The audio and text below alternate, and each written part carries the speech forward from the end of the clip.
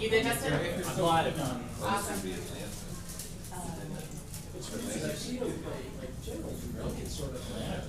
Hey, Dad, can you run to my desk and grab tape? Any kind of tape. Big tape.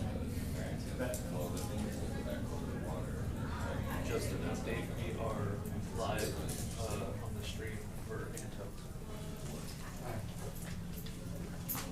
You're also live on the stream for Captain America. What's your phone like mine's like 22 Don't you guys see my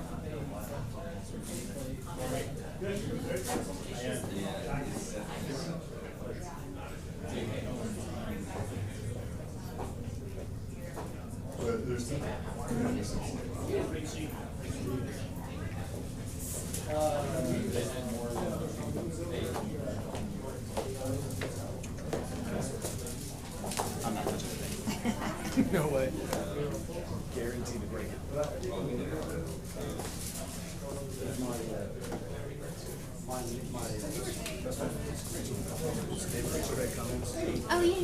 Oh yeah. So I've met he's made a bunch of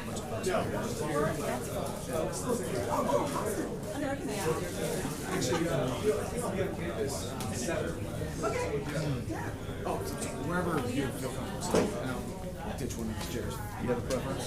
I don't. Do we need? Should I grab some bottles of water? I was just thinking the same thing. I got I'll it. grab them. Okay. Let me let them know.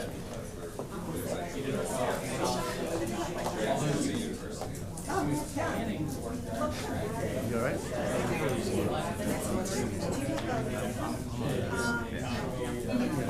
Smooth on the outside. That's that whole outer shell we cultivate as leaders in the military, right? Absolutely. Oh, is that? Is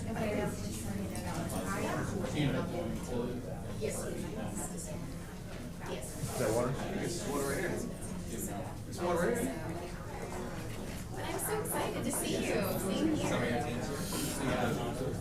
This is for us.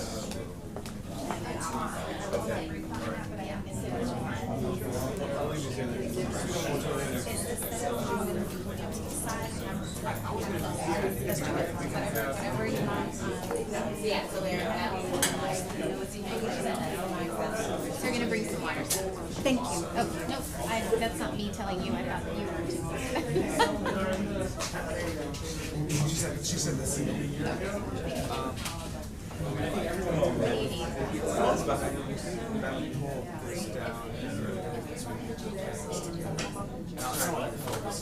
How would it face like this?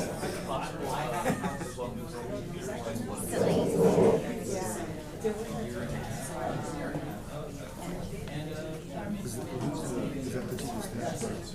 It is again.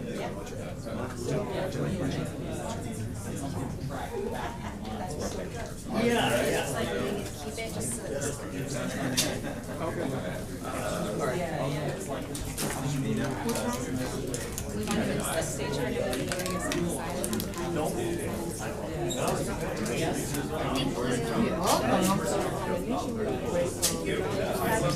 Yes, this is for John.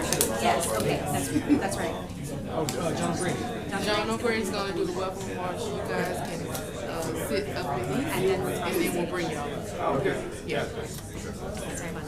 No, how much time we have? Oh yeah, sure. Yeah. You know where it is? No. You go out, take a left, to the left and the left, and then it'll be on the left and right side.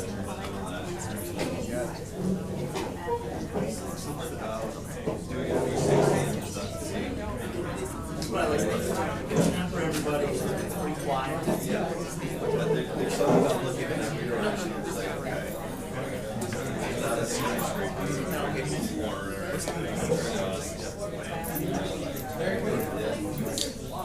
No, tell me what you're trying to do. You need to stand. You need your computer plugged in. I don't need to plug it in. Just for the just what I plan on doing when John is done, I'll just take that laptop, shelf Okay. and then come on. Okay. And then who else is up on stage? Are you by yourself? Maybe myself,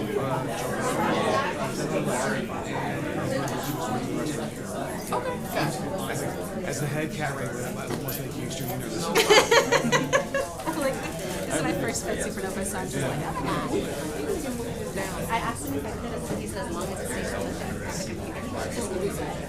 Oh yeah. You want to move it down? Should we can?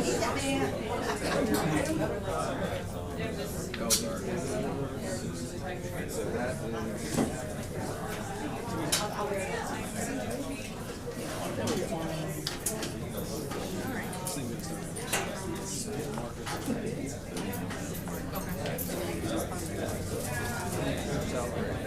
He just needs to put his laptop on here. We just need Oh, yeah, that's fine. So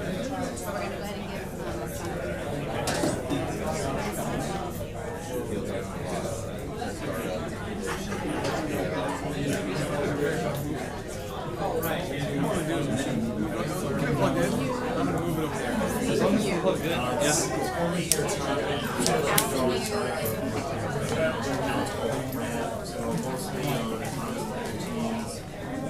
you should just push to one side. Is that what Oh, okay. That's and if y'all want to sit here while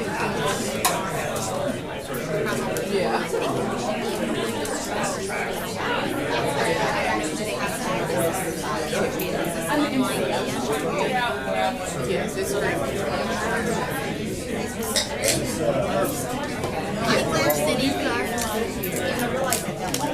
And John's gonna do open remarks and then we'll bring you. So have us like this.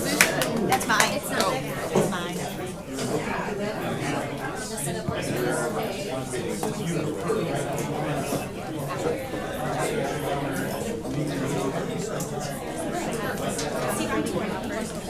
Perfect. So we're gonna sit right here. Thank you very much. Thank you. You want us to put your bag? Do you want us to put your bag?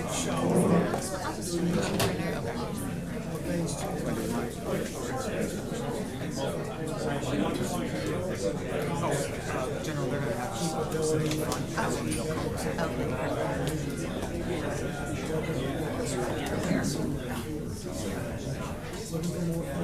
Hello, everyone, and welcome to the Sourcing Security Track of Fed Supernova. I am Tori Valley, Senior Mentor Coordinator here at Capital Factory. This track is presented to us by Raytheon Missiles and Defense. It's a well-publicized concern that a variety of areas we have been outsourcing our national security. It is my pleasure to introduce John O'Grady with Raytheon Missiles and Defense to introduce this track. John, welcome. Thank you very much. Awesome. Hey, so again, John O'Grady, Raytheon Missiles and Defense, and we're honored and we're proud to be a part of the events that are going on here today and over the course of the next couple of days. And we're also honored to be here in the Capital Factory as part of Raytheon Missiles and Defense, supporting the broader ecosystem, right? And when I say that, I'm talking everything from academia to venture capital to startup to big business, the whole spectrum. Because no longer is any one of us going to solve the problems that we face today, whether it's in the defense and aerospace industry or any other sector, okay? The problems are only getting harder. The rate of change and the acceleration of the complexity of those challenges are only increasing. They're not slowing down. And it would be foolish at best and negligent probably at worst if Raytheon or anybody else thought that they had the single solution to any of the big problems. And so that's why we're here. That's why we're sponsoring this track, Sourcing Security. And it's hugely important, especially right now. I mean, you all know it. Workforce disruptions, supply chain disruptions, and the list goes on, right? And again, none of those things are necessarily going to get easier by themselves. And so thanks for everything that you all do, whatever space or place that you come from in the community, whether it be here in Texas or inside the United States and even globally. I know we've got folks here.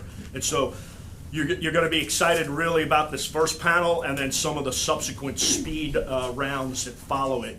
And so again, thanks for being here.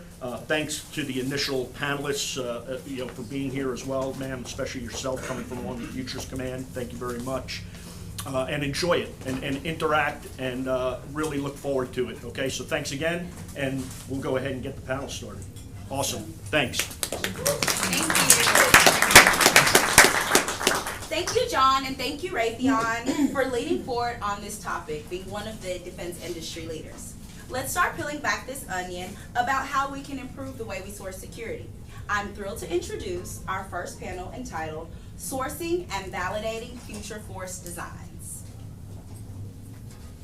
I'm now proud to introduce Stephen Harvey, the former director of Navy X SoCal, TechBridge, and now with DCI Next. To introduce us, sourcing and validating panels and panelists. Well, good afternoon, everybody. My name is Steve Harvey. I'm a recently retired Marine. I started working and consulting to DCI Next, which is a firm dedicated to designing agile research and development projects for the DoD. Just have a little bit of background before we start our discussion. Going back about 80 years, where the world has just been in a period of rapid technological advancement. We've seen explosions in automation and artificial intelligence, communications, sustainable and renewable energies, among just so many more. Just the last couple of decades, we've gotten comfortable with Roombas vacuuming our house for us. We've relied on Siri and Google to get us from point A to point B quickly and smartly.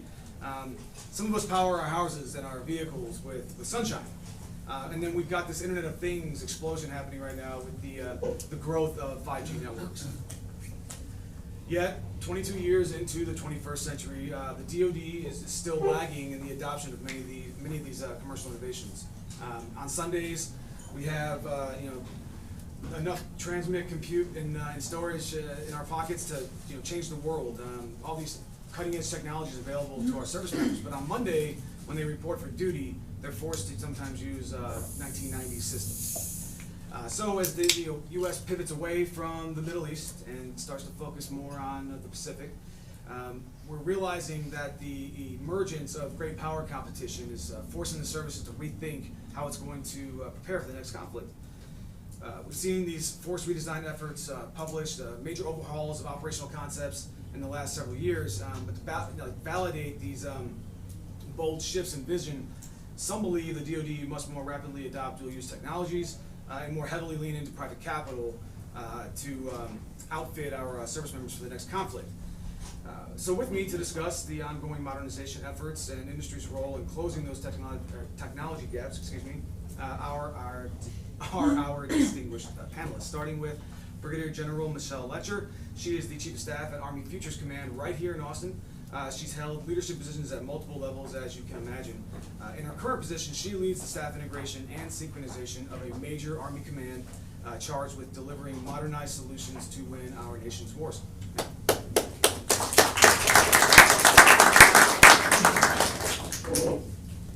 Colonel James Gerdovich serves as the Air Force Special Operations Command Logistics Directorate Lead for Science, Systems, Technology, and Innovation.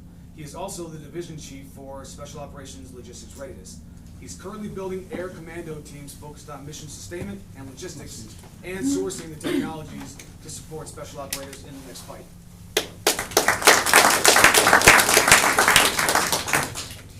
Joelle Vale is the Chief Revenue Officer at Brightplan. She leads the direct sales, partnership, and client success teams for Brightplan.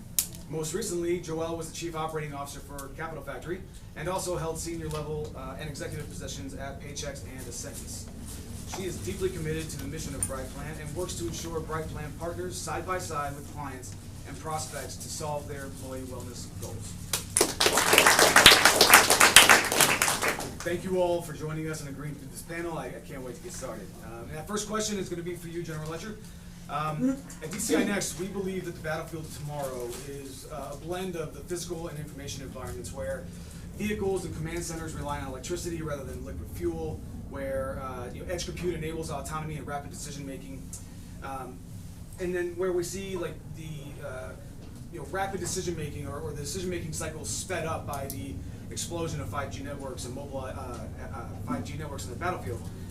Really where winning the next large-scale conflict will depend less on one side's sheer size and numbers, and far more on the ingenuity and the technology being brought to bear. So we have to conclude that whichever side can more rapidly develop and deploy these next-generation technologies will most likely succeed on the battlefield of tomorrow.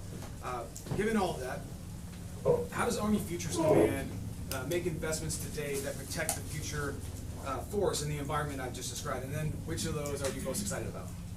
Well, first of all, thank you for having me here today.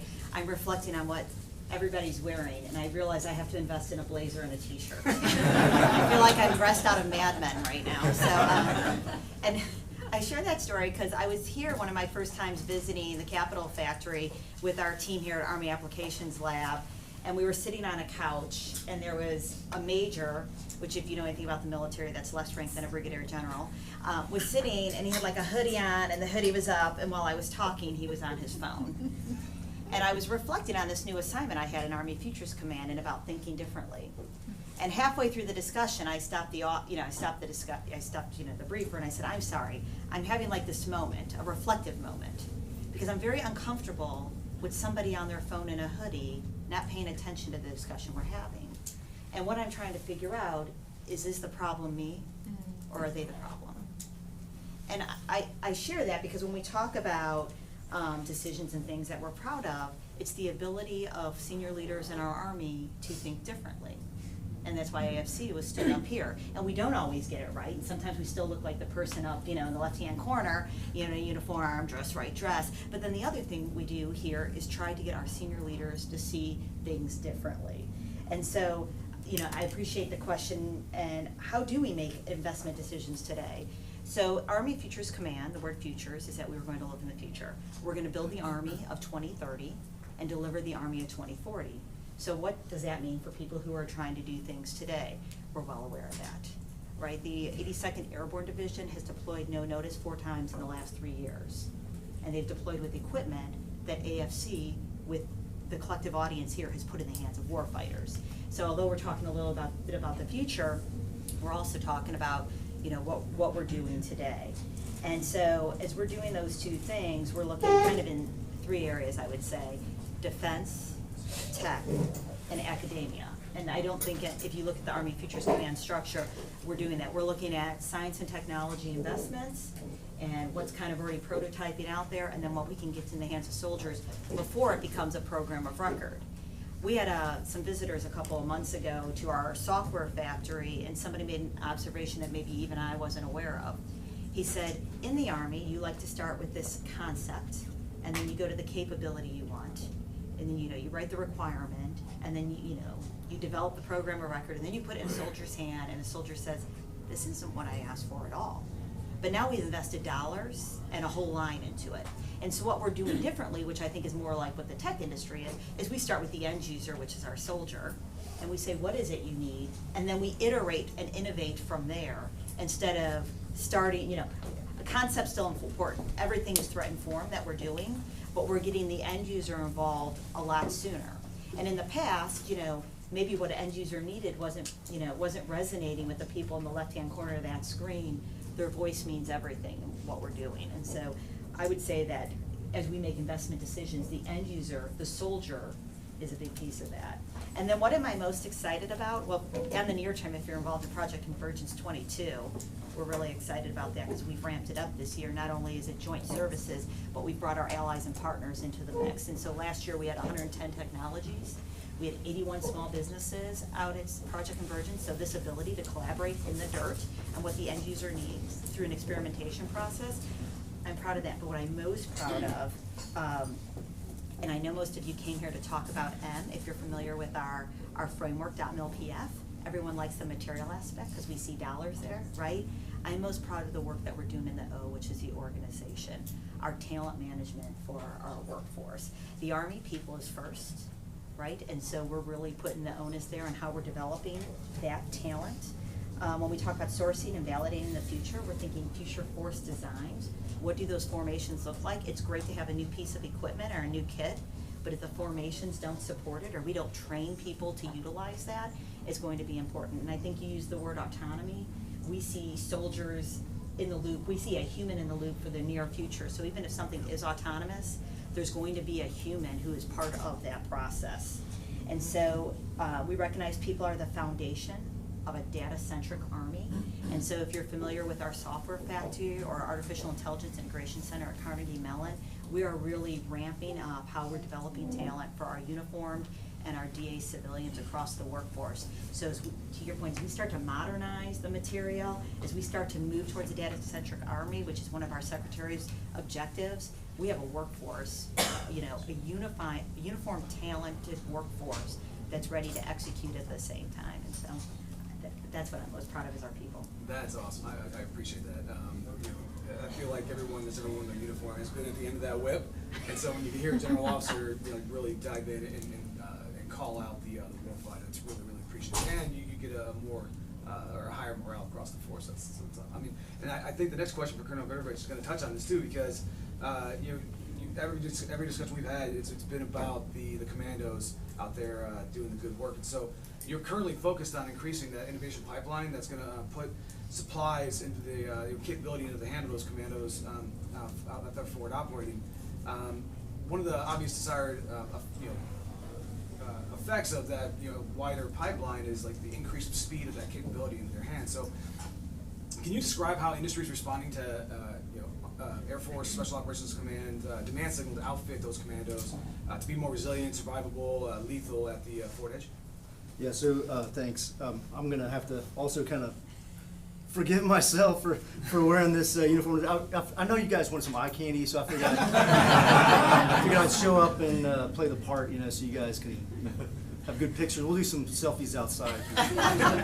But you know, so we see industry, you know, as a enabler for us, particularly with technology, but also with concepts. You know, so as we're also looking at our force structure for the future, we're also trying to figure out how we integrate relationships with industry into that, so that as we're figuring out how we want to organize for that fight, that we're not then bolting on technologies, but rather that we're developing technologies as we organize, you know, and less, you know, on the battlefield. So, and another point worth making too, you know, and I'm glad you brought that up, General, is it's not just about the future fight. You know, we are in a great competition right now. There are actual people in harm's way right now, and so these technologies that we're working on, you know, we can't wait for them to be perfect because they aren't ever. If they're not going to be perfect. If they're perfect, they're probably obsolete. You know, and belong in a museum. So we're very comfortable with a high risk of failure for those technologies, and so our demand to industry is not to shoot for perfect, but to shoot for good, solid relationships, so that we can you know, integrate our needs with their capabilities that they can present. Yeah, that's awesome. I'm going to kick this question across the and Joelle will get promise for one second, because you said something right there that I wanted to bring up because I think it's really, really super important. Like, you've got this current fight that we're in right now. We got the future fight. So, like, how do you balance? And this is, you know, I'll start with you, Colonel Rivers. We'll kick it back over to you, General. How do you balance the mandate of modernization with the responsibility to kind of create a culture of innovation and change the culture, you know, of a military organization? Yeah, for me, it's about creating space for commandos to think, you know, space to create and ideate on how the future might look. You know, so you kind of create a safe box. I like to kind of think of it like a sandbox, right? Where you know, okay, you can do and execute the mission today because we've been given tools to do that and responsibilities to do that. But then you have this safe sandbox where you can accept higher rates of failure and give them room to create. I mean, that's, and so it's training, you know, but it's also, again, relationships with industry and academia. To be able to riff on those problem sets that they're facing. It can be extremely tactical, but what we found in some cases is that those tactical conversations can have really strategic implications, particularly in the work that we do. We stood up a command, Army Futures Command, and that was to take a command that wasn't focused on the chaos of today and could focus truly on the future. And so if you're familiar with the military, we have 4 major Army commands inside the Army structure. Forces Command, which is focused, those are your warfighters, those are your people who are your readiness engine getting ready to go fight. Army Material Command, which is focused on installations and material in terms of the supply chain. We have Training and Doctrine Command, which is focused on doctrine and generating the force that's going to go to be the fighting force, and the Futures Command, which is focused on that 30, 40-year time frame. And so that force starts sitting in all those funding decisions and advising. And it's the expertise of that leader and the leaders in the command when they go and fight for resources to understand, hey, this is going to be more important, and my recommendation to the secretary and the chief are based on this. But it's somebody who's not, caught in that chaos. Sure. It can actually provide a little bit of clarity and vision to what we're trying to do in the future. And I think it's been very helpful. We're delivering 24 programs or systems in FY23, and we're really proud of that. And it's because we've had that distance and the ability. Also, those other people inform what we need to get rid of, and the Futures Commander can also say, hey, let's stop investing here, because this is, we need to assume a little risk here so we can move the ball forward here. So we're gonna fill that museum. That's right. That's right. As I listened to the responses there, I realized that this is not necessarily only a military problem. So, out there in the startup world and small businesses, even some of the large ones, especially in some of the larger companies, you have that same kind of mandate for modernization, right, to stay relevant, and like a responsibility to create that culture change that supports it. So, are you seeing that at Brightplan at all, or is that yeah? Always. I mean, I think all of we're all running businesses, right? So the obstacles that are in front of the businesses are very, very similar. They tend to be the same thing that we need to lean into. I think the thing that, if I could cry out anything, it is joining the missions. It really is joining the missions, because what I mean by that is the government mission is very, very specific, and the technologies of the world today absolutely can lean into those missions. It's a difficult process to do that. It's also hard to find the alignment points where you're able to advance your story or your trajectory to a point where you won't have failure. When the startup world is all about time, right? We are racing against a point of failure. You are learning to accept it, learning to increase risk. We operate in it every single day. So what we're fighting against is the ability to survive, the ability to thrive, where you're just starting to accept some of those areas, those failure points, those change points, etc. So what we need to do is figure out the mission alignment, because the most important thing is that we have a healthy country. And we all know that, and every startup believes that, and every startup who has a technology that can influence a country wants the opportunity to get in alignment with that. It's a difficult process. Does that make sense? Perfectly. Yeah, I mean, it resonates with me, because while I was in uniform, I would lament often that I'd see this tech that I'd like to purchase for my Marines to make them more capable, and it's always just out of arm's reach, right? For whatever reason, is it layers of policy? Is it just my own ignorance of the system? There's any number of reasons why I didn't have access to that stuff. So, I think what happens is the inability to join hands and walk down that road together as government and industry sometimes sets up these barriers to entry for small businesses. And I mean, we had talked about that earlier. Do you touch on like that kind of frustration, knowing that you have a product that's can solve a pain point for the military, but like no way to break in, or seemingly no way to break in? Yeah, maybe I can take 2 steps back and say, first and foremost, I want to compliment the military across the board. There has been a command set up, there has been groups, there has been a lot of leaning in, there have been dollars that have been identified. So all of that has happened. And I'll use maybe a naval analogy, and I won't probably say it as well as individuals in this room can say it. But when you're 1 degree off, and you go 1 degree off for a long period of time, you're really far away. And as a country, we're really far away right now, because what we're saying is we have to line up academia, we have to line up venture, we have to line up the technology of a startup, we have to line up the government, we have to line up government industry, and we have to line up commercial industry. And no one's being told to do it or mandated to do it. Everyone has to choose to do it. Put all your other priorities aside and choose to do this. And so we built this system, or we're trying to, as a startup, I'm trying to navigate a system that's convoluted. It's difficult, it's full of acronyms, it's full of different failure points. And again, my biggest asset is time. My ability to drive revenue fast, my ability to drive technology fast, my ability to get customer fast, my ability to actually see my technology take hold and make change. So the barriers that you ask about, they're different based off different stages of startups. The places where we have made great strides have been in early stage, helping those individuals to get some initial seed dollars and so on.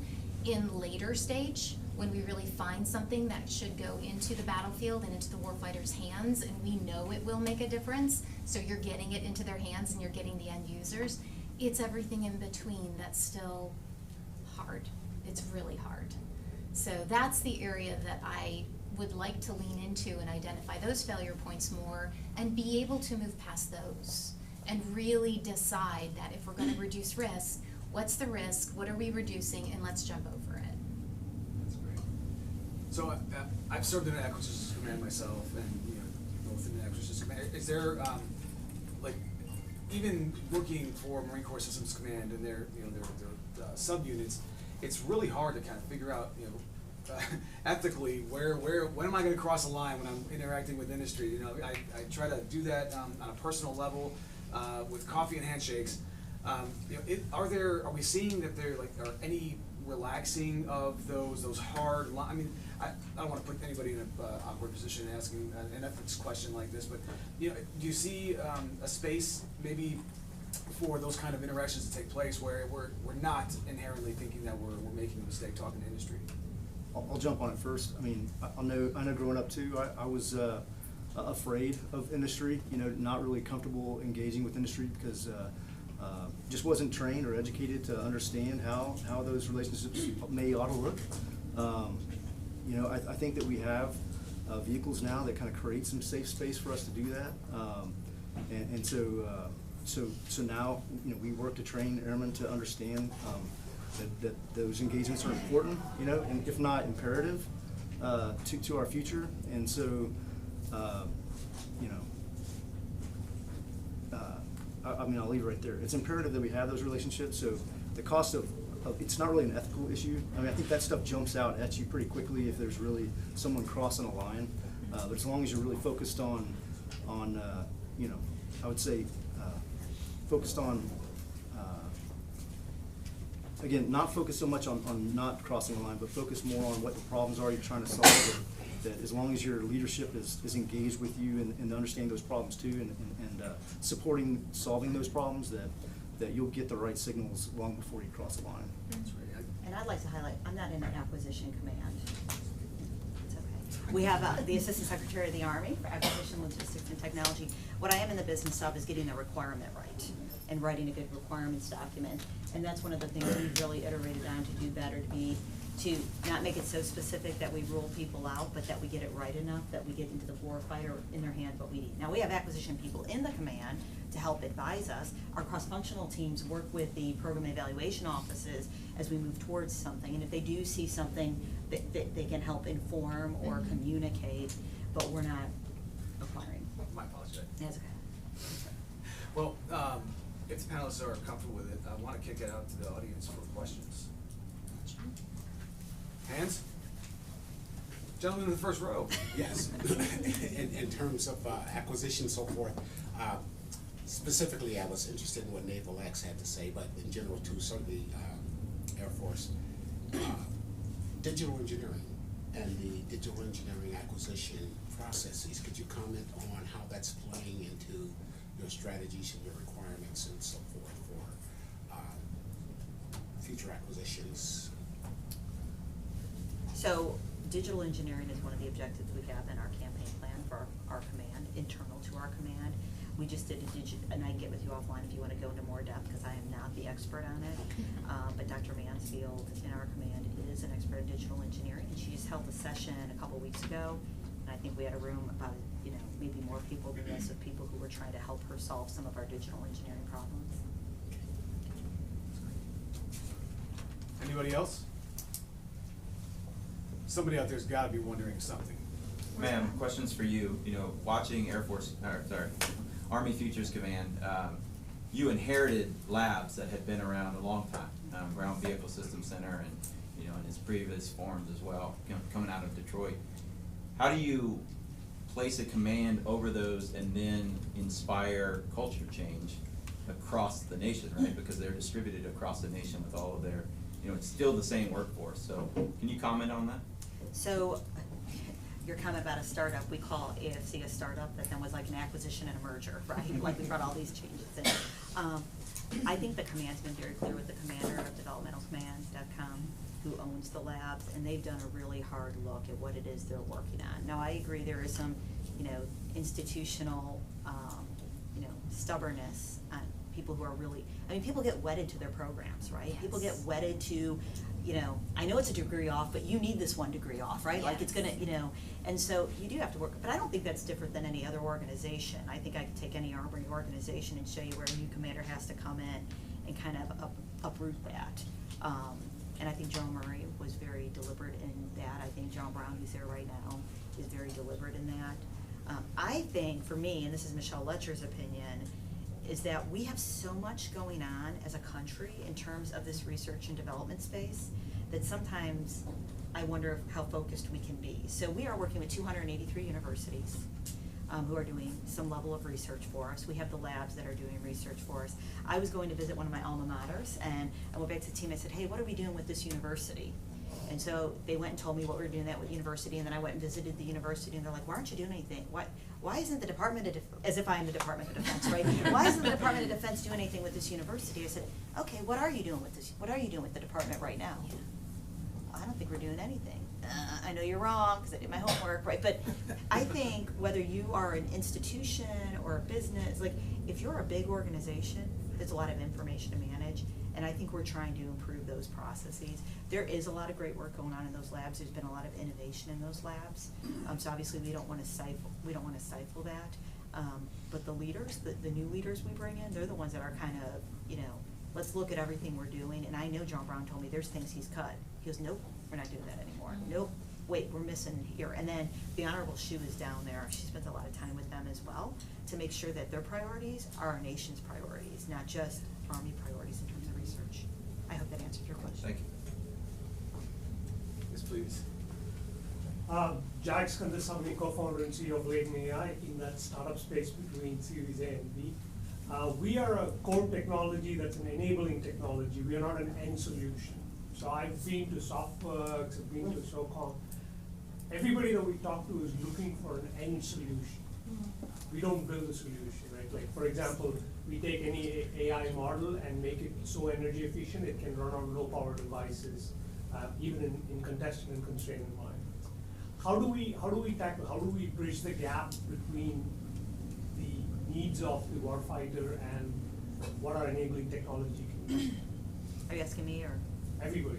I'll just answer first and then someone else. So what we've done is we've stood up the Army Applications Lab that's here in the Capitol Factory, and we also have a small business office. And when people come to us and say, I think I have something for the Army that will be helpful, we refer them to those 2 offices so they can figure out where that will fit in. If it's something that one of our cross-functional teams might be interested in, we can refer them there as well. But those are our 2 start points, and then we kind of figure out where the right fit is. So we don't turn people away if it's not like an end, if it's not an end solution. Do you want to add anything? So maybe I will empathize is the best word, which is you're knocking on so many doors and there is not a clear path right now. And I think that's the life cycle of a startup. Your path changes in every one of the cycles. So you said Series A to Series B. Well, when you're Series B to Series C and to D, you have now gotten new capitalization, you have new investors in, the narrative has changed, the needs have changed, your interaction points have changed. So that opportunity to kind of have an ongoing map of you are here and here's what's available to you in each one of the different innovation units is very helpful. And then simplification of that process would be absolutely brilliant, because the thing that I love about what's already been done is that it's taken kind of the low-hanging fruit areas, and I say that, and that sounds flippant, it's not meant to be that way, but the most obvious areas of failure point, and it's elevated those. Now we're into the next level of problems, right? Now we're into what happens when we do have some good dollars, we have created the technology, there is traction, there is need, but now we're waiting on something and our investors are impatient. Or the commercial sector has picked us up and they're demanding from us, and we can't wait for the demands of the government any longer because that personnel has to be redeployed. So those are the navigation pieces of you are here are your options as a result. And I know there is a level of segmentation in each one of the units that a better understanding for us as startups help us self-navigate a little bit better and keep that communication super high, because again, my mission's in line with your mission, and I can't, and I just keeps trying to tear it away and make it different, and it's not. It is the same. It is the health of our country. It is our ability to be technology advanced, to be superior, to not have that infiltration risk. Yeah, that's the tough part about any of the relationships with industry is that, we do have that execution. I mean, so the whole command set up, established to help maintain those relationships, if you will, with industry. AFWorks for us, which is not my role, but just to say that they've done a good job of industry engagement and trying to help bring those companies to, or I would say, make it send more, or I don't know if it's a clear signal really, but rather an increased demand signal for those relationships with industry. And it's really tough though for the warfighter, again, because they got a day job, they're fighting the wars, to also be engaged and maintain that relationship with industry. So that is something we still have to work more on. Kind of went back to that ethics question too. We like to take a step back from that because it feels different than what we've been trained to do. So that's a challenge, but it's not. It doesn't speak straight to the heart of your question, which is more related to. You're in the middle, at the end of the stack. How do you bring? I think you guys got to also take it upon yourselves to go find those partners, right? And in a place like this, is a great place to do that. And so I kind of smirk a little bit when you talk about your technology out loud, but at the same time, I'm like, yeah, you got to get your name out there, and somebody needs that. Somebody needs that to finish their, to get the right technology to the end user. So. And I just want to add to that our current commander has challenged Army Applications Lab and small business for our measures to be not measures of performance, like how many people you've spoken to, but measures of effectiveness. How many things that, when you talk to me, did I turn it into a requirement? Did I hand you off to a prime that's able to kind of help you? Did I adopt what you're doing? And so the metric isn't, I spoke to you, check the block, it's out. It's how have I helped you help us with our national security measures. So I just wanted to share, we are looking at that because that's important to us as well. Absolutely. I love that. I had a follow-up question related to this gentleman's question. Part of the reason I'm with a mid-sized company that has just in the past 2 years gone from a small business to a mid-sized business. And my express purpose of being here is trying to connect with small businesses with enabling technologies like this gentleman is talking about, but I'm yet to figure out how do I connect with them. I mean, we're going to the sessions and so forth and getting the briefings, and that's good, but does, for example, the Army Applications Lab, do they have lists of businesses that provide enabling technologies or something similar to an STTR, SBIR type of conference? I have an How AAL do I person connect here. with this? Anyone else from AAL by any chance, or poor Aaron? Okay. Yeah. So yeah, we can connect people.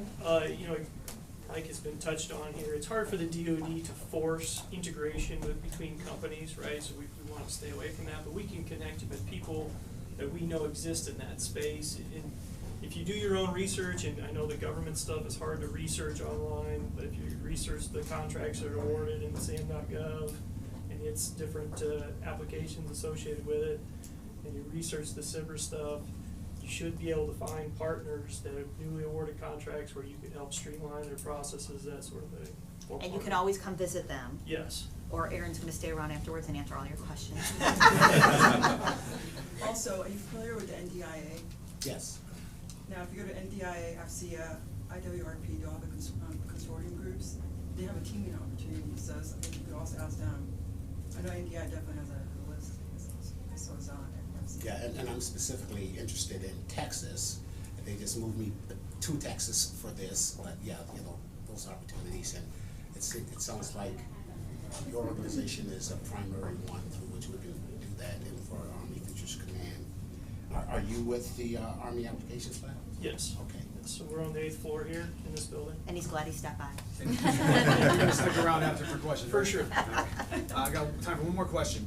All right. So this is for General Letcher, if you still have time. So you mentioned building it by 2030, delivering by 2040. I'm curious, and this is kind of off, you just mentioned measures of effectiveness. I was going to ask, how are you guys measuring success as you're aiming for this 2030 and 2040 goal? How do you know you're on track, off track, skewing left or right? So we just published a new Army campaign plan. It's recent, and in there it lays out what those end states all look like. The Secretary has also put out a list of, like, somebody asked me one day, what problems are you trying to solve? She kind of just listed that out recently. I can tell you where she said it, so you can look it up if you want. But we are trying to get after, they were called, they're the they're operational challenges for the Army for FY23. We have 12 of them. But those are the ones we're going after, and we're working on the implementation plans and how we're gonna get after all of those. Some of that is Futures Command focused, but all of it's focused on delivering 2030 and building to 2040. Same for the Air Force, for what it's worth. We also issued a similar document, also with a dozen operational areas, so they must be talking up there. I'm focused on 2023. FY 2023 is coming up, so. Well, I mean, I'm glad we got to end with a laugh. Panelists, thank you so much for your time. I can't thank you enough for coming up here and dedicating what you got in your mind to these wonderful folks who joined us. So one last round of applause for our panelists.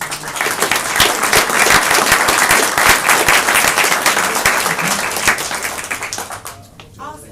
Thank you so much, Stephen, and thank you, panelists. Colonel, I'll definitely be waiting for my selfie after.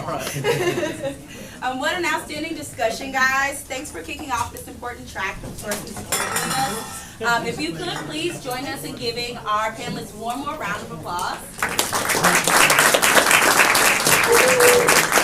Thank you. And now, guys, we'll take a 10-minute break and return at 1:55 for the next panel led by the Navy on how startups benefit from the Navy's new capital tools. They go.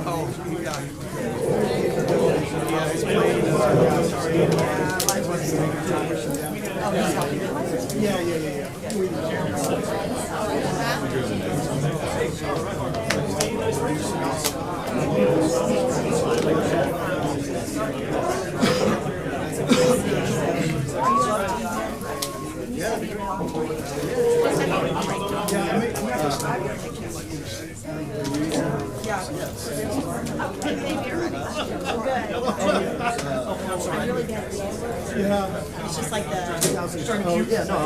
jacket and t-shirt.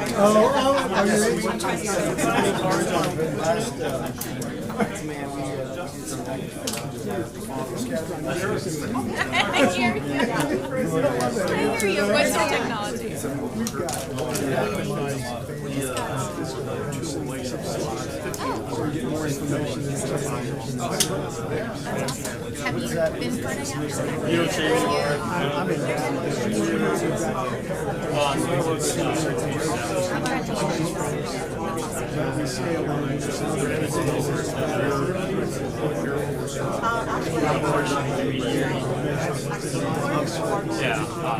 For Homeland Security now, so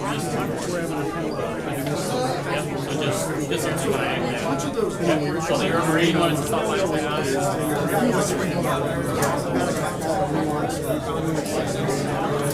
Is that the guy that was here with that film here? Yeah, sorry. So I rightfully it is financial wellness technology. So it is internally a technology to help the individual employees with the financial stress that they're going through and their families, so that they can actually be present at work and do what you need them to do with your broadband. So that's what my technology is. Yeah. I am here in Austin. Yes. Yeah. I know. I was just going to do the same thing. So instead of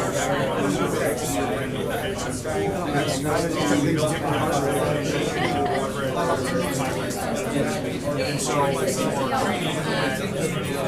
pretty prominent across the board in every organization. I was just listening, so. Space companies and we get a 50% adoption.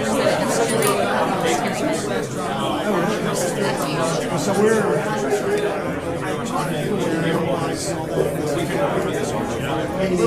I wasn't keeping this week. I wasn't already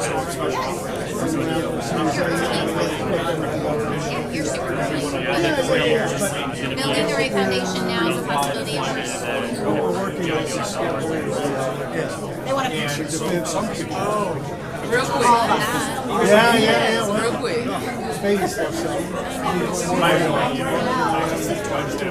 We're gonna grab her. Thanks. David, nice meeting you.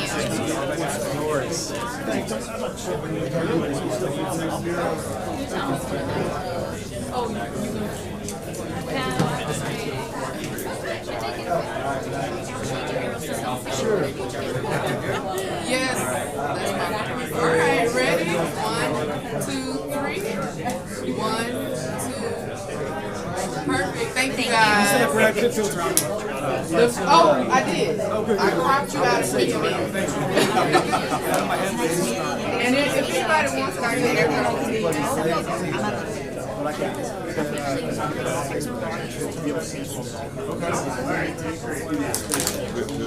just tell her that. Tell her what next and ask her what we're supposed to do. Yeah. Here's an iteration.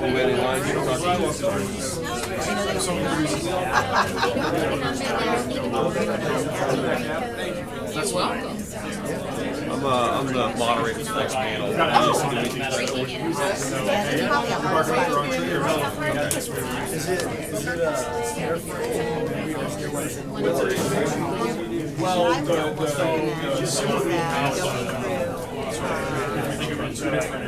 Well, technically at 155.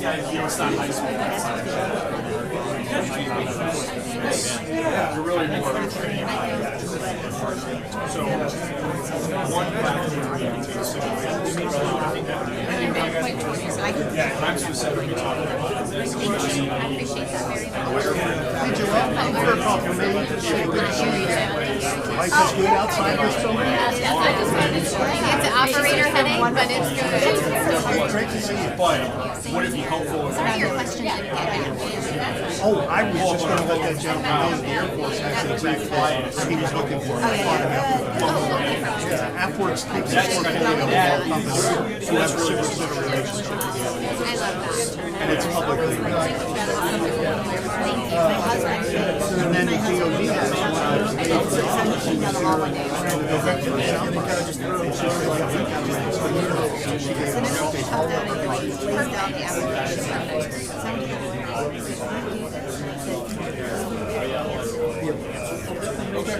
Yeah, absolutely. Awesome. Thank you very much. carry your partner around. Yeah, I left beginning of 2022. Here, I'll give you an updated. I was gonna be, that's why I met her. I was James. I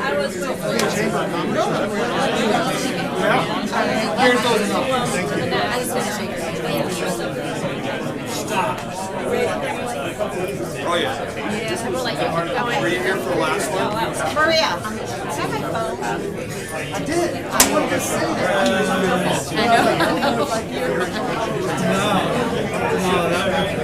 Right now,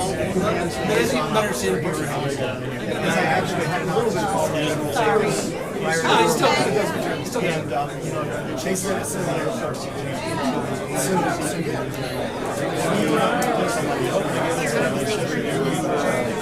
I'm a former soldier, so you know.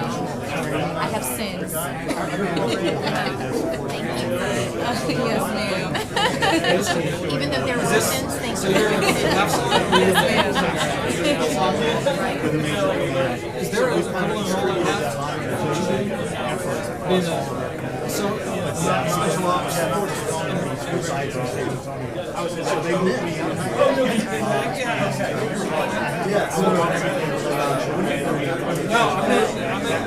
San Antonio. You have a page. Page 1. 4 kids. Oh, good, good, I'm glad.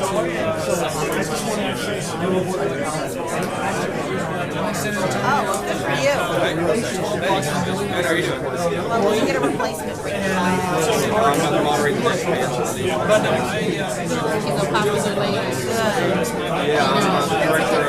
It is. I am not going to take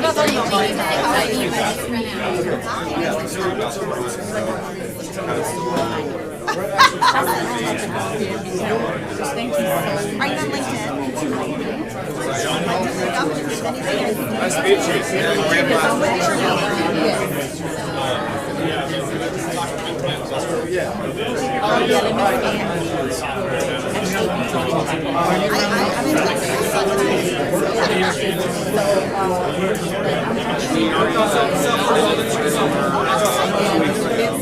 It's like I'm using all my skills to try to help. Do you live in Austin?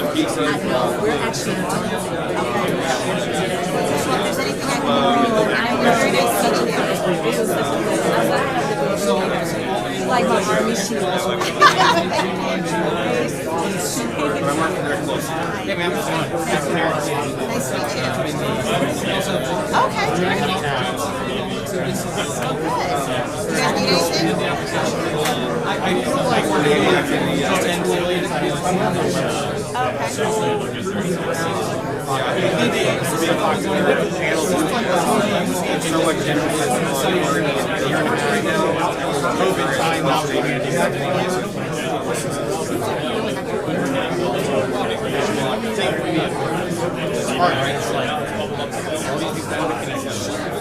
We want to help. I know, That's crazy.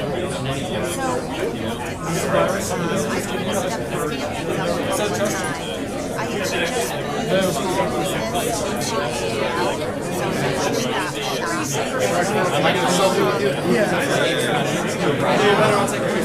small business small business.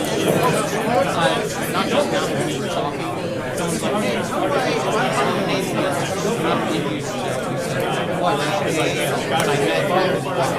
We have a small business, which is 15 to help small businesses. So people come in, I send them off to them, and then they actually After the panel, I'll probably try to it is an acquisition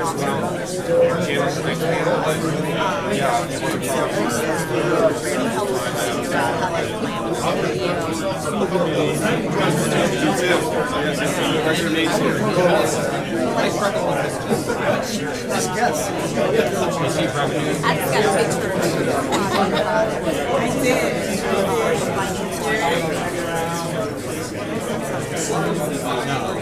do you want my plans? I don't know if you want to hand out. Then they think they're in the AL pipeline, but they're not.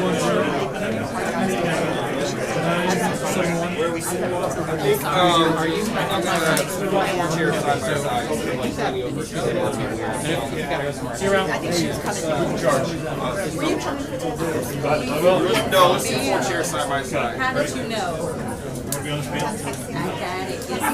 Thank you so much. I mean, you're in the Army Air Force. You should.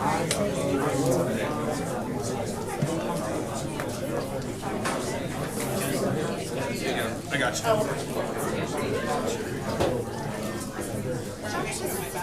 No, just 4 chairs. Guys, if we can start taking our seats, we'll get started momentarily.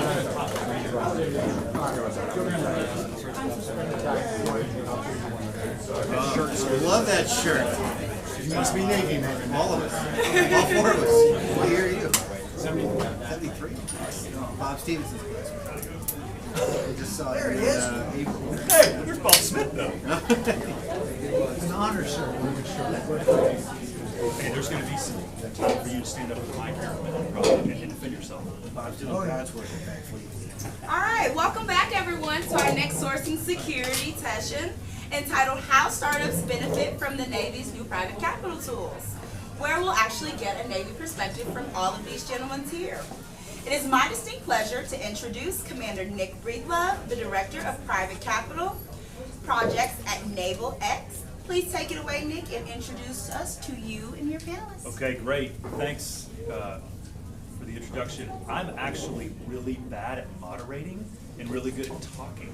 So Graham Plaster is going to moderate this thing. He's just so much smarter, he came up with better questions. But I think we'll probably just go down the line and just do quick bios. You can look me up on LinkedIn if you want to see my career path. But what I do in the Navy today, I was yanked back from the abyss of inactive reserves to help the Navy create strategy, but also create partnerships with regard to private capital. So that's lowercase p, lowercase c.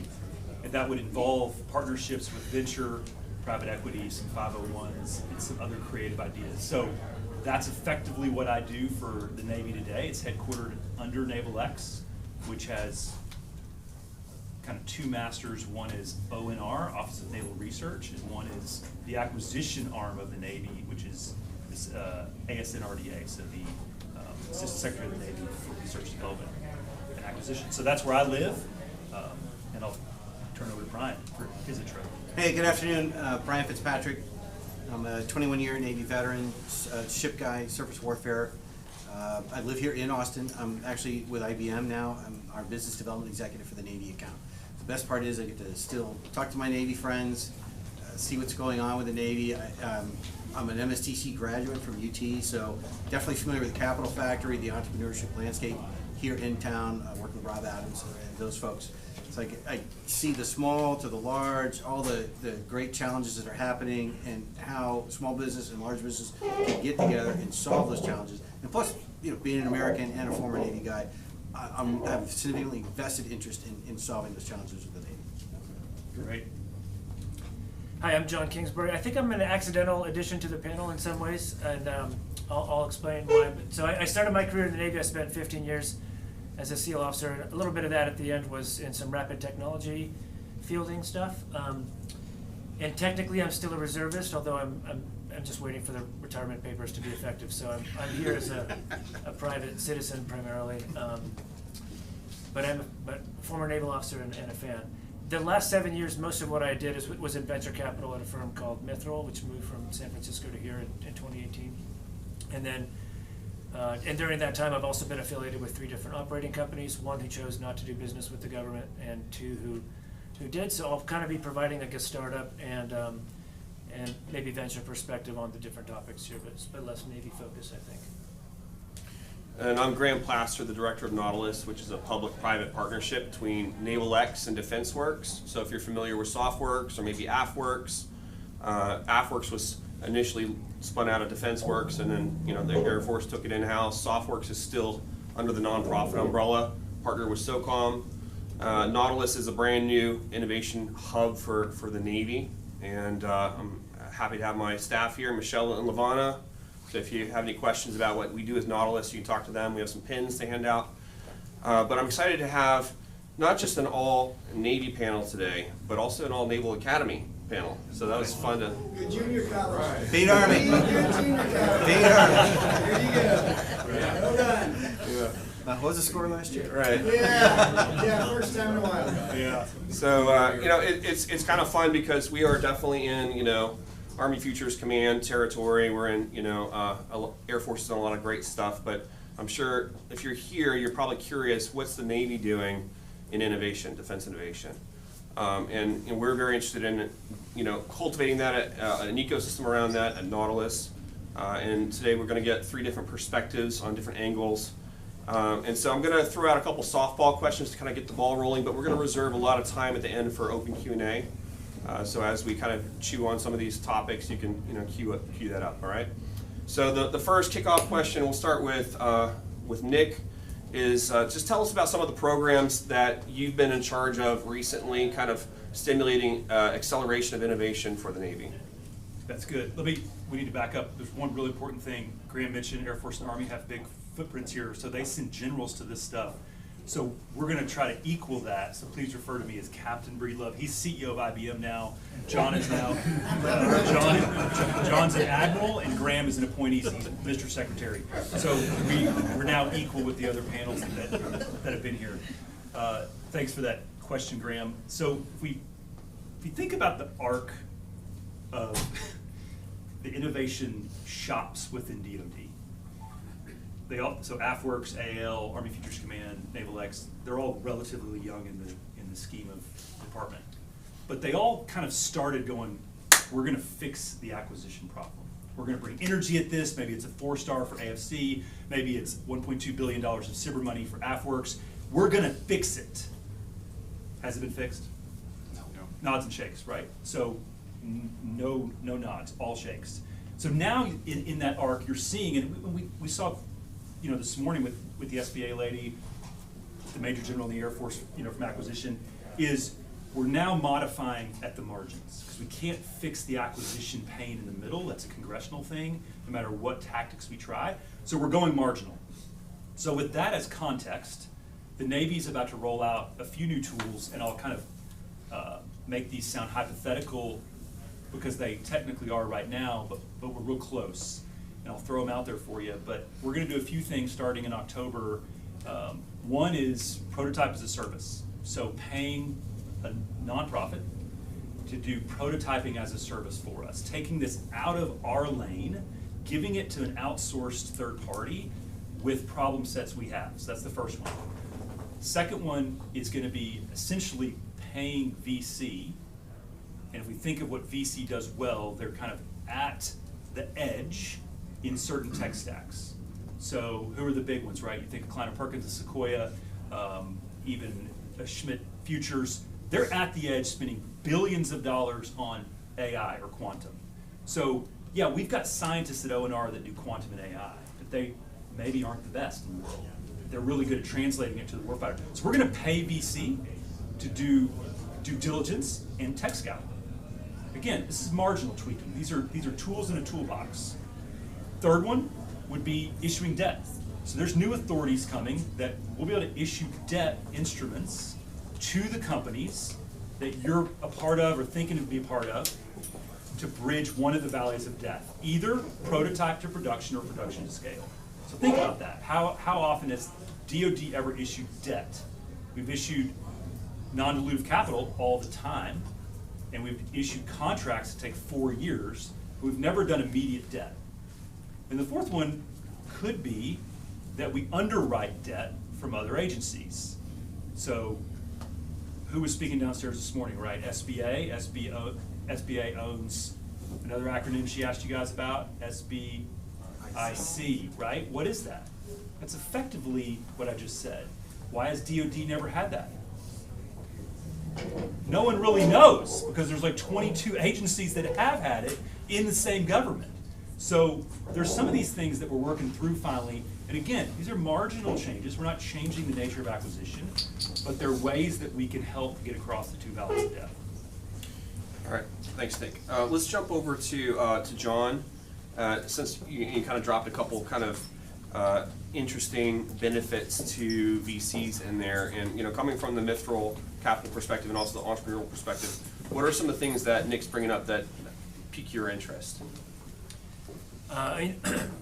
My main questions, which would be the automatic response to the softball, are depends on what all that stuff means and how it's executed. But I think I guess the main thing that comes to mind is maybe a general comment, which is the Valley of Death is something that happens. I mean, it occurs of course, in every startup. Every startup journey has to face that. The average commercial investor doesn't know how to qualify that risk when you're dealing with what they would consider to be the externality of working with the government. That's what's different about it.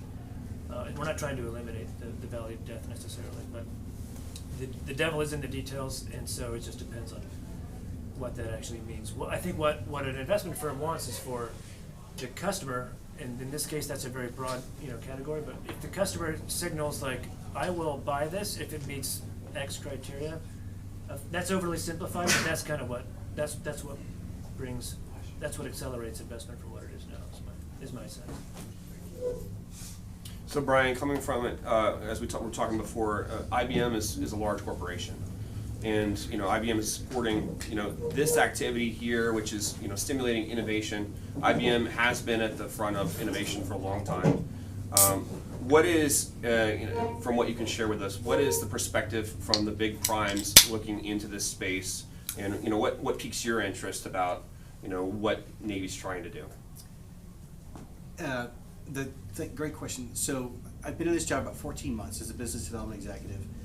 I get to fly around, visit my friends in the Navy. All my classmates are senior captains that own these problems and own some of the budgets. And I get to listen to the admirals and the GS-15s and talk about where their challenges are. And I love that Naval X is here because I think that meets their challenges. Dr. Berardi this morning from IBM said that culture, you know, chews up strategy. And that is a big challenge. And one of the that I see in the Navy, as an outsider looking in, and I was in that culture, right, for 21 years. I lived that. I was probably part of the problem. From what IBM does, and you're right, we're an old company, 120 years, but there's a reason why we've been around for 120 years. We've learned how to innovate and keep creating and keep going and change with the times. I showed you that rating badge earlier today. IBM is the only company that had their name on a Navy uniform. So we have that. You know, we keep going and innovating and changing. What we are looking for now, and we love our garage methodology, where we don't want to sell the Navy that square box, round hole, here you go, that's it. We want to co-create, cooperate, and go out and co-execute. Like, let's work that. And as a consultant, IBM consultant, I don't have to sell an IBM product. I don't even have to say you do that. I would rather find the right solution, and that would be looking at some of these startups. And as I was explaining earlier, that there are certain niche startups that have great technology, and we don't own it, they have great technology, and they're going to win contracts, because certain contracts are small business set-asides. Now they're going to turn and go, oh my gosh, how do I deliver this to 200 ships, 50 submarines, 12 aircraft carriers, and hundreds of aircraft, and 300,000 people? Hey, IBM, can you help us scale? More than happy to do that. We don't need to prime on a lot of stuff, and we don't want to prime on a lot of stuff, but or we do, but we would love to be able to go in with a small business and get that business too, and help them prop it up. Is that a good answer? Or is No, that's good. And I think, you know, another thing we were talking about beforehand is the changing landscape of the military-industrial complex, or maybe the disappearing landscape, depending on what you're reading. And, you know, the potential new landscape is going to have more, you know, potentially more, you know, front-leaning technical companies. And yet, DoD has a legacy of technology being on the forefront with Skunk Works, and, you know, the big primes have always done great things. What, from any one of the three of you, what are some perspectives you have on how things are changing across the military-industrial complex as we invest into emerging technologies? Okay, take a look. We talked about, there's an article that came out about 2 weeks ago. The military-industrial complex is fading, and I know you slight disagreement, and I respect that. But I was at a conference last week in Virginia, and the admirals, your classmate, Undersecretary of the Navy for Sustainment, they're lamenting in the 1980s there were 57,000 primes. Now there's 5,000 primes. Okay, and a lot of these big companies like IBM, Raytheon, slowly started buying up things, but what that starts to strangle innovation, and that's probably what you're seeing too. So they know, the admirals, the undersecretaries of the Navy, the political appointees know that innovation has got to happen, and it's got to happen now. We have a peer challenger, not near peer, a peer challenger in the Western Pacific that is scaring them to death, and they need help from all Americans, and that also, or all these companies, not just Americans, but they need help, and that would come from the startups. You guys have thoughts on the industrial complex? Well, let me talk about the culture part. I think that's interesting. Because we should have startups in the room, and having been on that side of the table before and working with Navy, and I think that there's this, you know, there's some complexity in general with working with DoD. Everybody knows that, right? It's trying to simplify how you get your product or technology into the warfighter's hands for profit for you. And Air Force and Army, well, I should say Army and the Army Air Corps, they're culturally are so centralized in their decision making that they've done a good job creating one filter, and everything comes in that front door. Navy is a decentralized culture, think over the horizon ships before radios and all that stuff, right? So that's just culturally how we look at that. We've looked at innovation that way. So we have these tech bridges that are all over God's green earth, literally. They are intentionally a decentralized, forward operating base, co-located with small business, primes, academia, and also an engineering hub in the Navy. So that's our cultural attack and methodology towards innovation. Well, that's really smart from us in our own head. It's not very smart for the startup guy or girl who has a technology that it doesn't know where to start. So that, you see Army Futures and AAL and their public fighting, you see AFWorks kind of morphing. So we're all changing and adapting the culture in the last 5 years to figure out how to best intersect with you to help our needs. And that's not fixed. In fact, we're not even close. And so that's not a good news story. But I know that we see that as a problem, and we're smart people, way smarter than me, are trying to fix that every day. In fact, if you look at Defense News right now on your phone, Admiral Selby, Chief of Naval Research, had an interview this week, and he is pushing to the very top levels of the Pentagon that Navy needs an experimentation czar. So not the word innovation, but he's saying we need an authority that has all the pieces and parts, legal, acquisition, money. And we can just experiment all the time across all the different warfare centers and the domains and the different shops and all this stuff, as opposed to an innovation hub. So again, there's a modification right there from the flag level. But I definitely riffed on a question that was not asked. That's right. But I feel like that's important for you guys to hear the mea culpa, but also know that we're trying to fix it. So, different question for you, John. So, we were talking before, you said you're working with a couple companies. It seems like they're skewing a little bit more towards Air Force type stuff. What can the Navy do in your perspective to make startups a little more interesting to you as an investor? Yeah, so my opinion it's a private citizen opinion, but and it's kind of anecdotal, but it's what I've seen is that the average startup that has that's busy trying to figure out how they're going to survive, they'll opt for the Air Force SBIR program because that's just what they've been doing. I mean, everyone's been doing that, and as a Navy fan, I don't like seeing that. But that was going to be my unprompted kind of question to your question. Is it the volume of money? Is it the front door? Tell me what it is. So I'm not sure. The front door and it's become a known process, and people have heard enough anecdotal wins from their peers in other companies that they know that if they put the effort in, it'll at least get somewhere. Ease of use.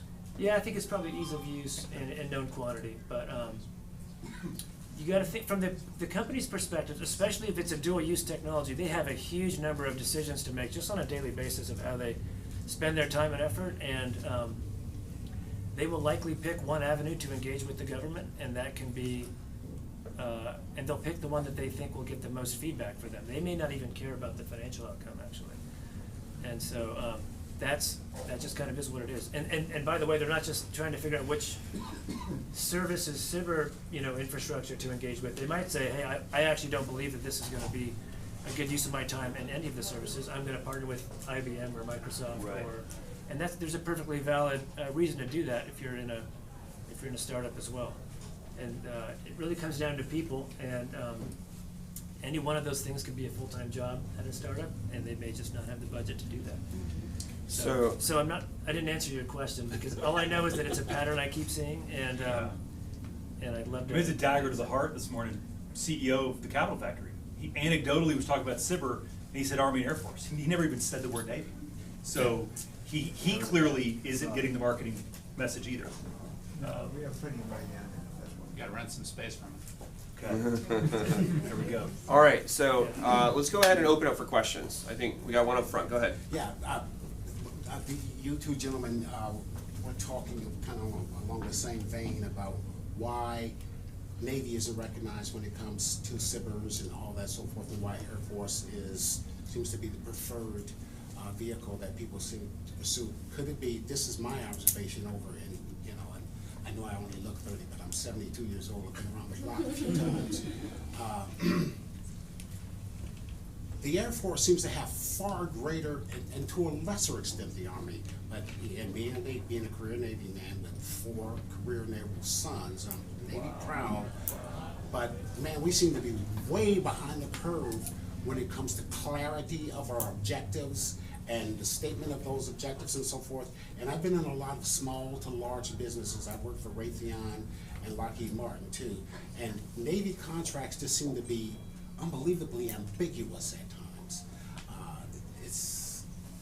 Have you heard that feedback before? And are you? I'll be interested to see what John says from the VC side. I haven't personally heard that feedback, but I'm going to give one piece of data, is that the Navy's SBIR transition rate is far higher than either other service. And that is just a fact. So anybody in here, you can take that to the bank. Now, does that change our ability to get that message out, our ability to make the contractual process easy, our ability to find a front door for the startup? That does not change that. But if you can get in, we are really good at matching you up with the buyer and getting you through the process at a rate that is far higher than Air Force, far higher than Navy. Because I've been on the project for 2 years now with Naval Surface Warfare in Philadelphia that we worked long and hard to get.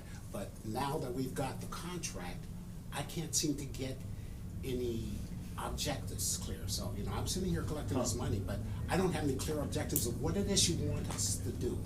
It was all in the area of digital acquisition, digital engineering and so forth. And we've submitted lots of ideas. And Florida State University is in the same quandary because I'm working closely with them. We can't figure out what Philadelphia wants from us. Sir, I'm chuckling because as a large business that's trying to do business with the Navy, we have the same problems. So, and I was at Philly this July. Same problem. It doesn't have to do with the size. It has to do with what they need to wrap their heads around, what they want.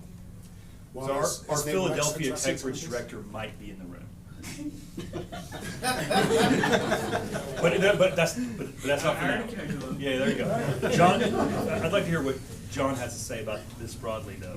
Well, your question was about does the Navy have a reputation on how the contracts are structured? I don't have an answer to that question per se. What I do know is that, you know, the comments I made in the beginning, which is that the average investor or startup, and this is all I'm talking early stage companies or their investors, they're trying to qualify the likelihood of something getting done long-term, sustainably. And they feel the average, from what I can tell anecdotally, the average company and investor gets a sense that on the Air Force side, it's not exactly a contingent contract, but it feels a little bit like one where you know that if you perform to a certain spec, you're gonna most likely win some level of production. And I haven't heard anyone say the Navy doesn't have that. The only one I've heard people say that they kind of get is the Air Force one. And I do think, you know, I'm still a Navy person at heart. I think as we get moving on this, that's a good point. We'll do just well. But the Air Force program has been around a little bit longer, and it has a familiarity to it that.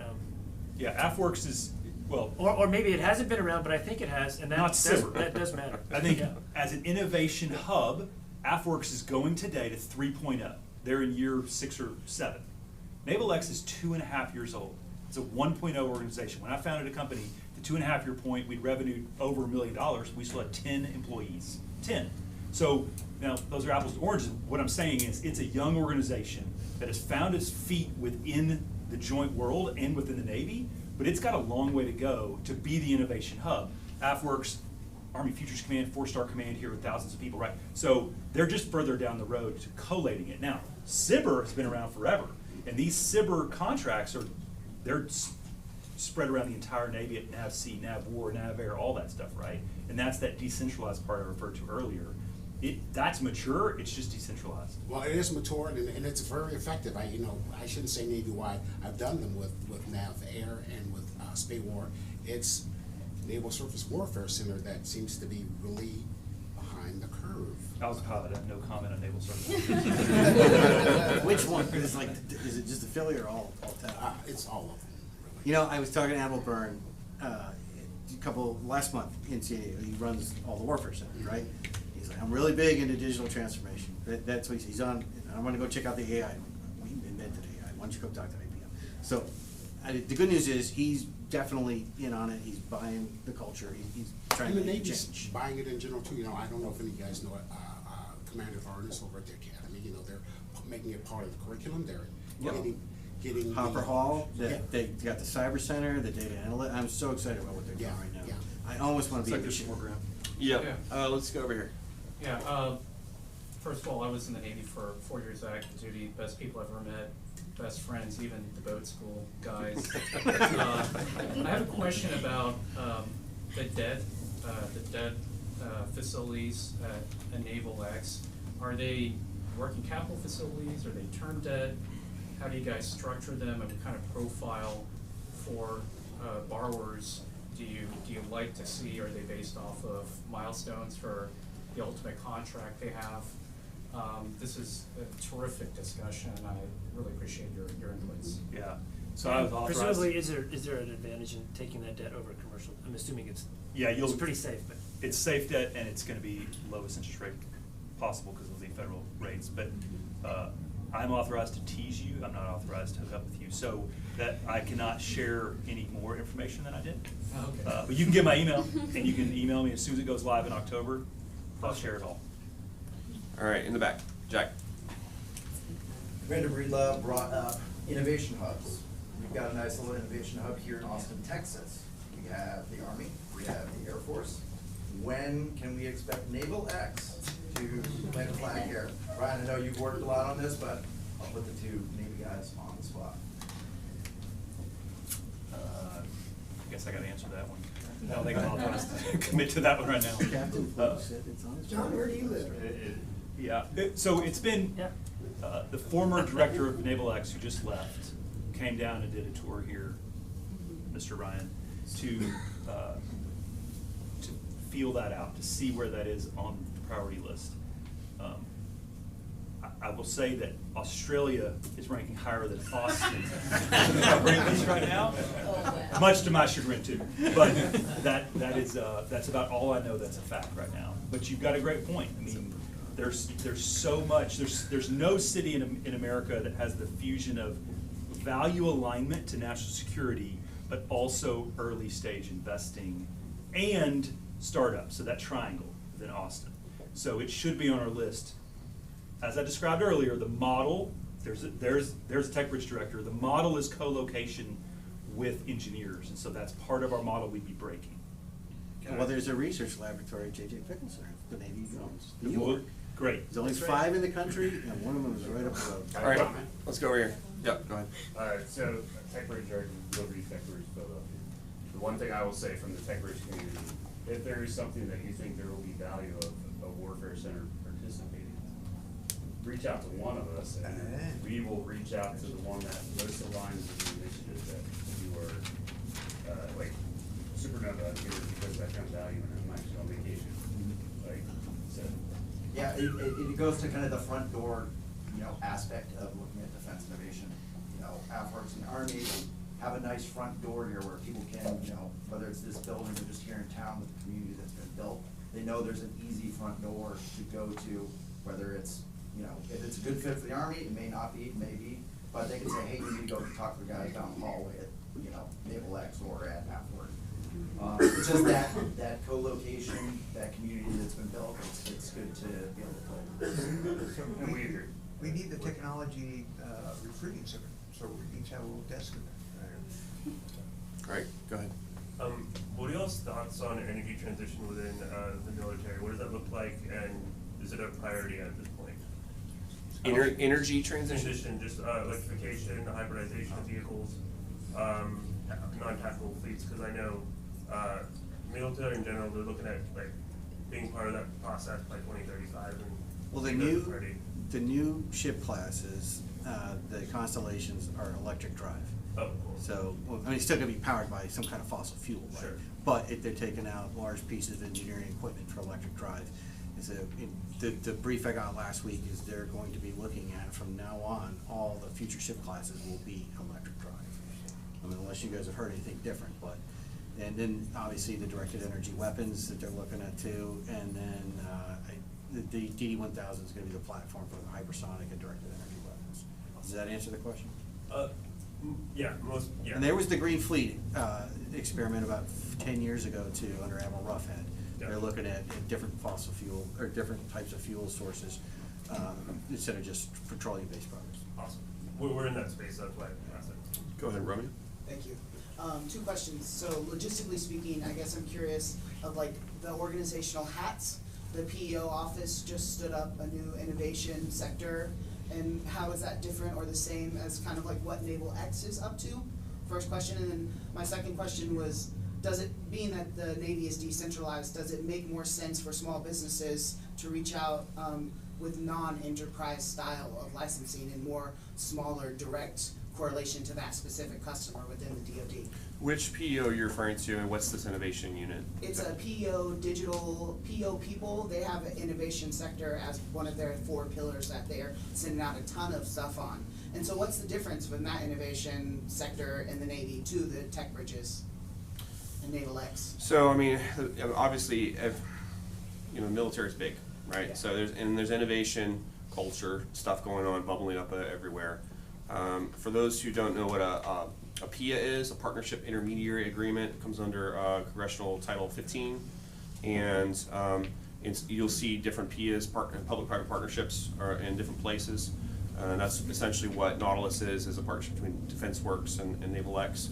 I don't know if what you're describing is that. It could be an in-house innovation program. I'd be curious to learn more about it. Can I ask, is it PEO IWSX? It's a PEO MLB, and they have Right, 3. PEO MLB, Yeah. yeah. Yeah, we talk to those guys all the time. Yep. And then they got the X version in there. And they have digital, and then they have innovation, and they have one other Right. people. And a lot of those contracts are specifically written for small business, or big companies like me have to bring in non-traditionals. So we are always looking for non-traditional partners in order to make sure we go and can get those contracts. So that's why IBM's here, besides just sponsoring this.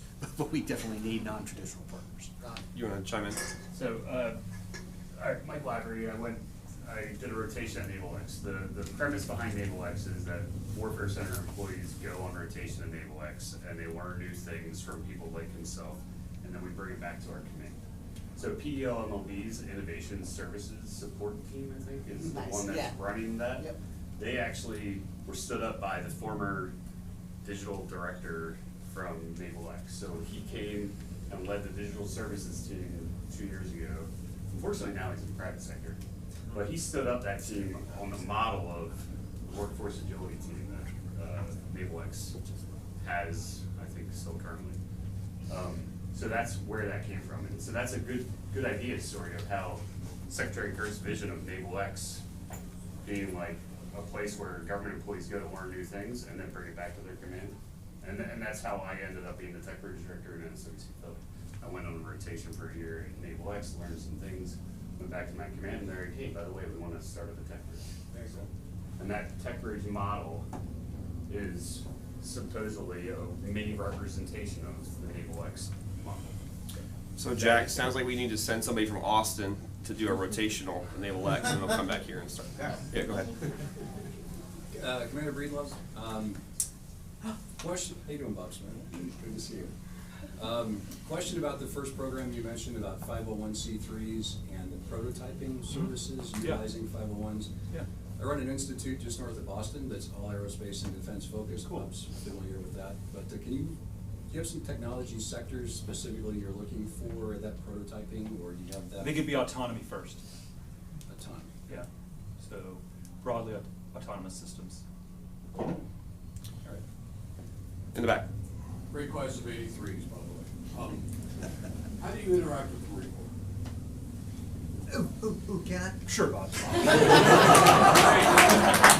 Also, actually, Bob Smith, I am the director of the Navy's SBR STTR program. Woo! Or better known as a second largest public venture fund in the United States. I have $2 billion in active investments, paid by my stockholders who capitalized me at $500 million a year. That's SBR, but differently. I also happen to be a retired Marine, so I get to give them all shit, which is great. But collectively, we're naval, and we have Marines in the staff, and we work with all the Navy Systems Command and Marine Corps Systems Command on a lot of this. And at ONR Office of Naval Research with Admiral Selby, his deputy is a one-star Marine general. And a helicopter pilot. Yeah. Thanks, Bob. Hey, Jeff Prosek, and this is probably relevant to your role there, Bob, and also when you guys brought up the SIBR, the difference from a small business from Air Force or Navy. And just speaking at one data point, but as a Series A startup and a former Navy guy myself, the open topic thing has been very, very useful from the Air Force perspective. So I know that's some stuff with recent SIBR legislation may open that up for others. But at least in our experience with the Air Force, it was very much finding a lot of bottom-up units that said like, hey, we need this particular thing, this is a need. It doesn't have a specific topic, but you know, there were stakeholders and there was some buy-in. The question I have relates to that same thing, which was the roadblock we've hit in the Navy is, in the Air Force, we've had a lot of kind of 06 level folks that have said like, we need this thing, let's figure it out. Once it's gone through SIBR, they've said, can we do a SIBR 3 and just go? We've got probably 5 or 6 Navy 06 level commands that have said like, we need this, I don't know what to do. I'm an aviator, right? Like, I run a wing, I don't know how to like prototype software. I don't know how to do this as a proof of concept phase 3.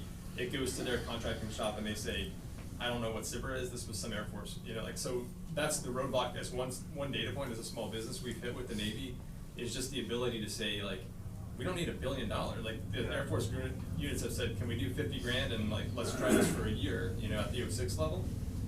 That's kind of where we've hit the roadblock. So 2 things. One, Bob Smith has introduced himself, so now he's part of the panel to answer a SIBR question. Yeah. 2, I'm getting a hook from the back. So Bob, if you address that, maybe that's the last. That's all we have some time for. But that's a really good question for the whole group. One of the things to keep in perspective between AFWorks, Army Futures, Naval X, and the rest of them, the SBIR is just one of their tools, just one. A 1% tool, really, if you get to it. But I'll give you it's a 3% tool out of all of their investment to change things. So it's not gonna change big A acquisition. It's gonna take a long time. It's gonna take that doing. So that's it. When it comes to, and that's why nobody knows it, even in the government. When you're a 3% program, they're busy following all the other rules our Congress gave them to comply with to make sure we have full and open competition and nobody gets a sweet deal. So I spend a lot of time training government folks on the authorities that SBIR gives them, because they never get that training anywhere else. But if you go to our website, we have the phase 3 guidebook. You can print it out, you roll it up, and you stick it in the KO's eye, and they become believers. Can we do quick closing remarks? Okay. Have anything you want to share with everybody? Close out. No, I think okay, yeah. The last year and a half, 2 years, the culture's changing with the Navy, and it's a good time to act. Investigate some of the consortiums too that are out there, like the Mystic Consortium. It's the one that we're definitely interested in, and we have to bring in non-traditional partners, especially as a large.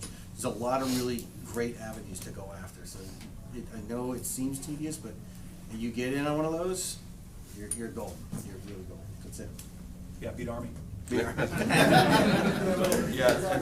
and we can, we'll be happy to talk to you kind of probably outside so we don't clog up. Yeah, no worries. I just want to say thank you so much to our actual moderator, Graham, his co-moderator, Nick, and our pop-up special guest, Mr. Bob.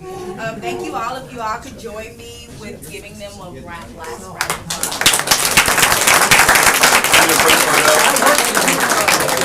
Yeah, it's great to hear how the Navy is strengthening, how they are sourcing and funding more creatively and securely.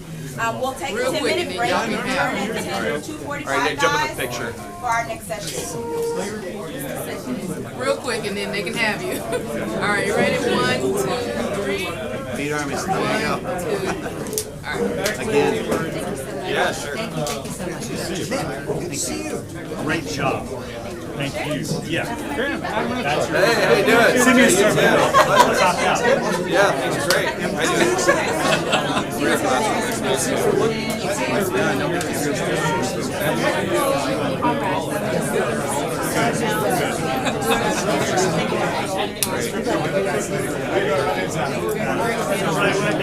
Thank you guys. I'm here because You're based in Yeah, I'm in the DC area. Where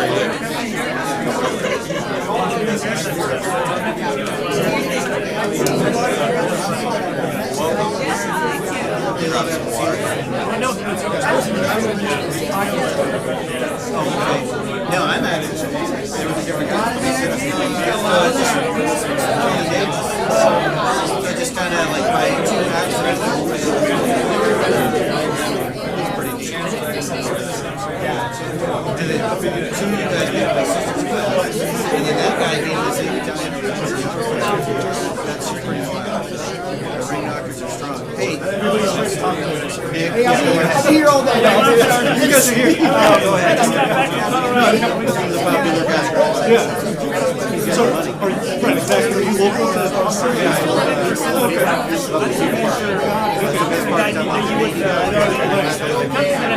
right, exactly. So I'm an Army guy, but I live in Houston. Just happened to be here today. I go there. I love Texas. Right. Oh, good. No, it's good to see you. I heard about this one day. Interesting man. He's in Houston as a That's why the guy said that.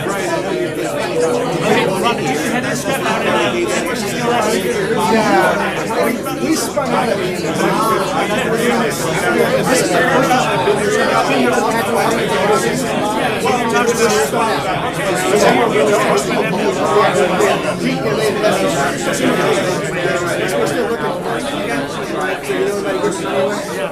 Hey, thank you for your remarks and for the panel. I hope you're okay.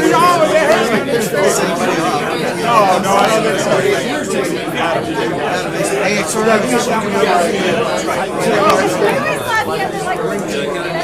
Yeah, well, are you here? You're still active now. I'm the president of our alumni association. I want to get together. Yes, I know that's the best part, right? I don't have to live in DC. That's the best part of my negotiations. I took the job. I'm not moving.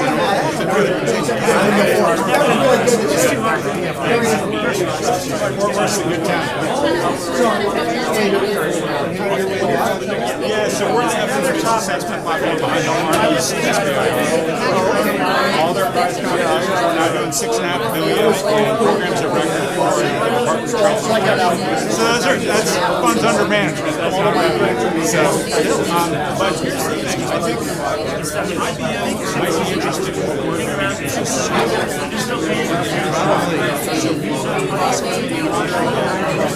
I'm the Army, sorry. This stocks are great. We love it. Yeah, no, I know you do. And they're it's all good progress.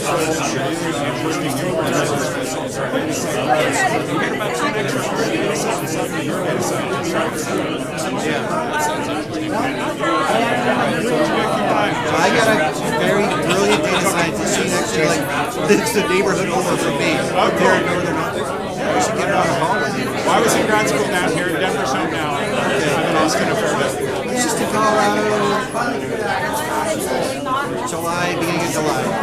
It was the 30th anniversary of my I-Day. Only 10 of us from my company all went around. Oh, fun! What a great, Right on. I hadn't really been to Colorado before. It was beautiful. Austin's fantastic. So they now live in mansions in Colorado. They're great. I was just a ship guy. It is nice to meet you. Be in touch if there's anything I can do for you. I gotta make sure to piss off the Philly guys. Yeah, do it. Hey, yeah, I was just talking about you. I was tracking all of your errors. Hyperscience. They were asking about like I know. These guys are right here.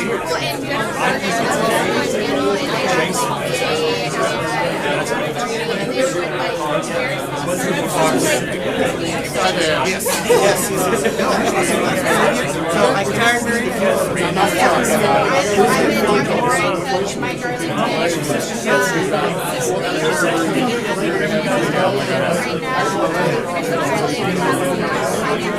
That was pretty fun. based off of that connection.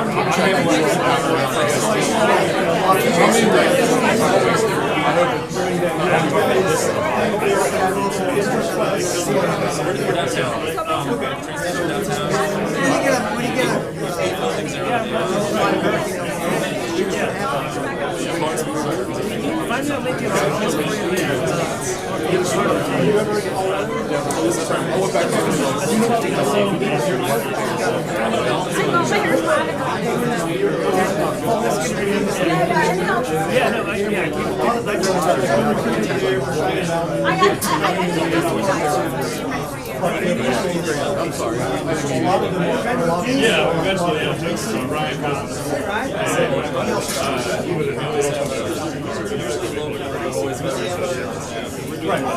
So yeah,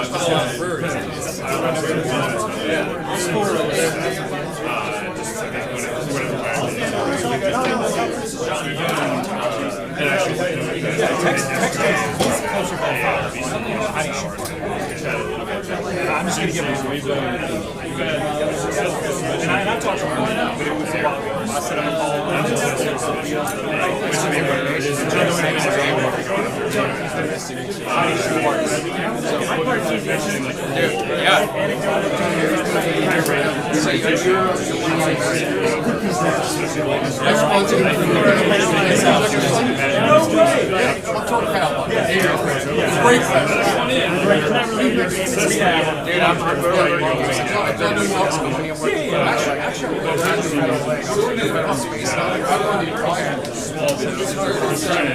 a lot of times it's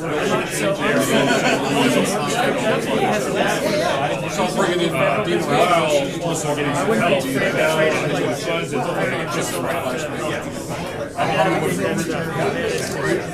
so here's what exactly, yeah. So which is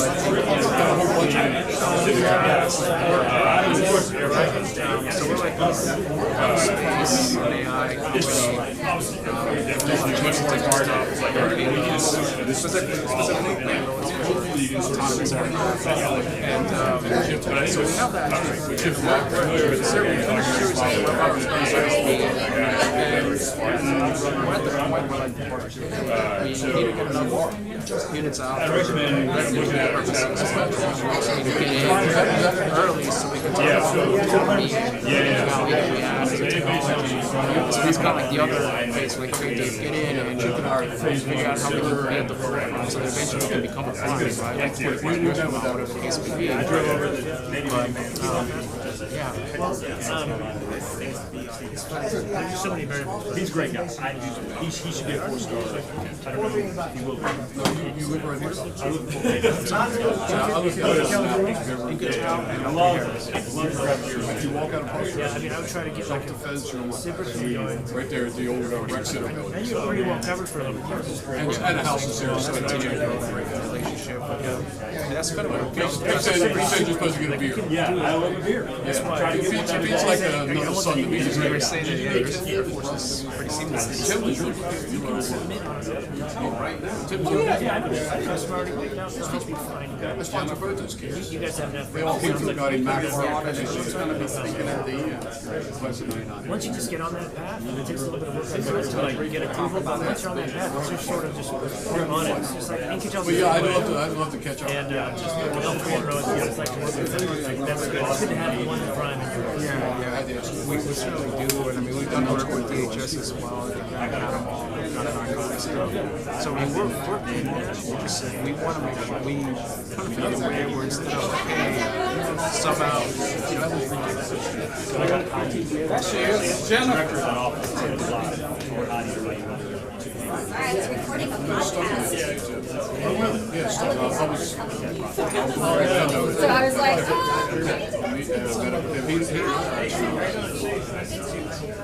That's great. He and I are having a Friday. I've got a guy for you. I think we got to get out of here, but there's a guy that's transitioning that's going to wants to be in venture. Excuse me, we're going into the next session. Yep. Sorry. We're leaving. Yeah, Nick, I'm helping him hard. Good. I'm the one. Will you repeat that? Next No, that's a good move. Yeah, I just want to go last. So since we reversed this so well ahead of time. Yeah. There's a dance number, right? Chase is going to be our. All right, if I could have everyone in the back, if you'd like to start filling in, we're going to go ahead and get started. I just want to welcome everyone back once again.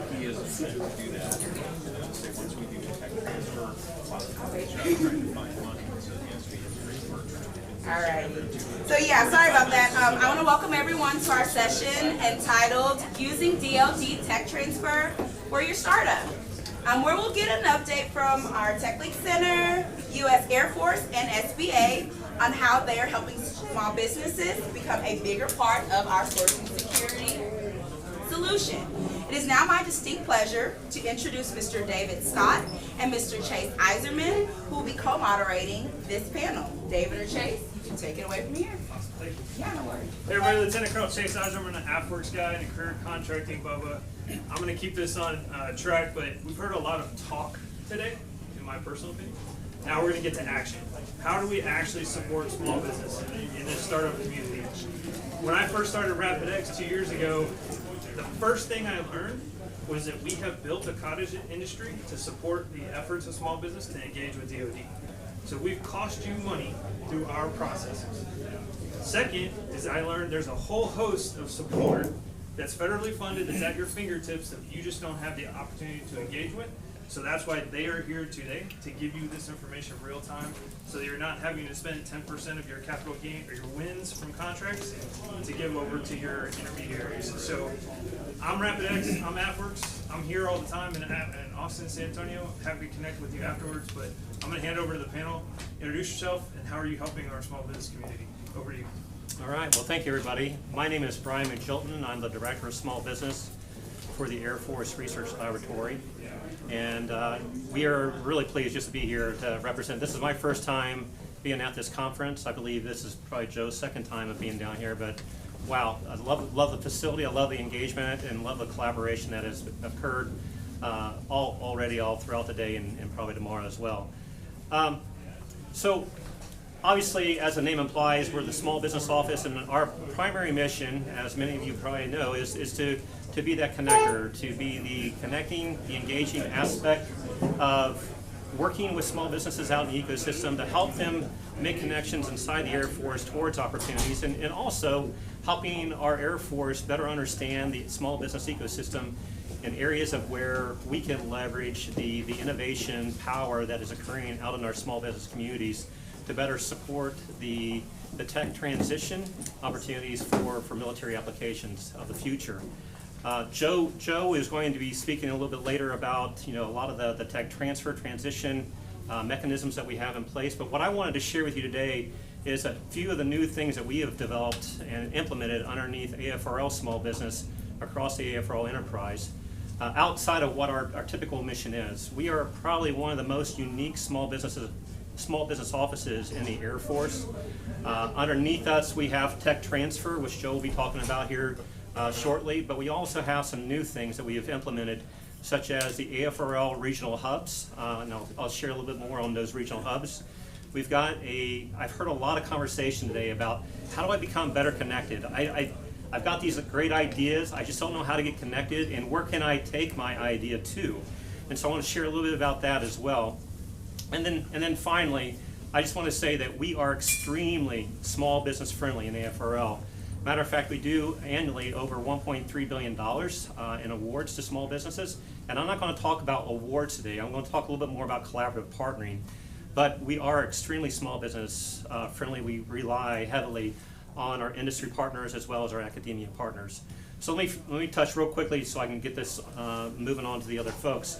So I wanted to share with you guys, one of the things we just recently implemented over the last year was a capability, a virtual capability to enable you all to share your ideas, your thoughts, maybe some of the solutions that you have developed from a technology perspective to get connected with the Air Force through our AFRL organization. As many of you know, it's a challenge, right? It's a challenge we're seen often as a black box, no idea where and who to connect with. We have now implemented a capability called the Air Force Tech Connect. It's also likely to be also called Space Force Tech Connect. And it's an opportunity for you to go out to this website to share your idea. And basically what we do is we have a massive repository of all of our researchers inside AFRL, their bios, their CVs, their resumes, and we're able to use an automated capability that enables us to connect your idea, your solution space, to one of our AFRL SNEs so that we can make those connections, so you can have those one-on-one collaborations with somebody who is who's very knowledgeable over your subject area, but more so is connected in the Air Force ecosystem with our customers and has a better understanding of where those demand signals are and where are those acquisition opportunities at, whether they could be with AFRL or where they could be with another Air Force customer. So Air Force Tech Connect is something I really would love to have you guys all write down. It's airforcetechconnect.org, and again, this is a great new tool that we've implemented across the Air Force. Matter of fact, we are recently working with AFWERX and looking at how we can support AFWERX with that connectivity. And one of our most recent things that has occurred over the last week is our working with the Space Force and their leveraging of Tech Connect as well. So we are AFRL, we're one laboratory supporting both the Air Force and the Space Force. Tech Connect is that opportunity that is enabling us to better serve the small business ecosystem and universities alike to share ideas, technologies, to identify where those potential acquisition paths may be in the future. The second thing I want to talk about is something we just recently awarded back in February called the AFRL Regional Hubs. We have stood up 2 regional ecosystem hubs, one in the Midwest and one in the Mid-Atlantic. Our Midwest partner is Purdue University, and our Mid-Atlantic partner is Cornell. And really what the regional hubs are to do is we have these formed underneath a cooperative agreement that enables us to do collaborative partnering with universities, industry, small businesses, and really bringing ventures into the discussion phases much earlier than towards at the end. And so this is an opportunity for us, AFRL, to take our SNEs outside the gates rather than asking you all to come inside the gates and work with us. It's bringing us outside the gates, working with you all in these regional ecosystems to where we can collaborate, partner on dual purpose capabilities, both that have commercial applicability and also have military applicability, looking at how we can bridge faster acceleration of S&T through collaborative partnering. This also gives us a great opportunity to introduce many of our new small businesses, again, some of our non-traditionals that we don't typically work with, to make those connections with large businesses also. Because as you guys already know, that sometimes in order to get inside the fence and working on some of the major acquisition programs, whether they're with AFRL or other Air Force organizations, sometimes having those ties to those large businesses is a great way to get your foot inside the door. And so this is both an opportunity for you to converge, learn more about the Air Force, about our needs, understanding our needs and our challenge areas, but also getting an opportunity to work side by side outside the fences with SNEs and other SNEs across the ecosystem to really accelerate S&T for both commercial and military applications. So those are some of the 2 big things that we've just launched out of the Small Business Office for AFRL. And I guess the next thing I want to transition over to is a lot of the mechanisms that we use, our PIAs, our T2 authorities that we have, and Joe is our person to talk on that. Okay. So Joe, over to you. Yep, thanks boss, and thanks for the invitation. It's great to speak to you today. Again, I'm Joe Gordon, and when Brian said that we are a unique small business, my program covers the entire Department of the Air Force, which includes the U.S. Air Force as well as the U.S. Space Force. And so I really have 3 major areas that I cover. The first one is the tech transfer area, mechanisms. And so we can work with any and everyone. We can go to your garage. If you have something that we need, we will come and work with you and to get that technology to the warfighter. And so for today, when I say warfighter, I'm talking about all of DOD, but now the Air Force, the U.S. Air Force is supposed to say the airman, and for Space Force, we're supposed to say guardian, but we get technologists for all of DOD and just push them up to the right places. And so the biggest tech transfer mechanism is really the crater. You can also work with us through an EPA if you're an academic institution. And we have many other tech transfer mechanisms to be able to work with you. Once you get that and start having that relationship with us, that can easily lead into a silver sitter, other ways, or cooperative agreement, other ways of getting contracts with us. So my expert on that is going to be Abby Boggs. Abby, please raise your hand. So if you got any questions on all of the tech transfer, Abby used to work in our group. She was probably the best ever of understanding all of the different tech transfer mechanisms, and she ran that piece for us. The other piece that we have also underneath that area was the royalty program. The Department of the Air Force has a very extensive program of handing out royalties, and we usually pay back our inventors 50%. They get the first $2,000 and then 50% after that. So a lot of times when you go on a crater with us, we usually give the outside company the first right to patent, and they usually just turn it back to us because they know they're going to get more back if it ever becomes a royalty. And I think Scott will be covering that later on today as well. The next area I really want to talk about is a database that we're building. We're building a new database for all of the Department of Defense. We've adopted this system from NASA. NASA has been working on this system for using this system for 13 years. So in the future, anyone within DoD will be able to submit an invention disclosure. Anyone with a CAT card can just put that in and put in an invention disclosure. As well as that, all of our tech transfer mechanisms will be on this database, which will make it much easier for tracking. So that's going to be a big plus in the future. And then the last area that I want to talk to you about is the partnership intermediaries. We currently have, I think, 15 of them across the Department of the Air Force. And this is a way for us to set up a go-in-between place group that would help us work with the outside. And again, David Scott is going to be talking about that. Within my shop, we manage the two sponsored OSD peers, which is TechLink and MilTech. And they really help us getting out to the outside and getting stuff, getting patent licenses and helping us with our tech transfer agreements. So there's so many ways that we can work with you. We also have one group that we collaborate with. It's Mile 2 if you want to raise your hand. This is a group, please talk to this company. They're making a lot of things happen within the Dayton area, right outside of Wright-Patterson Air Force Base. Again, I've seen quite a few of many other partners that we've worked with as well. But there are many ways of using the tech transfer program to work with us.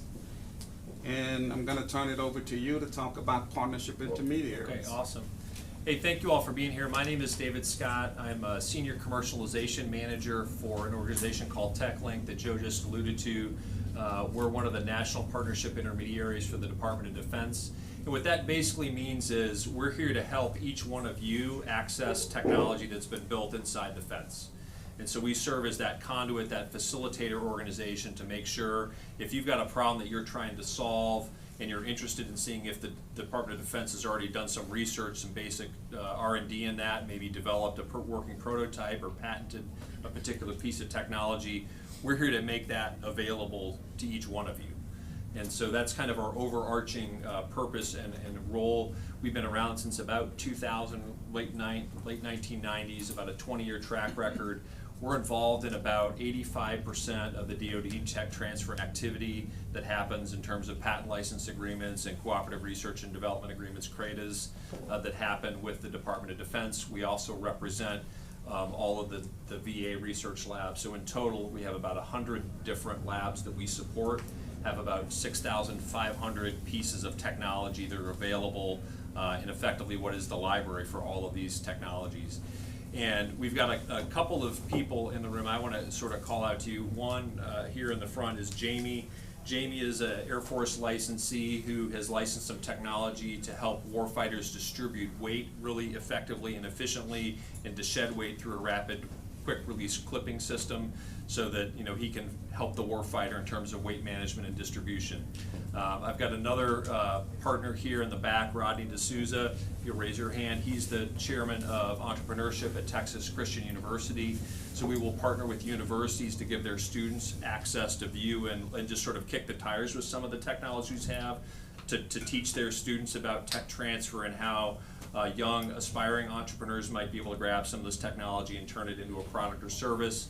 One of the companies that licensed technology last year was one of his student groups, was actually here at Supernova last year and won the education challenge, and actually got a bunch of Capital Factory folks up to TCU and UT Dallas, I think is where they ended up showcasing a bunch of stuff. So we'll partner with universities. So if you happen to work in a university setting, I'd love to have a conversation with you about how TechLink might be able to have a conversation about partnering with you to get some of your students access or interested in the technologies that we have. And I want to give you kind of a real world example of how does what these guys are talking about doing maybe impact something you might be interested in. So back in the Afghanistan war, we had a bunch of people over doing close quarter combat missions, kicking in doors, shooting people, collecting intelligence, and they were carrying all of these IR chem lights, you know, the glow sticks your kids wear around their neck at Halloween, but they would carry backpacks full of these things on their mission sets, and they realized that it was a weight and a volume problem because everybody had to carry a bunch of them, and who needed how many. So the Army asked the Air Force if they could research a way to take that chemical reaction and turn it into something that was better than just a binary on-off light beacon that you crack and throw into a room. They spent a couple $1 million a couple of years researching it, and the researcher found a way to actually do that. So they patented this piece of technology, put it on the shelf at TechLink, and then we were able to help find a company that's, you know, happens to also be in the Dayton, Ohio area, who took that technology and actually turned it into this, which is a tactical crayon for the Navy SEALs. So this is a magic crayon. When you write with it, there's one chemistry in the wax, part of the patent, another one in the white powdery substance you might see. When you write with this, the chemical reaction happens and the writing glows in the dark. You can only see the writing if you're wearing military spec night vision goggles. And so this is an example of a problem inside the fence, inside the theater of operation. It was identified as a problem. The Air Force helped research it, turned it into something. Technology went out to a company. They turned it into an actual product that's available for sale. And as part of getting it from that technology to a product, they had to do a number of steps. One of those was like, hey, we need some more money to further the technology. So if you guys know the phrase TRL, technology readiness level, this was probably a 3 at the time. It kind of sort of worked, working prototype, didn't work long enough, had a bunch of issues. So they went back and tapped into the SBIR program. And I was going to have Chase talk about this, but he says we've talked about SBIR a lot today, so I'll just give it like Jennifer talked okay, there you go. Yeah, there you go. So, you know, when this company went back and got a phase 1 and a phase 2 SBIR to fund the research, and so because of the collaboration with Air Force and just sort of being in the network, we were able to help provide support, and the PIAs as well, to help provide support to this company to be able to access the technology, to be able to further it, and now, you know, they're out looking for ways to, you know, get this in warfighters' hands. So this is just one tangible example. You know, Jamie's company that he's building with the bags is another one. So there's lots of examples we could talk about after this, if you're interested, about how can we help you look at the portfolio we have to be able to access an interesting technology and turn it into your next product, your next service, your next business, if you're just a founder looking for an idea. I will mention that at the back of the room under the clock, there's a little placard that says TechLink and a bunch of little note cards. So it's got a QR code. It'll scan it to our Supernova registration page, and that would be a great way to sort of interface with us if you want to learn a little bit more about how TechLink and the DoD PIAs might be able to support some of the things that you might be up to. One of the things, and I'm going to turn this over to our next speaker here in a second. But so, you know, you get this product and you get it to this point, and one of the things you've got to do is find the capital and all the things that you need to have happen. So another service we provide at TechLink is, you know, to provide what we call post-license support, aptly named because it's after the licensing is done. But what we're trying to do is help each of our licensees have a better opportunity to be successful. So sometimes that looks like helping them write a SBIR application. Sometimes Like with Jamie's company, it's applying for a state grant and winning that. Sometimes it's a team that needs an extra team member. They need to put a board of advisors together. They need to get ready to go raise that seed round of capital. And so we will provide the services as best as we can, either as a connector and a matchmaker, or leveraging the background of our team. I'm a recovering lawyer, I run a high-tech accelerator, I've had my own startup, so we can leverage, you know, my resources and the other members of our team to try to help provide really tailored, you know, ways to help you move forward. One of those is to introduce you to a bunch of ecosystem partners. You've already met the Capital Factory folks, which is fantastic, but we can also introduce you to folks like the Small Business Administration, and they have a lot of programs to be able to help companies that have kind of gone through the process of licensing tech out or just have a startup. How do we then get some additional funding if it maybe venture capital isn't quite the right spot, maybe you want a SBI or not, but you want to talk a little bit about sort of how the SBA gets involved with some of these early stage defense tech companies. Yeah. And then I think we'll open it up for hopefully an active Q&A session after a few more minutes. Yeah, definitely. And you know, I'm mostly interested in being able to talk about and answer questions that you want to hear answers to. But you know, just to set the stage of, I'm really actually excited that you described all the things that TechLink does, because so as Director of Ecosystem Development, like, what does that mean? You know, what is the entrepreneurship ecosystem is extremely rich, right? There's so many different players in it. And so TechLink actually, in partnership with Montana State University, serves as one of our FAST, federal and state technology partnership partners. So we have, it will be 44 different states and territories that are represented and have an organization that serves as the SBIR, STTR core for that entire state. And so they're our resource partner on the ground to make sure that they can help do all of that connecting across the local ecosystem. So I was also really excited to hear about the AFRL regional hubs, because that's kind of the work that I'm doing, is trying to help put all of those different pieces together so that if the nodes are closer together within a network, right, you can get to the answers faster. And so the more well-connected and easier we have, then we're able to find you your solutions so that we can find our solutions. And so hopefully, how many of you were at the keynote this morning with Michelle Schimpf, so I don't have to talk about okay, I think most of the people already know what SBA's Office of Investment and Innovation does more broadly, but you know, SBA really, what we're doing is across all of the federal government, right? We want to serve as the voice for small businesses in helping across the different places. So Office of Investment and Innovation, we in particular, you know, coordinate across the federal agencies, all the different agencies, so not just Department of Defense, but includes NASA, Homeland Security, Department of Transportation, NSF, any agency that funds science. We help support and empower them to use small businesses in their innovation efforts to meet their mission.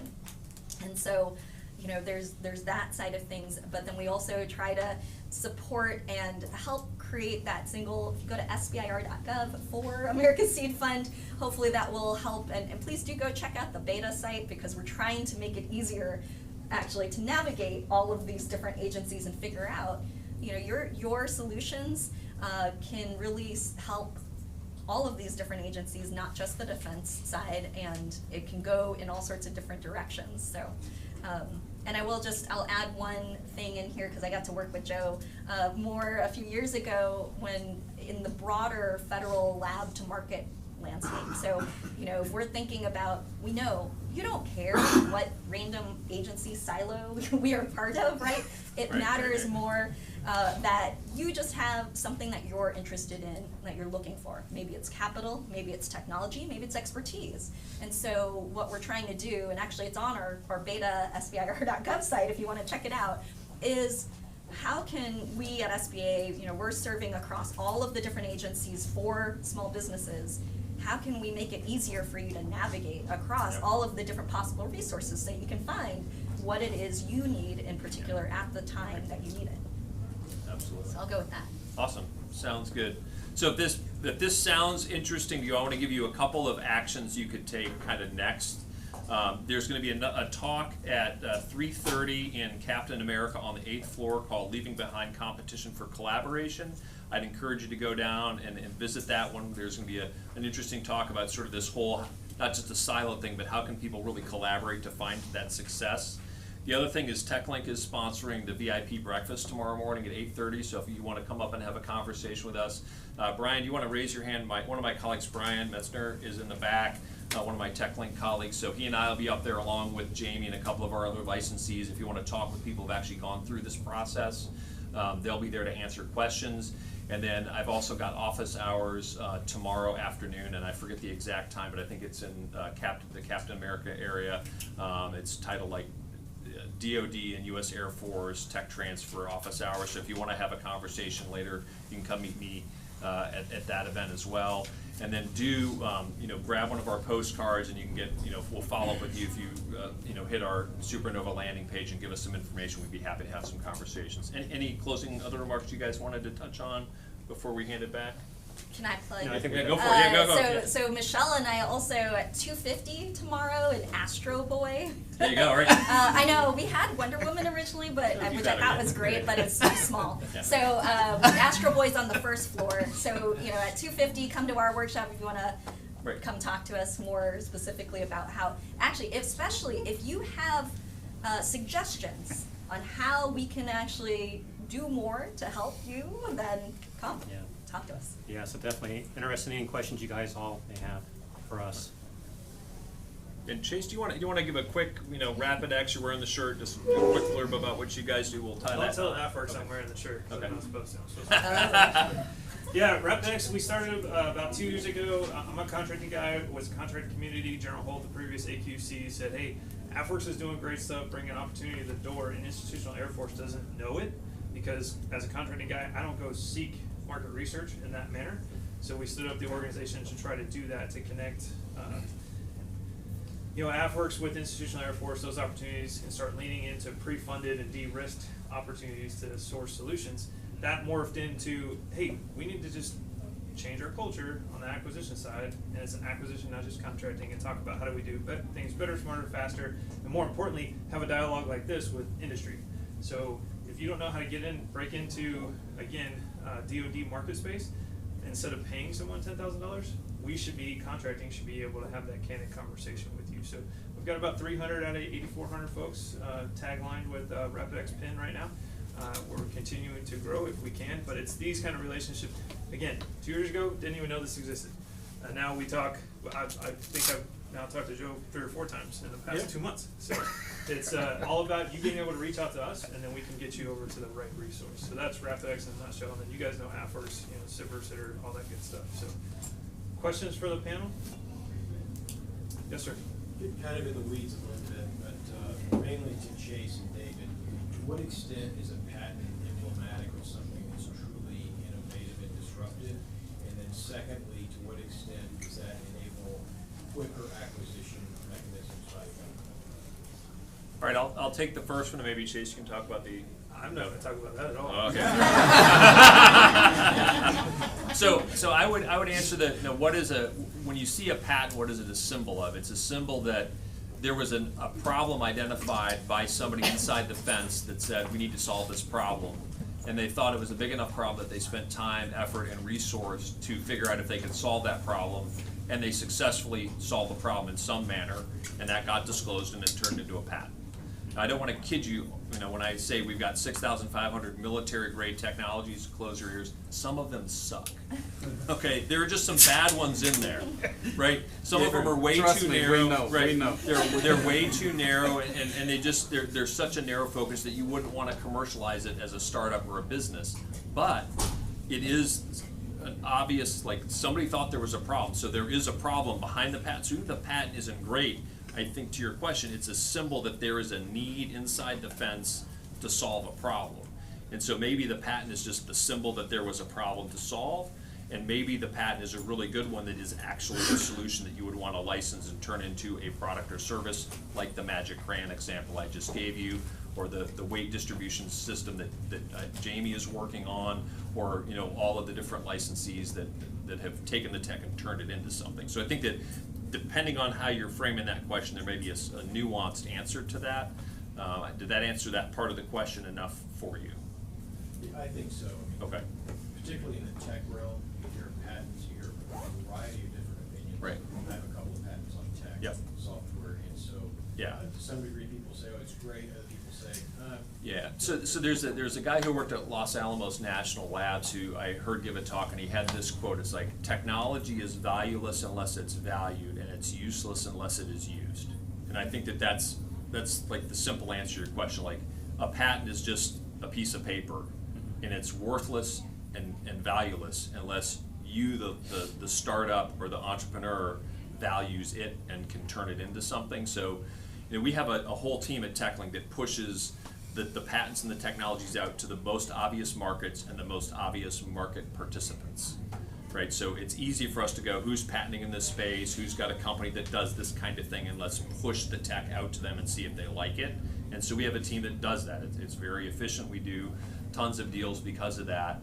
But the collaboration I did with Rodney D'Souza at TCU, I think I saw, had to step out, but so his company, the company that I worked with him, took a medical triage technology we use for airmen and turned it into something that's used to track the health of military working dogs. So that was not a most obvious market, not a most obvious market participant. So there's an element of this that's like, if you see value in it, it becomes valuable, and if you're gonna use it, you know, that's fantastic. So I think there's a nuance to that. Yeah. Oh yeah, okay, Express. Good, thanks Joe for that. So another thing, and this kind of goes to, some of them may not be the best patents in the portfolio necessarily, but the Air Force and all of our DoD partners and labs and the VA patent things, and then they go, nobody just came and like screamed, I want that. And so it'll sit kind of on the shelf for a little while and age, and then they go, do we want to pay the next license fee to maintain this with the USPTO? Let's do this thing called an express license that makes it super easy for anyone to just like fill out a very easy to do form, a much lower, they're already pretty inexpensive to access the technologies. You know, Jamie can speak to the pricing of his deal, but it was a ballpark of a couple grand and a couple % royalty on commercial sales. All of the deals are sort of structured like that. The express license lowers the percentage, lowers the dollar amounts, and makes it even easier for you guys to access it. And so that's something that really the Air Force has innovated and pushed, I think, more aggressively than some of the other branches who are now starting to adopt that, because they're just trying to make it easier and easier and easier for you guys to work with them, collaborate, get the technology out into your hands. And as Joe mentioned, like, the whole purpose of this is to get technology that's been developed in the lab out to innovate and make it useful to feed back to the warfighter. One of the examples, and this one you probably have heard of. So, how many of you have had LASIK? Couple LASIKs in here. So that was primarily invented by, I believe, the Air Force. Air Force was involved in that to help airmen be able to keep their vision. So it used to cost about $100,000 an eye. It got licensed out and commercialized, and now we can get LASIK for $1,000 an eye. Also SBIR funded Also for SBIR some of funded. the Right. Yeah. improvements. And actually another one that's like the lab technology plus SBIR funding is the CMOS sensors in that allow for cell phone camera. Right. Yeah, so that was Exactly. also, I think it was NASA intellectual property. Another one, if you hold up your iPhone, like, that's almost all tech that was envisioned or developed initially inside of the fence, funded by SBIR, SBA, and now, you know, we're all carrying all that crazy tech in our pocket and don't even think about it. And actually some agencies, so NIST, National Institute of Standards and Technology, and the NIH specifically have sort of SBIR tech transfer topics in a sense. So NIH has, you know, basically an open grant funding opportunity that just says, if you're planning on licensing technology from one of the NIH labs that was developed by the scientists and engineers within the lab, there's a separate funding opportunity you can go to and get reviewed that way. Yeah, awesome. Very cool. Any other questions? I'm Clutch with RCI International. I have a question for Brian and Chase. Can you speak to the differences between the FRL regional hubs and the FWorks hubs? And then are there plans to expand any of those? Ooh, so we do very different things. Right. They're connected. Now, we are a subset of AFRL. AFRL RG is AFWorks, but our direct connection to the TDs is not deliberate. Where tech directorates, they would have absolute direct relationships with those guys. We're focused on the expenditure of SBIR dollars and then connecting back to program offices. So that's the primary difference on our side. So I'd say what I envision the regional hubs to be is kind of a precursor to future AFWorks opportunities and other opportunities across the laboratory. So this is really about tech translation, looking at what technologies we have been developing inside the fence that are translatable commercially, and also reciprocally looking at what technologies, and this is more in the early 6.2 realm. What are those technologies that are available outside the fence that require some additional thought to make them of military application? So again, it kind of falls into the cyber area, but this is really the early collaborations of pulling together a lot of thought leaders in these areas and looking at what other things that we need to do in order to set up something that would be conducive for a future cyber to help with that tech translation into the Air Force. One more question? 3 minutes. Yes, sir? What are the key websites that we need to be looking at? I know you guys mentioned one each. Any other websites? So, I mean, SBIR, SBIR.gov, Small Business Innovation Research, but also federallabs.org. Yeah, right. Yeah, the FLC. Yep, be a good one. Our website is techlinkcenter.org, techlinkcenter.org. And if you don't want to write that down again, QR code and a note card at the back, take one. Federal Labs? So federallabs.org represents, and then you guys can definitely talk about this more because you're an actual member of the Federal Laboratory Consortium, whereas I'm just a partner. Yes, it's the FLC, so it's all 300 laboratories, government laboratories. And so there's an FLC business, right, where they do talk about some of the different ways you can partner with these different laboratories. Correct. And I'd say for AFRL, afresearchlab.com, that's going to have information once it's made publicly available on the regional hubs. So the universities are building their own sites right now that support that, but we'll be having that information on our website as well.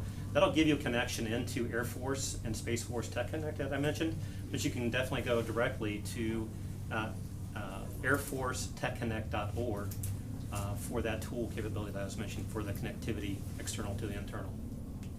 Yes, sir, we'll try to get it real quick. I figured since we have SBA up on the stage, I'm going to assume SBIR gets reauthorized, and my question is, we do a lot of SBIR universities. Can you use it with the federal lab? Yeah, so STTR, you can partner with federally funded research and development centers as your primary research institution partner for an STTR. Unfortunately, because federal labs are officially federal agencies, the STTR money can't go to the lab, but you can still partner. And so if they're not, if they're a partner but not taking any of the funds, then maybe it's an SBIR, right? So you can. So FFRDCs, which most of the DOE national labs that's the same are answer I got, FFRDCs. and I thought, Yeah. that doesn't make sense, right? Because I need that researcher to bring it from 4 to 5. They already have all the commitments, they've already done all the work, but you can't use the TPR funds to fund that work. Not at a federal, not an FFRDC, yeah. It's the lawyer's answer, it depends. So it's not absolutely no. So we're out of time. I'm happy to talk to you after. Just a couple of points before we get off stage. If you're alone and afraid, you shouldn't be, right? And you shouldn't have to pay $10,000 to get support. We have a whole host of, we got Audra Dorn in the back, Tim Tulane, who just walked out. There are also other areas, Rapid Xers. If you don't have anybody else to go to, come to us and we'll find out how to get you support. Please, please, please don't take your precious resources and capital and pour it into just getting through our process. Let us help you out with that. Talk to these guys after, get their cards, get connected. Talk to, again, the 3 of us. We're here for you, and absolutely thank you, Capital Factory, for having us. Absolutely. Yeah. Great host, thank you. Thank you to David Chase and the panelists. And guys, we'll take a 10-minute break and come back at 3:35 mark. Jimmy, nice to meet you. I just wanted to thank you for everything. AFRL is a phenomenal to work with. I discovered it like 5 years ago coming to town. I just try to stay in the AFRL track as long as I can. You said you gotta send me an email. Yeah, I figured that was So is that like document prior to that, I was Lieutenant Lowry. I just wanted to come and say, but just wanted to say hi and really just thank you guys. It's thank been a you. great Thanks for experience. I was out in the cold for a long time trying to figure it out, but for all tip of the spear, you guys are just doing great stuff. Yeah, well, you know, Quick group photo. And then you can have him back. No. Group photo. Okay. I want to get the screen. Move to the white board. Yes. And I'll be All right. You ready? 1, 2, 3. 1, 2, 3. All right. Thank you. Thank you. yeah, so yeah, I know just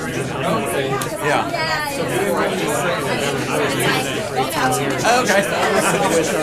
I was with two small businesses and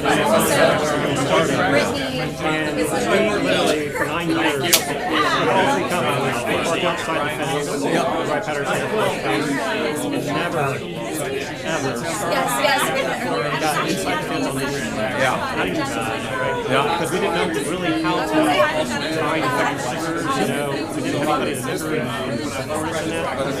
So when this opportunity came up, a little over a year ago, I was like, man, I would love to move, and I'd like to bring in some of these things I've been working on across the Air Force enterprise, because my biggest issue was we had no idea who we would bring in our customers, put them on our staff, thinking that we get all kinds of people. So we found out that utilizing one person's wasn't the way to go. Air Force Check-in is one of our actions to really engage whoever thought up here, they can come in, they can share their challenges, see what it's going to do, and all the conversation they can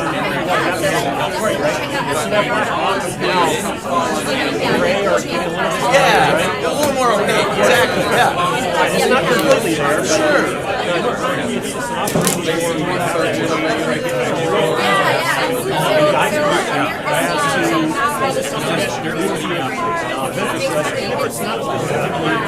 What are some things that we need to change to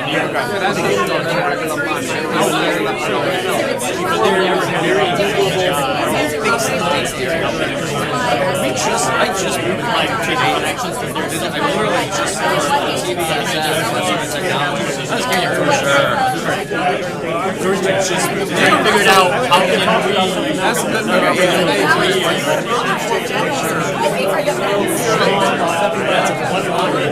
Okay. Okay.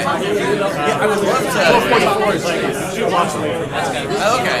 So I've been working on building this for kind of like hotel offices, just like kind of get some space. But I would love to pick a rain or coffee or available. Thank you. Okay. Yeah. I'm sorry. I don't want to take too much time. Thank you so much. Ryan Preston. Hi, Ryan. So we're actually going to a phase 2 program.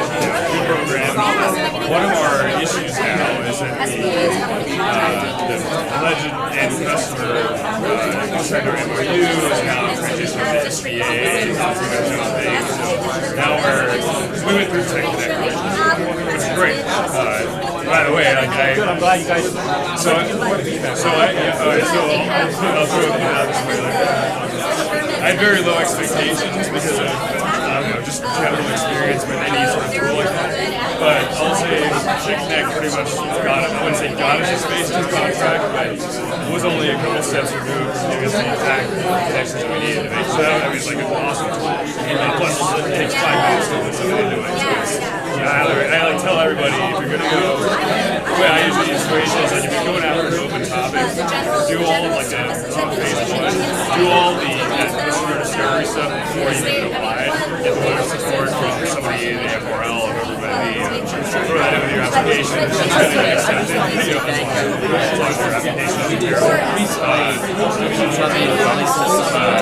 What's now is we're more figuring out, all right, now what everyone wants to do is find a transition partner. So we can go.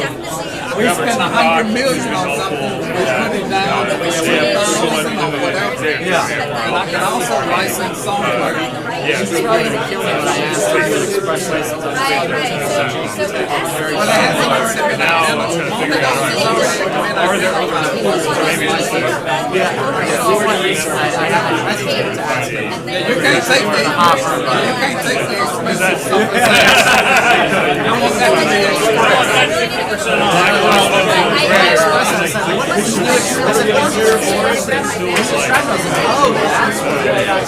But it's on the website, you know. Alright, I'll try and find you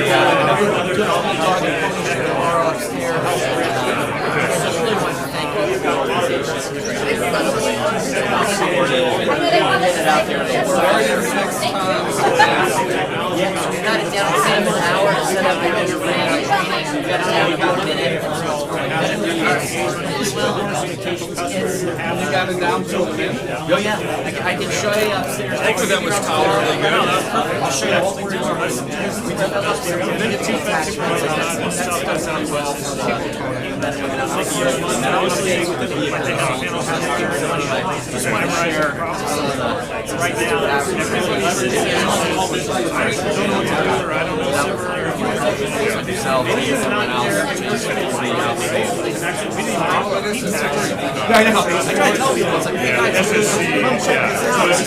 So I tried to make it like when you like make it real world, like see how the magic brand also sort of an example for me. There's like a lot of university collaboration, like the front door, and it's awesome. This is where everyone is. To date, they just yeah. So you know, it's sort of again, sort of shooting in the dark to a certain extent, but it's not come out recently. I had so it's a mess lab. Neo shuttle harder. So yeah, like a laser bomb section. So we originally it was I'm going to try to get on your calendar before you speak out in 4 months. I'll literally be just down the block. So which one of these I'm just around 440 at one out of the battle site offices with the economic development small office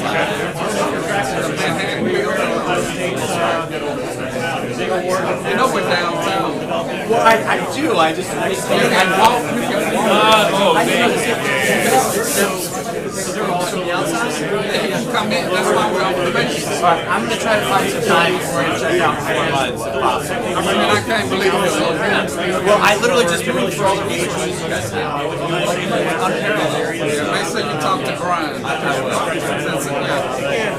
He's on the right here. Plus, he's the small business. Directly to your man.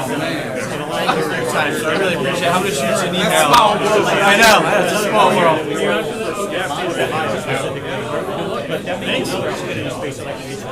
Okay, yeah, that'd be great. So I'd love to. Okay, yeah. But, you know, honestly, right now, that could be great for another minute.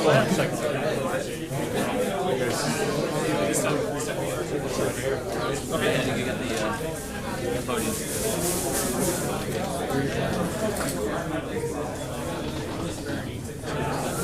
I know Bruce was with this guy. Giving one more person? Yep.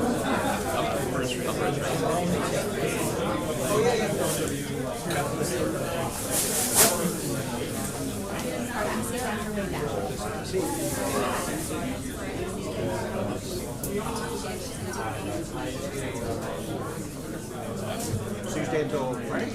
I'm gonna play around noon. So you get home. Oh, that's what you said you were driving up to St. Yorkville yet. Yep. I gotta pick up my wife from Long Island. I gotta get through that traffic. And then then I gotta make the traffic upstate. So how far is it to Vegas? It's 4 hours from here, but we gotta make sure we definitely leave after like 6 o'clock or so. But 7. We'll get there late. So it's Parents Weekend, you said? First weekend. And my son's on the hockey team. So, good friend of mine who's Dean of Engineering at SMU until recently, he became president at Parkston University. Okay. And you're talking about how Parkston. Yeah, well, they're Division I. That's it. So we're going up. Yeah, we're going up for his investiture, inauguration, whatever. In October. I got a couple of degrees from RTI. Yeah, no, I mean, I'm not sure how Mark's going to, after living in Dallas. Send it in. But, you know, he went to Cornell, so. For Colonel Overcome? Oh, of course.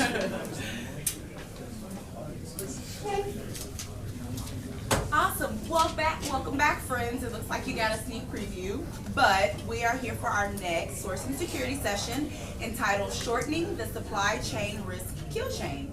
In this session, this panel is going to explore the question, what good is the most innovative technology to secure our future if our own adversaries own or control the supply chain? It is now my pleasure to introduce Mr. Peter Ginto? Ginto? Ginto, awesome. Peter Ginto, Vice President of Government Affairs for Raytheon, who will introduce and lead this panel. Take it away, Peter. So I'm actually going to be on the panel, and Jacob Mead is going to lead the panel. Oh, well, Jake, take it away. Awesome. That is a good way to kick it off. My name is Jacob Mead. I am a program manager and consultant, actually on my way back to F-35 to help them. I'm going to introduce the panel. All right, I'll start down here. Eric Oberfell, I'm a colonel in the United States Air Force, currently at Life Cycle Management Center in Dayton, Ohio, where we buy and sustain our weapon systems, all our air platforms. Pete Ginto, I feel like you might already know me a little bit. So I'm VP of Government Affairs for a company called Raytheon. We do supply chain mapping and continuous monitoring, primarily for large commercial customers. So previously I worked in the Air Force acquisition guy. I was chief contracts for the medium altitude unmanned system at LCMC, and also I had a variety of other roles in the Pentagon, Randolph Air Force Base on the personnel side, and just acquisition stuff through and through. I'm Dave Morosco. I'm President and CEO of AI Strategy. We're actually under Phase 3 SBIR development and with a sponsor from Defense Production Act. And if you're not familiar with them, they're the folks that do a lot of U.S. industry outreach, so this is obviously a priority for them. Our platform is really intended to improve collaboration and decision guidance for development and integration of new technologies. Bruce Kinnaid, I am an emeritus professor at UT Dallas. Spent 15 years at TI, 3 years at DARPA, been at the university since then, retired a few years ago, and back there helping them. And we also started a small company called Mustang Optics. And Jake Mead, I am going to kick it off. Get a couple questions, and at the end, I think we've got time for some questions too. I think the key piece here is how did we get here? How did we get to a place where we're so reliant on foreign supply chains? And we've seen it multiple times, even over the past couple of weeks with military aircraft. We've got foreign supplies in our supply chains and we don't even know it. And I think that's where I think we need to start is how did we get there? And then from there, how do we fix it? And how do we get to a point where we actually grow from this and find better ways to do things? And kick it off, whoever wants to start. Sure, I'll start a little bit. So I think, how we got here, two primary driving factors in the commercial side and the defense industrial base side. Global diversification, right? Things have moved across the world. Supply chains are more complex than they've ever been before. And then horizontal integration, right? So prime contractors are outsourcing more and more of the actual production work, and they're just acting as integrators. That's not uncommon on the commercial side either. Right? So companies like Flextronics, this is pretty much all they do. They manage supply chains for electronics manufacturers who design products, and then Flextronics will manage their supply chain for them. So what that really has driven is a lack of visibility in the supply chain. As more and more tentacles reach out around the globe, you have less and less idea of who is actually in your value chain. Defense experience, I know you could add to 2 or 3 tiers down, that's generally as far as we could see in the defense programs that I worked. So I got a question. Well, first, before I say that, all my thoughts represent Eric Oberfell, not the Department of Defense or Air Force, so if I say anything controversial, I'll bring it back to Eric, not DOD or Air Force. Is there any DOD program managers or contracting officers in that? Okay, so we got a couple of program managers. You guys have heard of program protection plans too, right? Hopefully, all of you. All right, so how we got here is, really the program protection plan that's been around for a long time puts all the onus of owning that supply chain on, the program manager. And we really haven't given them the training of the tools, in my view. I don't know, do you guys have a different view of, are you well trained on supply chain risk management? I can tell you one example when I was buying a soft helicopter upgrade to the internals of the aircraft, and we were dealing with a major prime. We had a program protection plan, and we went to that prime and said, okay, tell us who's actually developing your software. Oh, we're doing it internally. Okay, we dig a little bit deeper. Oh no, we've outsourced it. Is it in the US? Oh yeah, it's in the US. Oh no, we find out it's in India. So we've got a soft weapon system, special operations weapon system, controlling electronics in a very attack type helicopter that is developed with software from India. Is there some risk in that supply chain for the software? Yes. So that helped us really want to tighten our books. And that doesn't even go into the counterfeit parts piece and all the other problems we face down the road. I've also got a background in Defense Contract Management Agency, where I was buying deck gun systems for the Navy. So dealing with another big prime contractor, I go back and look at all my non-conforming material that goes into these deck gun systems, which to me, if you got has anybody seen a deck gun or any of the different like phalanx or any of the other type of deck guns in the Navy? These are some big guns. You don't want the barrels to explode on you, right? That would be massive damage. If you got non-conforming parts on those, that could be a significant issue. But when me as a contracting officer brought that up to my PEO, said I could probably get you $5 million savings based on going back to pushing back on the big prime contractor on these deck gun systems. It will take time, and we'll probably get better parts, but it will delay some of our deliveries. They said, no, speed's king. We need to get these parts out there, right? So if our prime contractors aren't managing their supply chain for non-conforming parts, counterfeit parts, those type of things, we can't get capabilities to our operators that need them in a timely fashion. So operations is what drives our tempo to get things out there. And sometimes if primes and those second or third tier subs can't get the quality assurance right before it gets to, is it going to delay operational delivery? That is a big problem. That's how we get here, is because everyone along that whole path has failed, in my view. I can write a corrective action request, tell the contractor to fix their supply chain management system, but it's too late because the Navy needed that deck gun system for an operational deployment.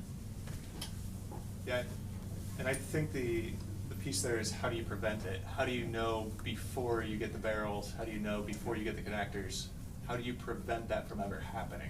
Yeah, so I mean, I don't want to steal the show here, but my thought, just from a government oversight perspective, especially in the Defense Contract Management Agency, where we are supposed to be overseeing the processes that the contractors have in place to make sure their quality assurance is in order. That's sort of the idea that the primes are managing that supply chain, and the Defense DCMA is supposed to be overseeing their processes.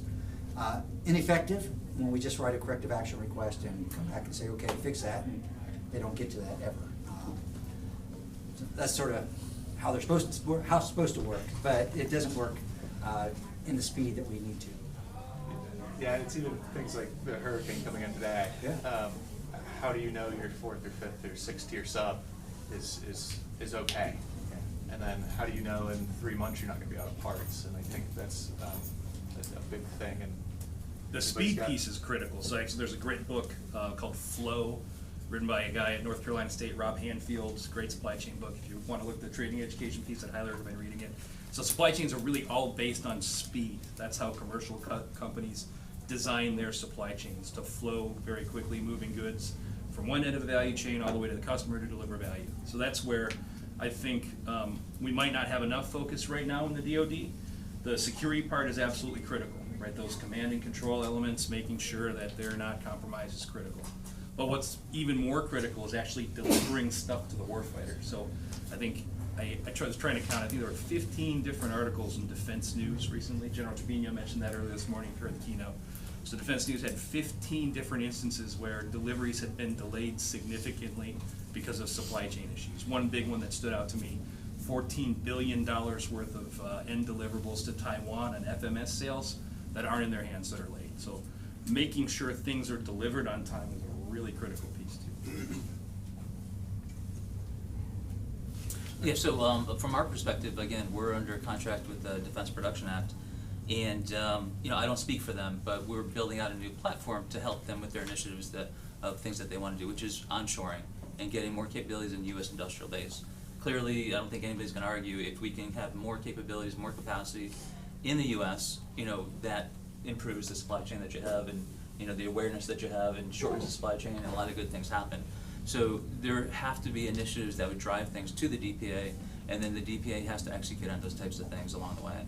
And that's really what our platform is with 9 High, is when you're doing that, it's a great opportunity for innovation, right? So when we look at innovation very uniquely from the technology that you're looking at, as well as the folks that are developing or doing the onshoring work for the technology, as well as the end applications that you have. So we're able to make recommendations and identify risks when we're doing those onshoring types of applications. So that's really what we're doing. That's what we're under contract to do for Defense Production Act. So we have that capability, but I think what we're missing is there's a gap in the place, right, between identifying the issues that need to be onshored, and then how do you actually set up, how do you get the country rolling in the direction where it becomes enough of a priority where we actually make those investments and have those tools then to onshore those technologies. So I think that's an ongoing discussion that I think a lot of folks in the government are trying to wrap their heads around right now. So if I could just piggyback on Yeah, that, sure, because please. and again, this is Eric talking. So philosophically, I'm having an issue too with who's read the president's report on supply chain and then identified those 5 key areas, kinetic strike, which we're burning through all our munitions with Ukraine and now our ammo as well. Big problems there. But we all know batteries, right? I've not got electric car, which someday I aspire to have that, hopefully, or put one in my 4Runner. We'll see how that goes. It's not fuel efficient. I live in Ohio, so we got Fuo Glass, which bought a GM factory a couple of years ago, Chinese company that's producing there, and now there's another company called SimCorp that does EV batteries, and they do not the whole EV battery, but they do just one process of it, and it's going to be their largest manufacturing area in the world for this. It's a Chinese company, going to be in Dayton, Ohio. Dayton gave them $22 million of tax breaks.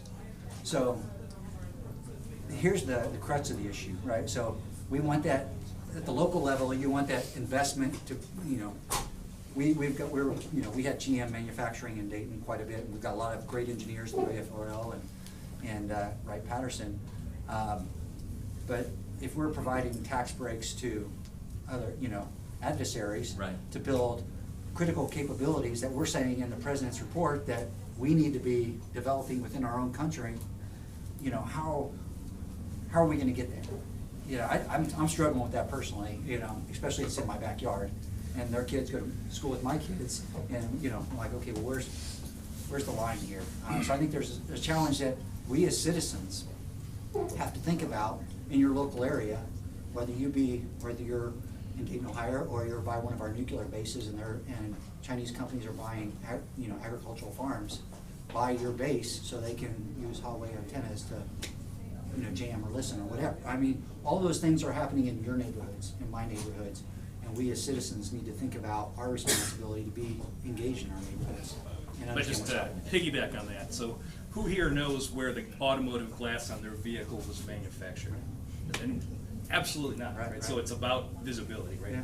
The automakers need to have some kind of responsibility. And obviously our defense primes, new defense startups that are starting to have to think about supply chain review, right? If you design a manufacturer into your supply chain early on, your product takes off, and then later on down the road you figure out, hey, there's an adversary in here, we need to redesign, we need to find a new vendor. If it's an airplane, we gotta do airworthiness, we gotta do NRE for this vendor, we gotta retrofit this stuff. It costs hundreds of millions of dollars. So supply chain matters from development through sustainment at every phase of the game. So, I'm sorry. I had a question on that one. I looked at like the DoD Supply Chain Working Group, and they brought together a list of the tools, like whether Deloitte's illumination tool or your tool or others. Maybe there's 100+ supply chain evaluation tools out there. How many folks in the crowd are using those type of tools to illuminate your supply chain on a contractor side? Anybody? So I think that's a challenge, right? We've got to be able to understand who owns your second or third tier subs if you're in that, or your people you're teaming with. The government's trying to get those tools, but I think it is a challenge. Yeah, I don't know if it you is see a that. challenge, and actually I think I should address that. So if the government goes to a company like mine or another company and says, hey, I want to evaluate this supply chain, how are you going to implement change in that supply chain? You don't contact a third or a fourth tier sub yourself. You have privity of contract, you got to talk to your prime contractor first. That is the biggest piece. So I don't think the way the government's attacking it's smart, right? So like, let's just use like Raytheon. So Raytheon has 35,000 tier 1 vendors. So if me, the government, knowing I have one verified relationship with Raytheon was to try to evaluate their supply chain, I could either have one verified relationship or 35,000, right? You need 35,000. And when you find something and it needs to be fixed, you're not going to fix it, Raytheon is. So partnering with the big primes has to be part of this solution. I think the key there is how do we incentivize it? How do we tie this to something that incentivizes the defense contractors and even on the civilian side to go actually do this? The civilian side has somewhat of an incentive to do it already, because if they don't, they can't ship product, they can't deliver. The DoD side, especially with progress payments and how we do payments, that's not the case. So how do we incentivize that? One example that I think everybody's heard about is the CHIP Act and microelectronics and the efforts that are going in both in Ohio and actually at the University of Texas right here. And it takes, I think, that kind of an effort to get the ball rolling, but then you need to start engaging with the universities and industry local in order to build that. I don't know if you want to touch on that. So, Pete had mentioned, so what's different about these days, 40 years ago, Texas Instruments was completely vertically integrated. Right? We went from polysilicon to wafers to parts to packaging to selling stuff. Today, there were no wafer manufacturers in the U.S. until Global Wafers decided to build a plant in Sherman, Texas. There were none. So we couldn't buy wafers here. Shinitzuk, Wacker in Germany, but none. Being with CHIPS Act, so we're going to spend a lot of money to enhance manufacturing capabilities, Ohio, maybe wherever else it's going to be. But right now, and with that added capacity, 35–40% of the integrated circuits in the world would be built in the U.S. 3% of them are packaged here. So even though we build them, we're still sending them all overseas to get packaged. Until we learn how to do that as well. We can make a lot of wafers, we can make a lot of parts. We can't get them packaged, we're kind of stuck. And packaging is typically a bit more touch labor, so it's cost sensitive to what wages are. To me, the biggest advantage, or one of the big advantages we have is our energy's cheap. We can actually make up for some of those things.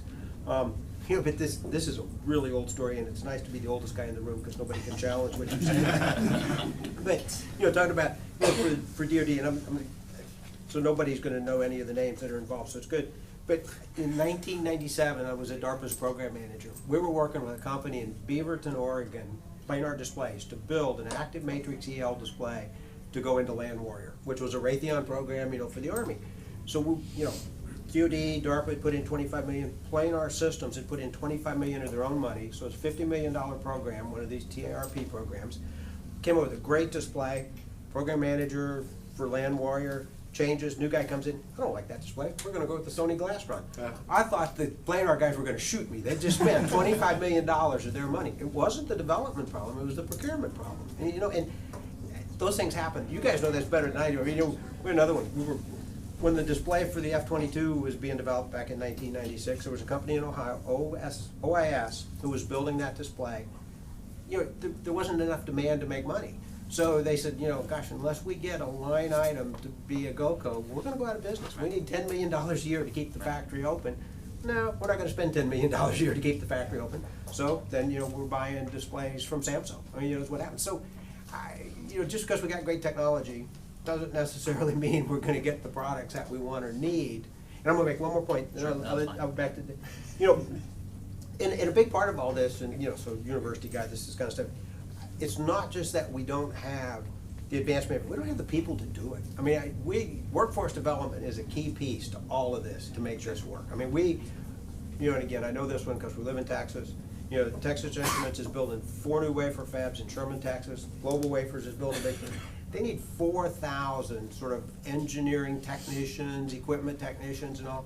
And the local community colleges graduate 35 a year. So, you know, in 110 years, we'll have enough to fill the position. You know, workforce development's a huge piece of this, I think, you know, if we're gonna really take back the things that we need to do. But I'll be quiet. Definitely is. It definitely is. I think we're seeing that on the DoD side with the outflux of people. It's all getting sucked up outside. Well, and you see us developing like UARCs with certain schools to be able to develop STEM talent, to get after it. And you know, there's a big influx of money that's coming in there. We're doing, like through AFRL, we're doing HBCU UARC to get after tactical autonomy. So there's some interesting stuff we're doing, but to your point, sir, yeah, 135 years is still probably our timeline, right? Yeah, we're doing that. So I wanted to hit one, I'm sorry. Also, it's just the tech talent is definitely a piece, but also total workforce is a big piece too. So that's one thing I wanted to mention quickly. So global diversification, horizontal integration, we're talking about how the fragility that's been injected to supply chains because of them. But at the same time, we were able to leverage comparative advantage of companies that could specialize in certain areas, and also comparative advantage of, you know, other nations that could be, and many are friendly nations. So I think with our population size not allowing us to have the number of folks we need to work, both in the STEM skilled positions, but also in the positions in the semiconductor industry that don't even need college degrees, we need to continue to leverage international partners. You know, maybe not the same partners we've been leveraging for a while, but you know, a different partner set. Okay, I want to go back to your original question, Jay, when you were saying, you know, what's the incentives, right? So coming from I'm a contracting guy by trade, and PMs, correct me if I'm wrong here. You know, how we're looking at, well, I guess, how we've learned the lesson of how do we actually pick contractors or primes that are actually doing this is when we're including it as our evaluation criteria. So when we're putting out our RFPs or RFIs, putting it as a source selection criteria. So ideally, we're evaluating your process that you're going to propose for supply chain management. So trying to nip it in the bud, saying, okay, this team has invested some money or some brain power into how they're going to do the supply chain, which would make our program protection plan a lot easier to manage.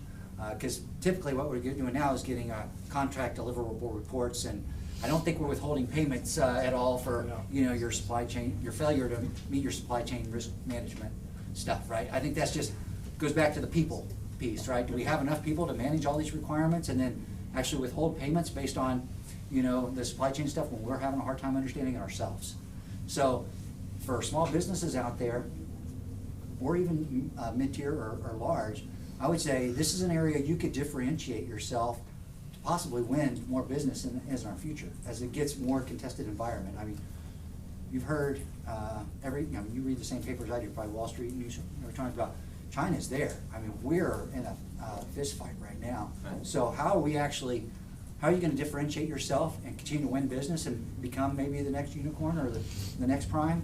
It's about differentiating yourself in this way. We're not going to win a numbers game against China. No. You know, that's part of what we're trying to do also. I mean, look, we had these AI agents that we're building out within our platform, and we're going to do a lot of collaboration, identifying subject matter experts that help in different instances in this platform for DPA. But in the end, best we can do is to provide options for decision guidance to people along the way. Still need people to execute on things, you know, and so as much as we can help to push information along the way, we still need people who are doing the work, quite honestly. You know, what we can do as small, I like the fact you brought up small businesses, because, you know, if we can start to leverage more people who have expertise, they're just not tapped on in the time that we need that. That is something we're trying to tackle with what we're doing. So it could be that we just are able to switch up and find those people who have the right piece of information that you need in order to go the next step, but you still need people to execute on that work regardless. Adding on the people and training things. The other part is to train on needs to be expectation, right? So I was actually in a course helping teach some DoD acquisition professionals some supply chain basics a couple weeks ago. And we had somebody who was working on a program with a large prime, and they're talking about their program. It's going pretty well. You know, we only got about 20 months worth of scheduled away from the program. Wait a minute, that's going pretty well? Well, that is the opposite of pretty well. So this same company in the commercial space just had a large order canceled because of a 4-month delay for something they were delivering to a commercial client. So government folks, you need to expect more from your primes. And then also, primes, you need to expect more from your vendor base, right? So you need to ask the question. So, hey vendor, we want to go with you, but we need to know who your vendors are. And we'd like to know who their vendors are too. That needs to start being an expectation of your vendor base moving forward. What I think the key there is, that's something we, as a DoD, we want them to do, and it is an allowable cost for them to go do it. Like, I think we can't speak for the DoD, but as a prior contracting officer, if you go out and map your supply chain, that's what we want you to do. Yeah. We want you to mitigate that risk, and we'll pay for it. Right. Jim, well, I was gonna say real quick, I mean, talking about how you get people more quickly. I used to have a collaborator at Nankai University, which is just outside Tianjin. So I was there in October of 2018, and you know, I was talking to the guys in computer science, electrical engineering. I went back in August of 2019, and in 7 months, they had built a building, started a school of artificial intelligence, hired 70 faculty and 800 students in 9 months' time. I mean, you know, we just don't keep up. You know, when they, and I mean, that's easier to do when it's top down, right? I mean, okay, you 800 kids are gonna go do AI now. But it's gonna be hard to beat the numbers game. You know, I mean, even if they're not all the best, you know, there's gonna be some really good ones there. And I was just shocked. I mean, you know, it was an empty field, because I remember going for a walk in the morning, you know, the time before, and I come back, what the world's this? And it's a school of AI. So, yeah, it's a tough road. Yeah, and I think we've got a couple minutes left, but we didn't get to it, but we've just been talking DoD supply chain, not even civilian supply chain. Sure. And in my mind, the piece that scares me is the resilience on the civilian side, and the interconnection between defense suppliers and civilian suppliers, and now what is off limits in a war. You've got AWS that supports the military and the civilian side. Is that AWS center now fair game for being targeted? And that propagates through everything. Guys, even for large weapon systems, like 3 to 4 tiers down, typically you're getting into commercial supply chains anyway. It's not a tier 3 or tier 4 DoD supplier. They just supply to the industry at large, and it happens to go into a DoD deliverable. 100% for sure, there's a huge intersection between the two. Yeah. Did we target all bearings in World War II? I mean, Exactly, yeah. right? I mean, I worked for the railroad industry for a while as well. Commercial sector, huge impact to our whole economy as well as our defense sector. You know, I was looking at cyber security from a rail perspective, and I mean, there's a lot of SCADA systems, each locomotive's just a big IT bus moving along the train, right? So they could stop a train in front of a Super Bowl with some nasty chemicals in there and blow it up from an asymmetric perspective as well, right? So there's all kinds of intertwining parts between our commercial sector and our military infrastructure that I think, you know, there's nothing, we gotta figure it's gonna be an asymmetric war, right? They're gonna attack our weakest points.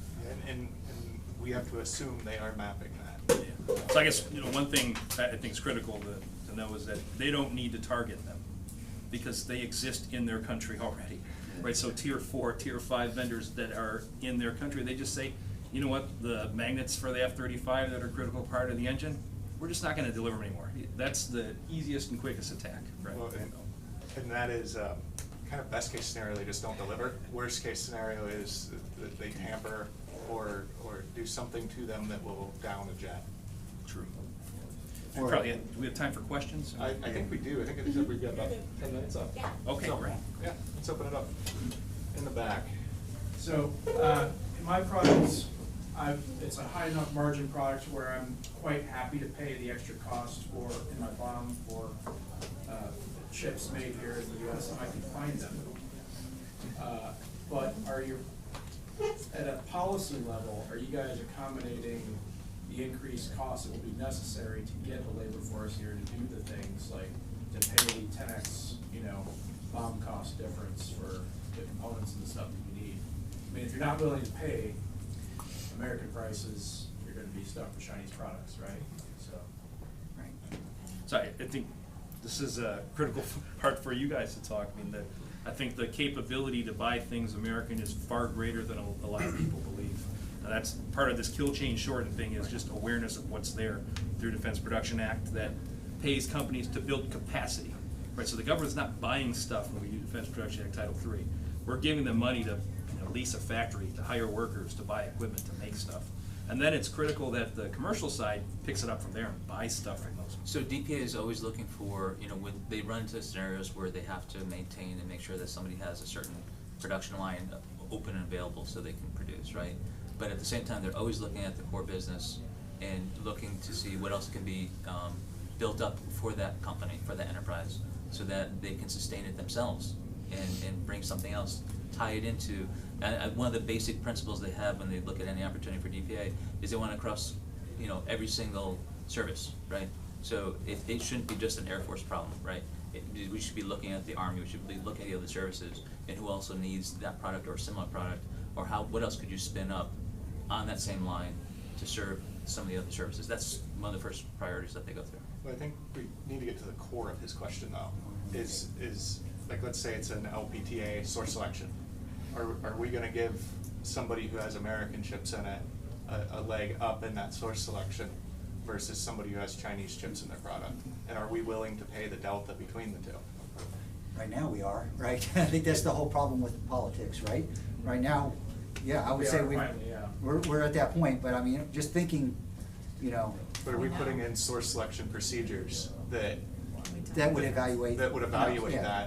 to give Well, I would say, somebody- that's where you go to the industry day and say, are we really willing to, Right. program manager, are you putting your PDocs in that are gonna justify to Congress why we're gonna pay 20% or 30% more for this munition or this vessel, right? I think the same thing with the CHIPS Act. If we're gonna use DPA and create some manufacturing facility, 3 terms from now, when we've got, a different scenario, and maybe several folks have, cancer from, different manufacturing facilities in their area, is the sentiment's gonna change, I don't know. Why did our manufacturing base leave initially? Was it just because it was low cost, or was it because we wanted a higher quality of air? Or was it a combination of all those things? Big part is because we let it go. Yeah. Right, Well, so. Yeah, and a big part of it is, semiconductor industry is capital intensive. I mean, if you look at TSMC, Right. they're very highly subsidized for the capital front end. I mean, if you're spending $10 billion to build a wafer fab and somebody will give you that wafer fab instead of spending your $10 billion, Right. it's pretty high incentive. Right. That, They don't have the same EPA rules either, right? well, they don't. I mean, everybody thinks semiconductor industry is really not that dirty. I mean, but you could probably drink the water coming out of the effluent from a semiconductor fab. I was just gonna say, I think it comes down to, when talking about source selection procedures, is does the government have the technology or the systems in place to verify that? Because the contractor can tell us all day long they're second, third, fourth, fifth tier suppliers, but do we, in the source selection process, have the ability to verify that? I don't think we do right now. Yeah, I mean, I could talk about some weapon systems that we've bought, using like prototyping and an OTA, oral discussions for walking through the production line. So we could tell you, at least at the subcomponent, but not when it gets down to, what's in that component. Even at DCMA, when we're accepting like an engine, we'll accept the engine, and it might have all kinds of different components in it from all different places. But if we're accepting parts that go in that engine, we're looking at where that part came from. So, When it gets complicated by, you've got some suppliers at the sub-tier level that have 140 different sister companies that are all under one umbrella, and they change every 2 weeks. I would argue we don't really need the technology to do this, right? So at every step of the way throughout the value chain, the value chains are tied together by something that you do, contracts, right? So there is a contract in place at every step of that value chain where they could provide you the purchase order to document, here's where everything came from. We just don't have the expectation that they need to do it. Sure. That's the big part I think that needs to change. It should be like an evidence-based audit that happens. I mean, I don't know how many, audits I've been through. It's been a lot, by the government, and for good reasons, and we always embrace them. But, you know, yeah, if you make it a requirement, then you back it up. But I will say where technology is needed, though, is to constantly monitor that value chain. Value chains are incredibly dynamic. You know, a bill of materials that you get for your prime contractor buy will change. 15 to 20% of those vendors will change when they actually execute the contract. Right? They're running competitions, multi-sourcing, dual sourcing. Companies go out of business, right? With COVID, merger acquisition and business sales has been, 4 times higher than it was in the years prior. So value chains change all the time. So having the ability to continuously monitor that what was good yesterday might not be good today, that's where technology really needs to come into play. Well, and then knowing exactly when you have a natural disaster, what level in your supply chain just got hit, and when are you going to have problems, and then how do you mitigate? We got a gentleman in the back. Yeah, I've heard a lot of talk about advanced manufacturing. There's a lot of dumb parts out there too that we have problems with. But you guys see additive manufacturing as a solution in the future? Because I've heard there's a lot of talk about additive manufacturing, but there's a lot of folks with hands in the pot and not a lot of movement. I'll say yes, it has a huge place in the future, but what is put into additive manufacturing, right? There's tooling, machinery, and then raw product that's used, right? The powdered metal that's used in most of the metal additive manufacturing, where does it come from? Most of it's out of Japan, I believe. That's the best, especially in certain metals. I think Japan, Australia. Yeah. I think the answer is, for most people, is we don't know where we get it from because it's sold through distributors here in the States and it's sourced from wherever in the world. So Yeah. that, again, visibility is the key issue there. Yeah, and I will say there is a place for additive manufacturing. On the PM side, a lot of the problems we've had is trying to get engineering to even let us try. Right. Even on non-flight critical components. Right? It's, well, we don't want that on our airplane. Because it takes an awful lot of time to qualify new parts, new sources and everything. It does, it takes money to do that and time. You know, you're not talking about something, flip a switch and 3 months later you're gonna have a new vendor online. That's not happening that way. And They start at the bottom, right? Instead of start at the bottom, when a new program started, there's gotta be parts automatically identified that can be additively manufactured, so you can do it later. But it doesn't seem like there's a disconnect that's getting started. You can't solve everything though. So like single crystal casted components probably will never be replaced by additive manufacturing. That's Also an additive, just fellow additive junkie here. So just, I guess, is it being positioned to those prime contractors that are creating these, I don't want to say supply chain issues, but is it being positioned to them that they need to either incentivize to use additive in spirit, knowing that could be a solution that would at least alleviate some of it, or is it just kind of like an option at this point?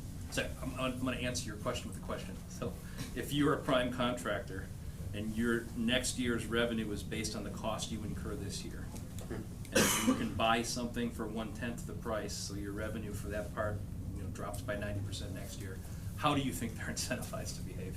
Unless they have a specific requirement that they need, a local domestic source. Yeah. Right. Now the key there is a lot of these parts we have no idea of the design, so we would have to go in and reverse engineer and specifically target those parts, which when you're dealing with airworthy parts, Flight safety critical, yeah, absolutely. It's incredibly expensive. Yeah. Yes.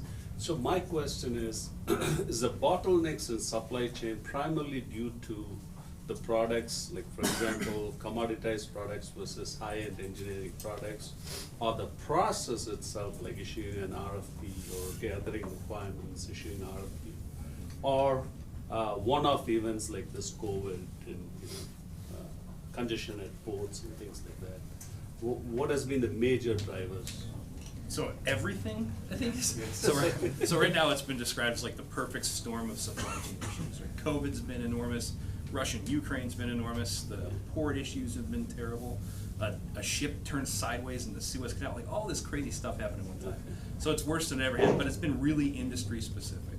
So the one thing I would say is common across all those verticals though, Gartner did a study, I think it was between, so they asked firms where their supply chain issues come from.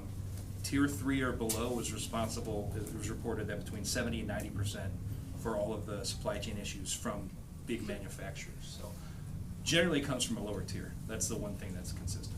And I believe we're out of time, but everybody up here will be available for questions. So thank you. Awesome. Thank you so much, Jacob. And thank you. Awesome, guys. Well, we're getting ready to wrap up the day. we are actually getting ready for an exciting series of lightning talks. So if you guys please can take one more 10-minute break and we will see you back here. We get a group photo of you guys, that'd be great. I'm so sorry. You ready? All right, 1, 2, 3. 1, 2, 3. Thank you. If anybody would like it, I can airdrop it to your phone. That'd be great, yeah. Sure. Sure. I'm good with my Thank you so much. Very good, thank you, appreciate it. That's good. Kept it rolling. Yeah, that was awesome. Thanks, David. Nice to meet you.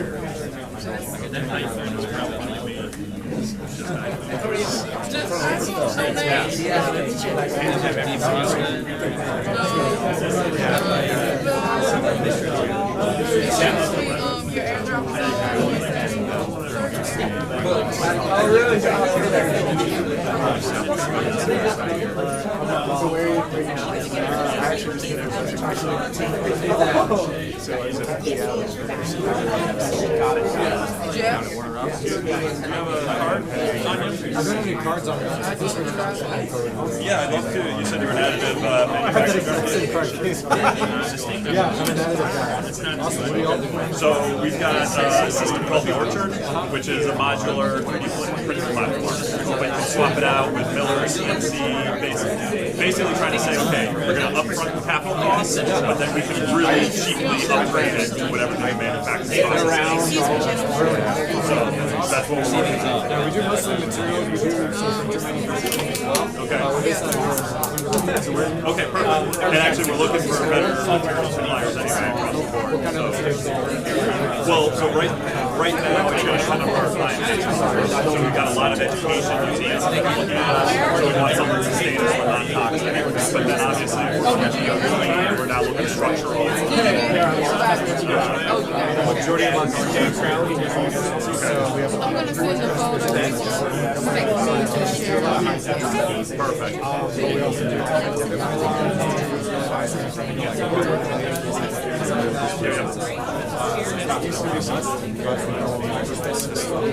so we have like 20 it's really dope for like if you take a look at their site, about 15 that's why I got to run to another session right now. Thank you very much. Pleasure meeting you. Thank you. Okay, thank you. Appreciate it. I would talk to Dave. I'll make sure you get talked to him. Yeah, we're trying to do like, let's get the right on the base. Let's get the factory right on base. He works with the industrial policy. Yeah, so if we can get our platform there and your material, that's the solution. Yeah, definitely. Supplier for companies like GM and whoever else. There's a company that does like they create alternative supply lists for big companies. So it's a lot. It's established out of North Carolina State University. No, shoot me an email. I'll get it. Yeah. And then how do you price your next 5 years? Hey.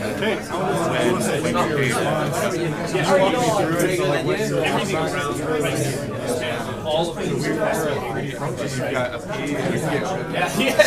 So if the Q is something's not right, your equation's broken. So yeah, sure. Defense Prime, so they get paid through Farm Park 15.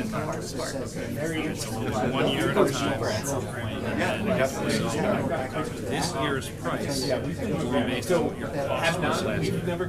They estimate their cost, and then they apply a profit based on something called wage guidelines. Now that's their full price. That's their total revenue for that product. So if you were to come in and tell me as a defense prime, hey, I'm gonna carve out $10 million of your costs for you're carving out $2 million of my revenue. That would be interesting, especially like if it's a prime who has like a long-term agreement with the government for firm fixed price over a number of years, they might want to work with you and make some extra margin. But generally, it's not She said, so how do BBC pricing it out with you?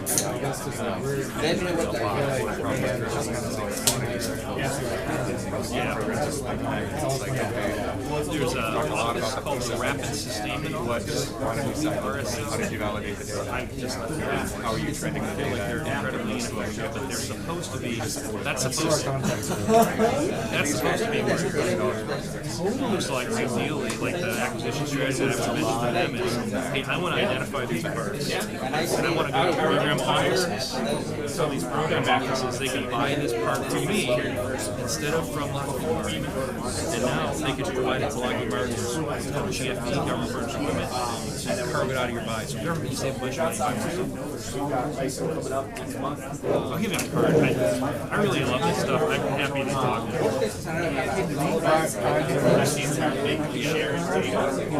Yeah, for instance.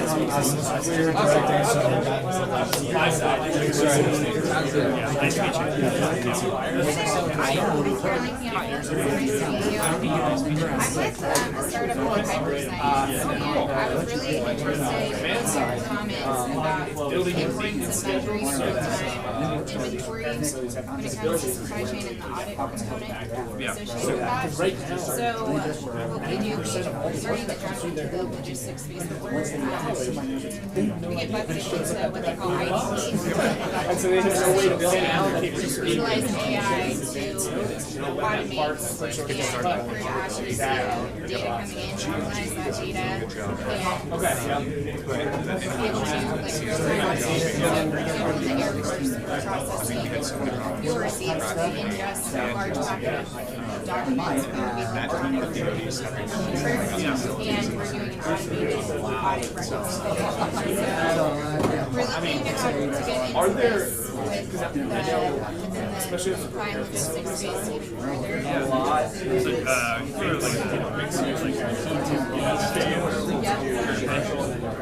If I was you, I'd probably try market. Yeah, there's a lot of processing, like bills of lading. We predominantly get commercial space doing that.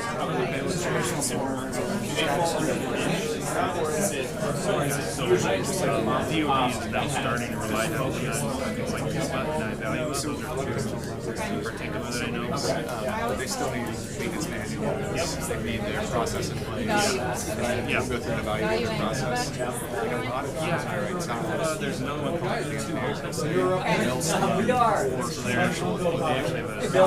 That way, that procedure they're trying to see what we're doing as an next supply chain that's going to happen is also in the government side of the supply chain, we're started 3 years ago. Yes,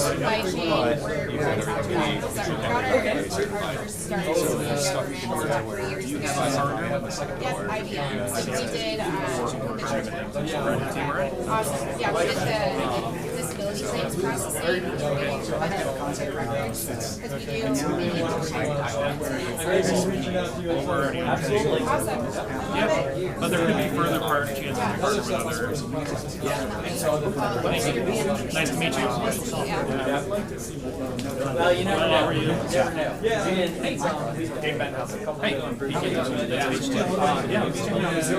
I'm trying to put that kind of. You are the expert mapping and monitoring, so for commercial customers, they are primarily worried about flow of goods.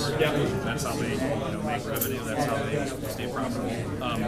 But with some of our government customers and some private customers, commercial clients now, they want to know more about the security risk. What we do, so after we do the mapping, we do risk scoring for all the vendors. We primarily do like the resilience index, like trying to look over time how a company's purchase orders have been impacted by supply chain issues in their area or whatever. And then we pull in data from other things, financial risk, security risk, cyber risk. So how do you get that? Yes, Use the restroom and I'll be back. Your system, do you get that to share that data through existing Yes. Map back and say, we see there's a Right. So our event watch is what we call our tool that continues to monitor events kind of across the globe that can impact supply chains. And then give you an idea, like the big customers we work with. I called you multiple times. I work with those. We've done the for their vendor base. We have like 5 million cards we've mapped.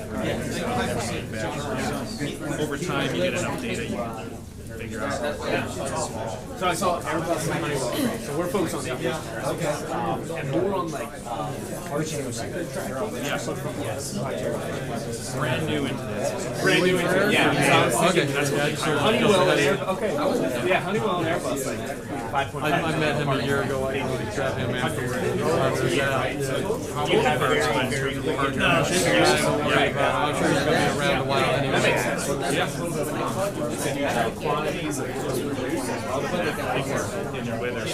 Oh yeah. No, not quite. So that's one thing. If you ask the vendors for their input in a given year, they'll say no. I will share no. Yeah. On the commercial side, that's a huge negotiation. Yeah. The buyer wants to know how much is production output. That strengthens their buying position. They don't want to get. They don't want to get that up right. Pricing information and stuff like that. I'm not surprised.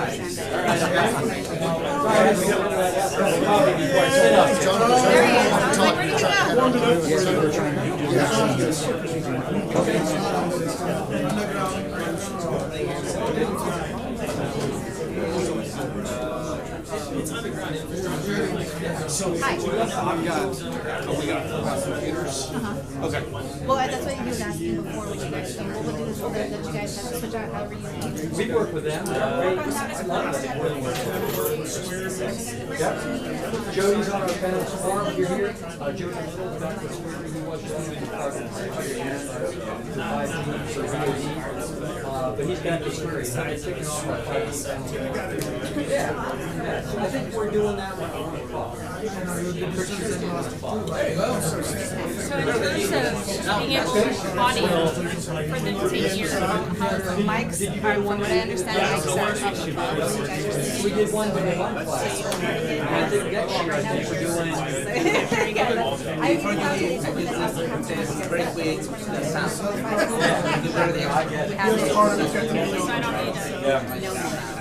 There's a lot of work to be done in there. Is there sound? I always tell folks. Oh, it's actually this one right here? There's a lot of opportunity there. It's right here. There's a lot of opportunity to do some things right. All right, guys, you ready? You ready to get up on? Yeah, do they have the slides going? They're still working. I don't know who the slides that they're working on, but that's not ours. So. Is that another group? Yes. Okay. Yeah, I don't want to start them while they're up there.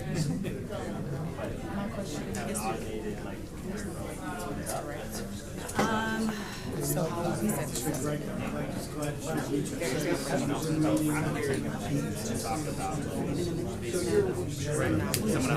somebody put it on in like a window and there's no right in between to like take time to set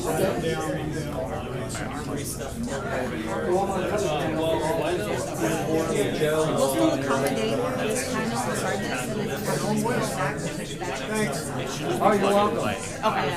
Okay. Because we need to get the other. Yeah, we got a panel going now, so it'd be great if we can. Yeah, get it going. Yeah, I'll come talk to you guys. We'll get it sorted out. Are you General Law? I am. I'm Tori. I will be introducing you. Hi, Tori. All right, very good. All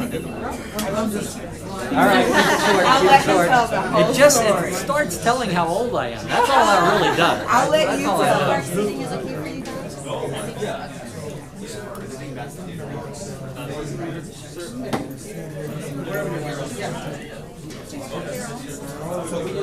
Right there. Sir, you want to go ahead and get you set up with your slides? I am ready. Yep. All right. I love it. San Antonio in the house. We're doing this. Is there a place probably on the back table? I can do that. Absolutely. That'd be great. Absolutely. Save that clip. Yeah, save that. Oh, Yeah. no. Cool. We're seeing it. Perfect. Did you put yours on the paper, didn't you? I did. Okay. You want to get us closer? That's all they need. Oh, you need me to log in? Yeah. Yes, sir.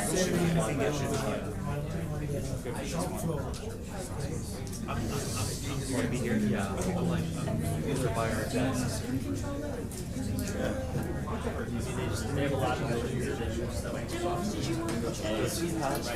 It's just going to run. It's on auto.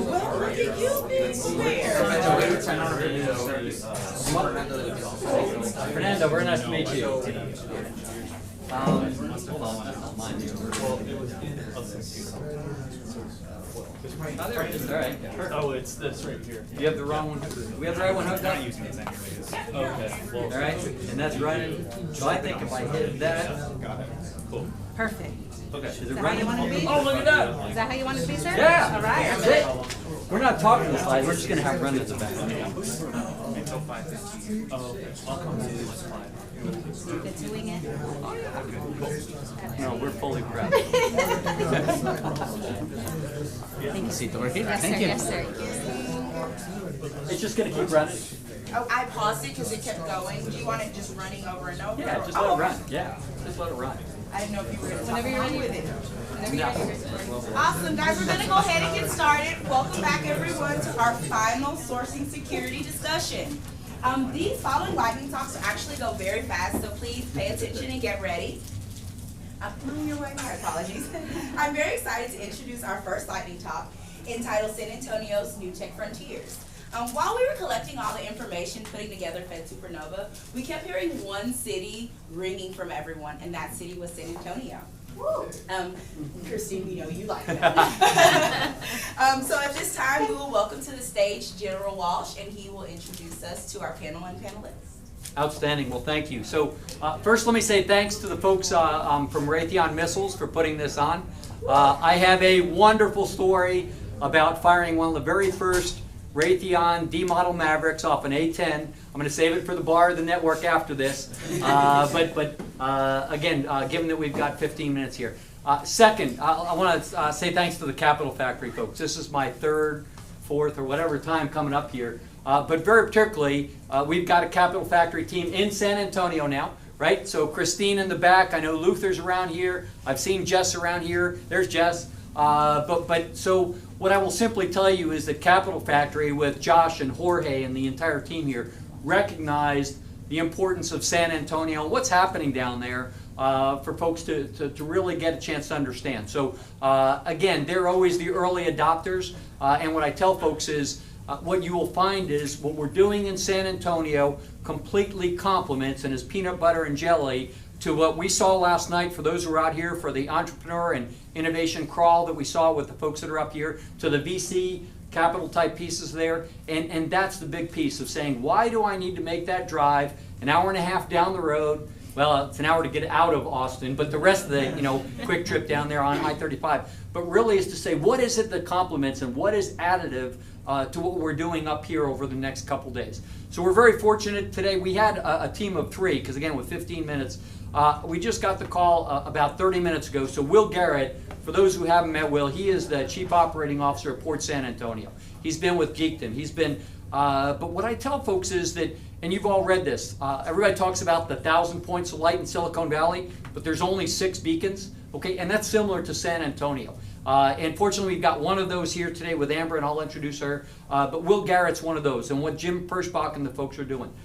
For those, don't worry about taking pictures. We will give these out, and these slides are here, but it's just to give you an idea of some of those activities that are ongoing in San Antonio.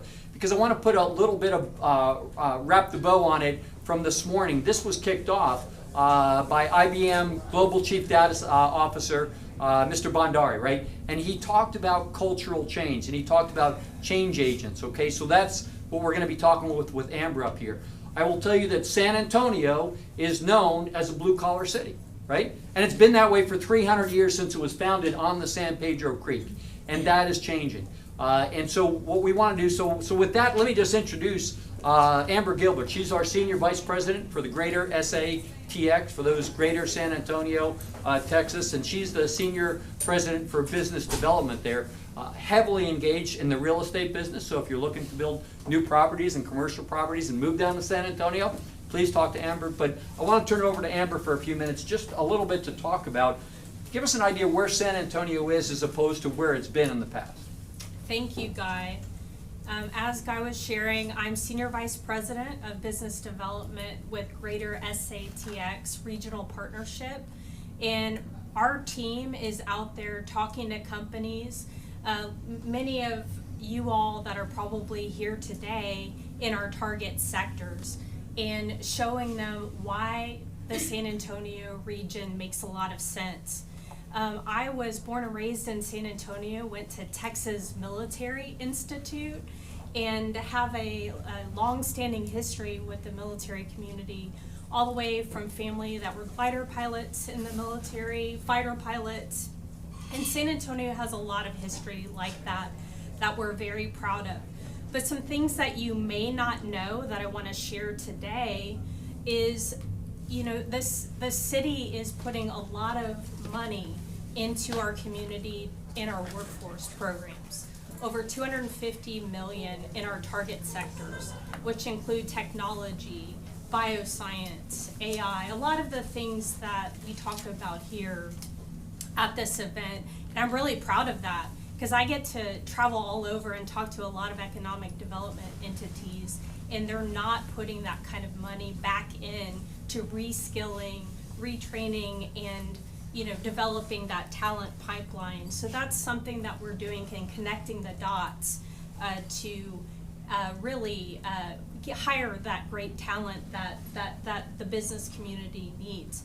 Now, the Austin-San Antonio corridor, depending on the day and the week, is number 1, 2, 3 fastest growing in the, not Texas, in the whole US. So it's exciting to be in this room and to be in this time in this growth opportunity for the city. And there's a lot of synergies between San Antonio and that Texas triangle that we are all benefiting from, which is exciting. San Antonio in particular has a lot of inbound growth from major metros like LA and all over, for the business climate that Texas offers and the San Antonio community and Austin community offers. But we in San Antonio have a large migration of folks from South Texas. And I think what's unique about that is the diversity that the community offers. As a major minority metro, we already look like what most of the country will look like by 2030. And 56% Hispanic and 38% bilingual in our particular community.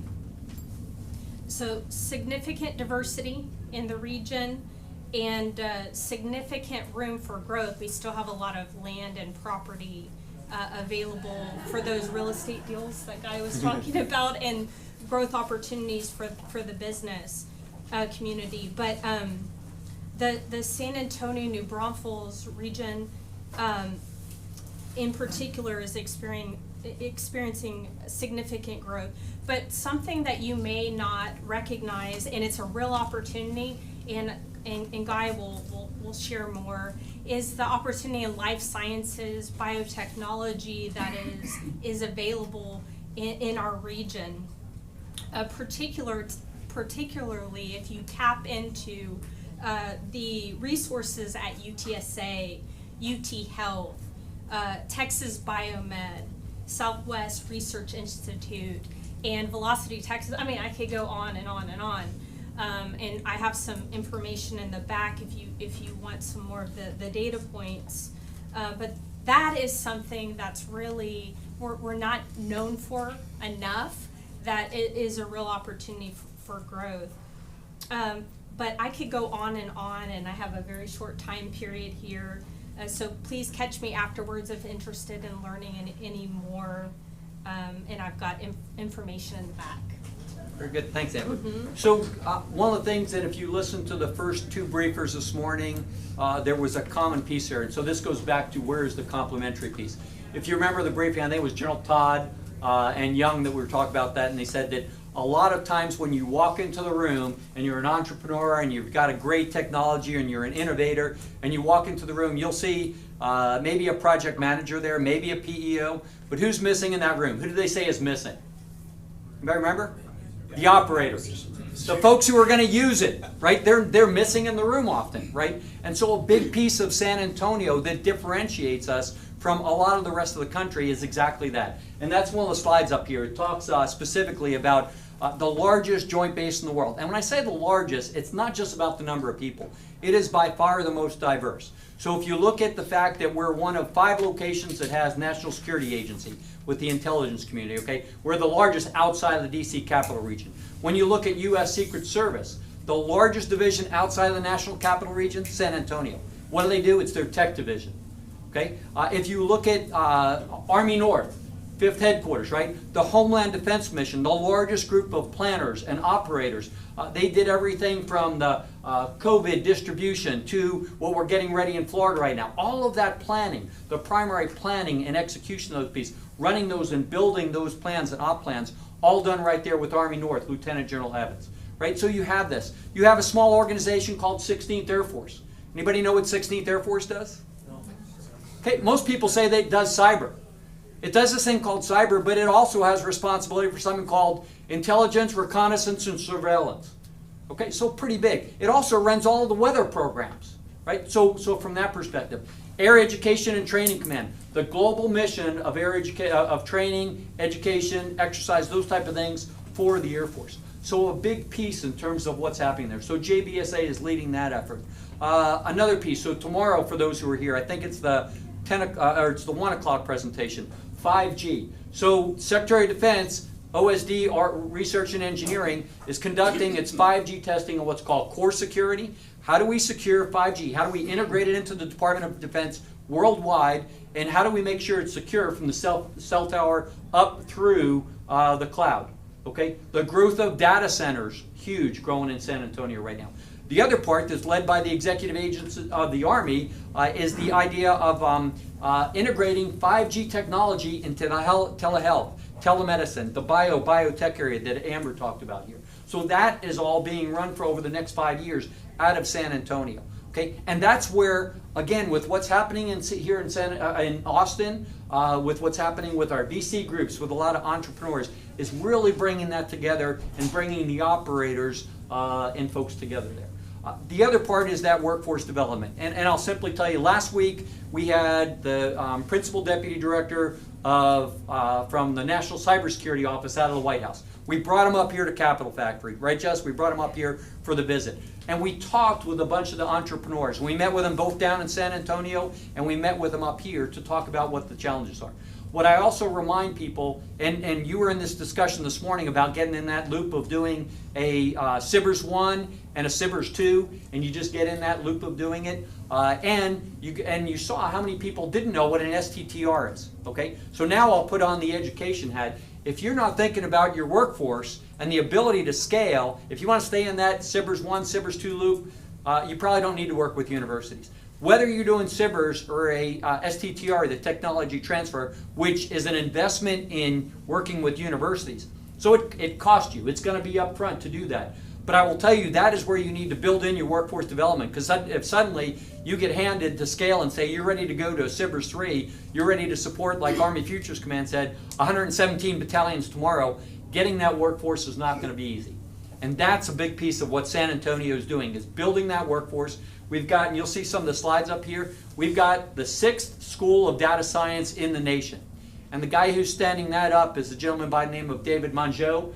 David came out of Bell Labs in New Jersey. He came out of the industry side of the house. He then went to the Ohio State, I got a nephew there, and he was with their school of data science. He left there and he went and stood up the School of Data Science at Cal Berkeley.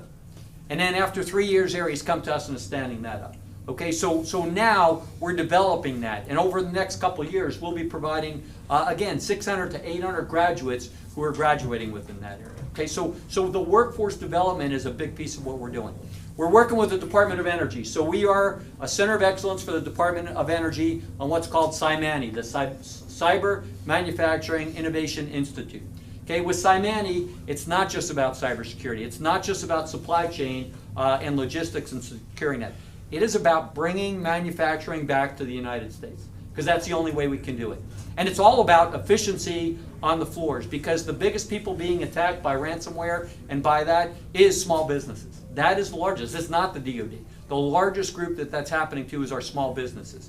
And so that's, again, why, again, opportunities to work with Simani, opportunities to work with the universities, work in the research world. Last year, we became an R1, the top tier Carnegie-rated research universities, the top 4% of all research universities in the U.S. Amber, add something. Come on, I'm giving you extra time here. Okay, very good. Well, I think Guy covered it well, but something that you may not know, $530 million in federal research dollars in San Antonio, over 187,000 employees in industry, and this is in the bioscience. So there's a lot of opportunity. If you want to visit us, please reach out, and obviously Capital Factory is there. And thank you for allowing us to be here today. Yep.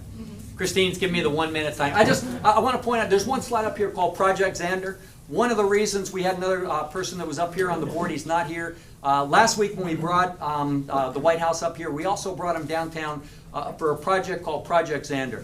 We've been working with MITRE, Peraton, CACI, a bunch of different companies where we take 160 students that are working in principles of cybersecurity at the master's program and at the bachelor's program. We put them in teams as part of their class, and we go out and they work. This year they're working with 24 nonprofits throughout all of San Antonio doing a cyber assessment, because that's the fabric of the U.S. Everybody in this room probably has donated and has their credit card on file with some type of an organization that you support. And so it's not just about supporting nonprofits, it's about the security of the folks in this room. So the White House is interesting. We've scaled out to 8 states. We're going to be scaling up here to Austin area. But that was, again, one of the reasons that Channel 4 News called them up and said, all right, you got to do that instead of being on the panel, which is good because we're out of time anyway. So thank you again for joining us. Awesome. Thank you, General Watson. Thank you, Amber.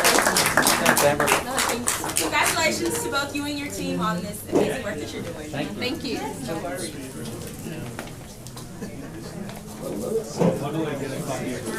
I will get those. We're going to probably post it within Capital Factory. We're just going to work. Yeah, well, yep, because we didn't get Amber slides into the last minute. We will get all that in. There's a couple quick flyers here, and tomorrow I'm going to have the flyers on Velocity, Velocity Texas as well. What is that? So that is the biotech, where it's all labs and startups that are working in the area of biotech. Oh, something similar that Houston just announced Absolutely. last week. Yep. I'll have all of their stuff. So how long has this Velocity been there? I will say almost 2 years. They just opened 2 new labs this last week. So yeah, they just opened. So it's relatively new, and it's right downtown. It's an old commercial warehouse type area that they're You know, I'm so happy San Antonio is growing, but I'm also sad that you guys are doing the mistake of concentrating everything in the south. Yes and no. If you look at what's happening now at Port San Antonio, that's about 7 miles outside there. That's the old Kelly Air Force Base. Up where we are, we have a whole tech port up on the north on 1604. So there's a couple of areas, especially Port San Antonio. In Austin, I'm noticing a lot of tall buildings. Every time I come up with some tall building, I'm like, hey, you guys see Houston, the traffic is so bad trying to get out downtown. Why do you repeat the same thing? Yes, just spread it out. Well, the good news is Port San Antonio, you won't run into traffic. Well, you got to get there, but depending on which way you're coming from. Just get the light rail up and running. We need to get that bullet train between Austin and San Antonio. That's what we need to do. That's what we need. I can give a speech on that. I can give a speech on that now. I know so much of that. And then actually, I moved again. So I'm like going to all the cities. I like Bernie. I am. I'm He's doing the best. I know. I definitely would like to come and visit. So, is there some availability tomorrow morning? You think? Or I live in Spring near Houston, but I definitely want to make it this So I have meetings tomorrow here, but I'll be back in San Antonio Thursday, Friday. Oh, Thursday, Friday. End of Thursday. So Friday's the best for next week. Okay. When do you go back? I'm leaving tomorrow evening. Okay. So can I call you then? Can I call your secretary, fix an appointment? Sure, that would be great. Okay, I think that will be easier because I really would love to start making investments. Because every time I come to this area, it just keeps changing.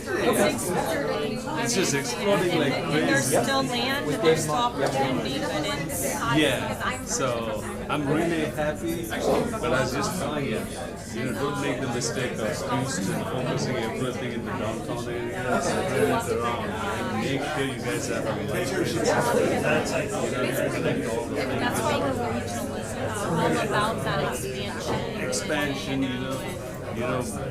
growth around, don't focus everything in the downtown. It's a very good point. Oh, Traffic coming in, it's just a nightmare. It's just a nightmare. Now traffic is picking up because people are going back to offices.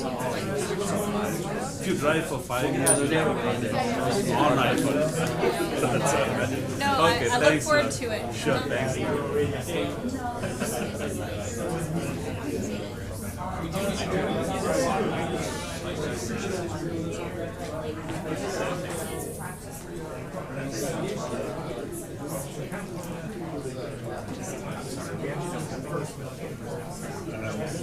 Oh, that's why, yeah.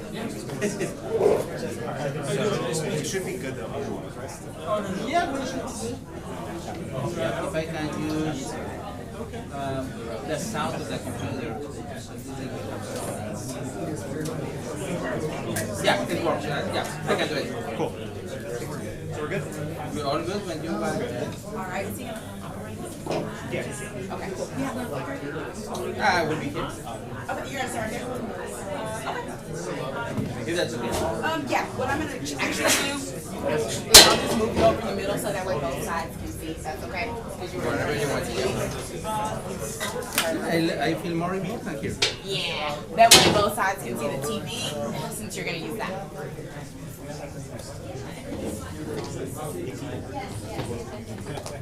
Are you comfortable there? Yeah. I will have 7 minutes and you will have 7, right?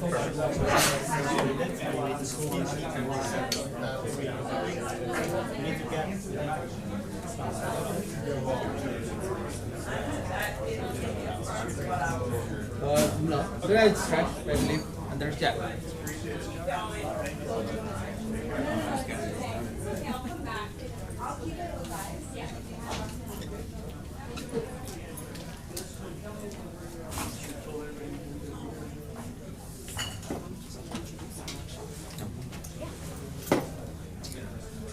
All right, guys, welcome back. Now we will welcome to the stage, who's already up here, Dr. Fernando de la Pena and Jonathan Josephson. A form of sourcing security is to strengthen our collaboration among technologists. I'm excited to introduce you to this lightning round entitled Sourcing Star Wars Style Collaboration for the Future of Human-Machine Interaction. Jonathan is the founder and CTO of Quantum Interface, and Dr. Fernando de la Pena is the president and CEO of Exia. Fernando and Jonathan, the stage is all yours. Thank you. Well, thank you so much. I'm Fernando de la Pena, President and CEO of AX Aerospace. One of the topics today is holographic teleportation. We call it HoloConnect.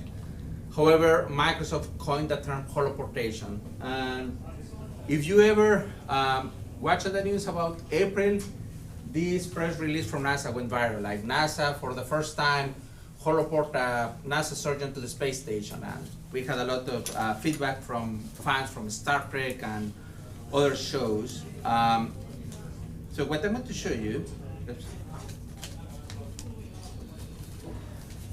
trying to create holographic teleportation, it's interesting. It's an evolution of communications. Level 1, you have a telephone call, you have voice. Level 2, you are limited to the size of your screen. You are limited to the a two-dimensional screen. Holographic teleportation is a three-dimensional hologram. You have volume, you can see the person, you can feel the person, you can walk, and I can be interacting with all of you as holograms, and for my mind, you are there. Plus, we are adding haptics as well. The reason, because we developed this technology, we created avatars in the beginning. Some people like avatars, some people they don't. We tried to recreate a very realistic avatar. If you're familiar with the uncanny valley is you can create something that a machine that looks kind of human and your brain will like it, but when it's very close to be human and something is not right, your brain will reject it. For instance, a human body, but it's not breathing or the eyes are not moving. So when we perform this holographic teleportation, we were sure that we need to include every single aspect of the human, otherwise your brain will reject them. Conditions on the space station, that was a huge challenge. We have, sometimes it's very hot, sometimes it's very cold, you have radiation. The space station travels very fast. Every 90 minutes it makes a full orbit to the Earth. For that reason, we have something called satellite handovers. We are aiming to one antenna, and then we need to switch to another antenna, so we have a disruption in the communication. Bandwidth, we only have 5 megabits per second for a full two-way holographic teleportation. So there are some issues, but we succeeded. I will show you a video. I will use the audio of my computer, so hopefully you can hear it. Let's see, hopefully you can play it.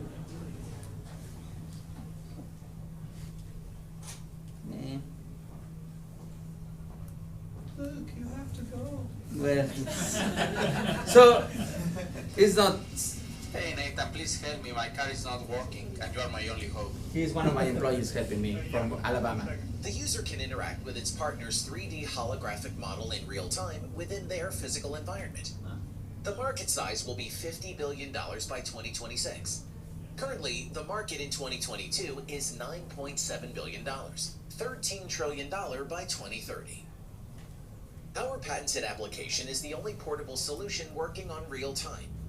Operational in the International Space Station, one of the toughest environments to test telecommunications, we performed the first off-planet holoportation in human history. One application, multiple devices. The holoportation also works using your iPhone or tablet to deliver a more intimate experience that is not possible with a video conference. There are multiple applications, for example, in education, which we currently have at the University of Houston. Military applications that will allow you to create unique memories. That's a hologram. Also in the health, engineering, and business industries. Established in 2012, we have a stellar past performance. Our patented technology will put you ahead of the metaverse universe. Let me jump that. These are real pictures. So a crew member or an astronaut from the space station took those pictures. This is Air Force General and Dr. Josh Smith, NASA surgeon, and that's me. So for the crew member on a station, we were there. We were interacting with the astronaut. This is part of the team. Those are real pictures taken from the space station. As I mentioned, it was a huge success. We captured the same press bulletin from NASA, the press release, in 15 different languages. These are the pictures of the first handshake. I want to show you this last video, very quick. This is one of the astronauts, and she just want to please hear what she's saying, and I will go very quick.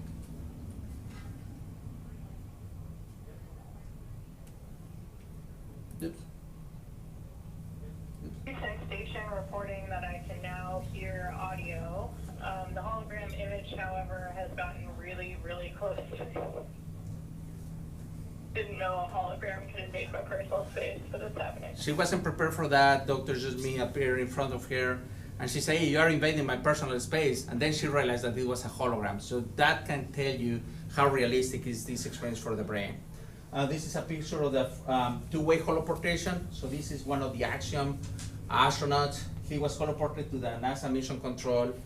An Axiom surgeon was performing a medical evaluation of this guy. So for the Axiom surgeon at the mission control, he was there. For the astronaut, Mark Patty, he was on a station interacting with the Axiom surgeon on a station. So from their point of view, they went next to each other. It works on any single device, and I will skip this. We're including haptics. So right now you can see the hologram, you can see the other people. We can have up to 340 people at the same time as holograms, but you also can feel the other person with haptics. And we are planning to add more features like robotics. I will skip all of this. One of the other issues that we're trying to is quantum computers. We're trying to create an avatar that will work with artificial intelligence, because on Mars we will have a delay of 40 minutes. So if I'm bleeding and waiting 40 minutes, I will be dead. If I'm using a quantum computer, we can use artificial intelligence to create an avatar and recreate as a hologram the medical procedure required to save the astronaut. And I will show you this later on, but if you want to use a quantum computer like IBM and you want to break an AES 256 algorithm, it's super easy with that one. Pretty much that's it. Jonathan, the floor is yours.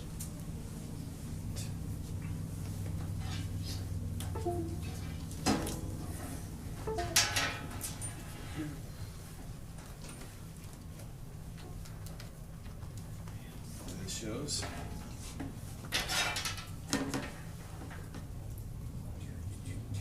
There we go. All right.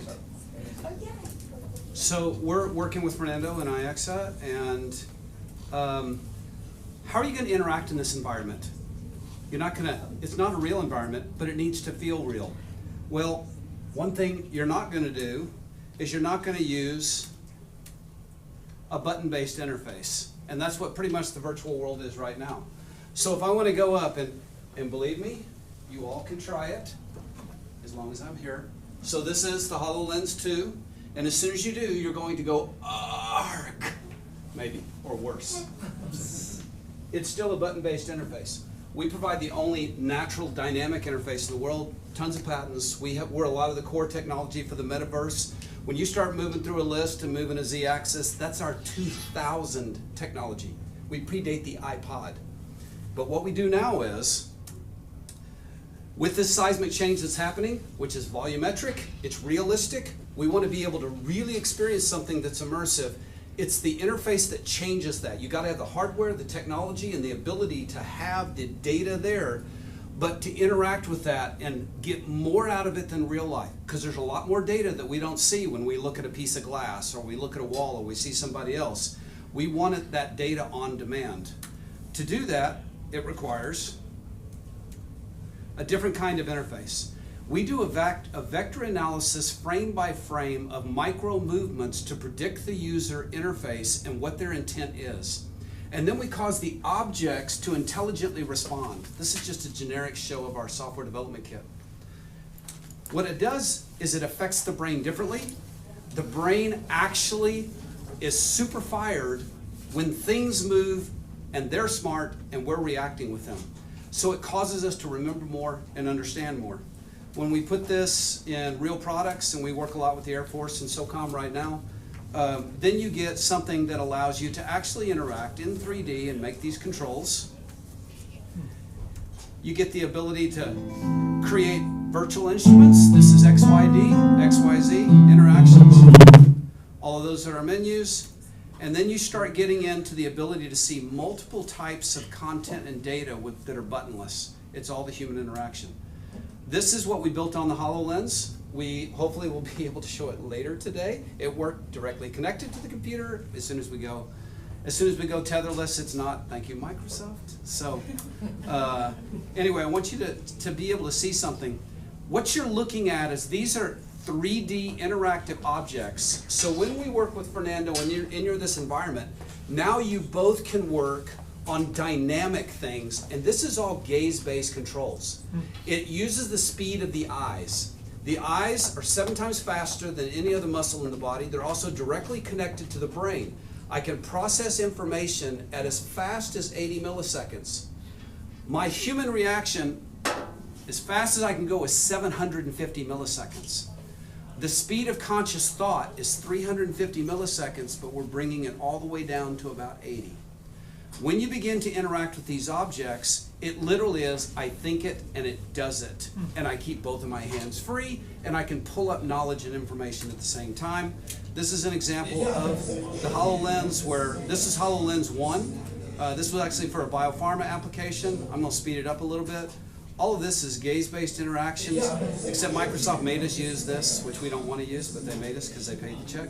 So in this case, we set an object, and then all this becomes gaze-based, so that now we can control videos, we can control audio, we can control our camera involved, we can control everything that's there hands-free while we're working on a bioreactor, or while we're now in a virtual environment where we're teleporting from one place to another.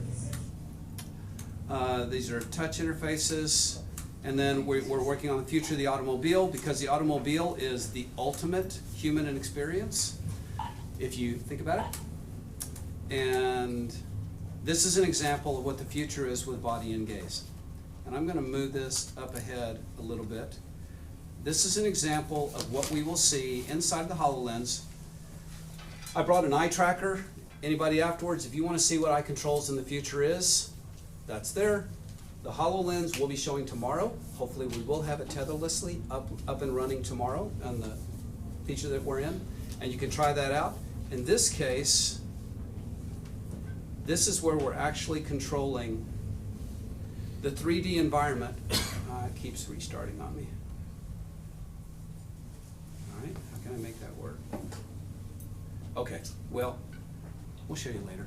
But we're actually moving and controlling the 3D space in our environment with eyes and body, and it is the future of the interaction. So combining these two technologies together, we get something that's more than real, it's faster than real, and it gives us the ability to navigate and control data, content, and all the information that we are not able to right now at the speed of thought. Thank you so much, John and Fernando. It's so awesome to get a chance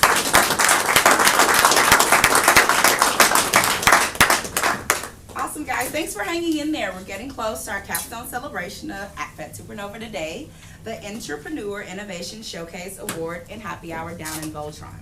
I'm really glad to introduce what actually may be the most important discussion of the day. This next lightning talk, leveraging diversity tech for holistic health and suicide prevention, is critically important. What good is the best tech in the world if our human health and life fulfillment deteriorates? I am pleased to introduce to you some of the leaders who are tackling these changes head on. To introduce this session, I would like to introduce Major Nick Rinaldi, the Human Performance Portfolio Lead for Army Applications Laboratory. Thanks. Hey, thanks everybody. Hey, so we're really close to the end. Come on up. Awesome. Last one. Okay, so hang in there. Hey, my name is Nick Rinaldi, and I promise the only pitch that we got going on here this afternoon is really your call to action for tomorrow. So we're going to do a workshop tomorrow from 2:50 all the way through 4:35 about this particular topic, and we're going to have some folks that are unique and interesting in there to kind of discuss like real problems when it comes to really what our society faces, right? But from my perspective, what our military faces a little bit, and where we're at from like a DoD space, right? So the actual problem set when it comes to the diversity tech force, you know, holistic health and suicide prevention is a tough topic. Me personally, I reside here in Army Applications Lab. I am the portfolio lead for human performance projects across the Army. So we do quite a bit of activity for that, and I work with a bunch of other labs and centers for that. So like by no means am I the only person doing it, but we work with quite a few folks to get that done. And I have a background in kinesiology, teaching team sports for the most part, and I'm also an active duty Army officer. So You know, I have a promise my career in an armor brigade combat team, kind of several deployments over to Iraq and Kuwait and Saudi Arabia, mostly desert. They don't ever send me any place nice. And so I've had a lot of, I guess, experiential pieces to this from a leader standpoint and an individual standpoint. So I'm super excited to talk about this today with a couple other unique individuals that I would love to introduce to you, let them talk a little bit about themselves. So I'll start here first with Chaplain or Colonel Cantrell. Super unique position that you hold as chaplain seated. Go ahead. Well, hello everyone. I'm Steve Cantrell. I'm in the Army Futures Command.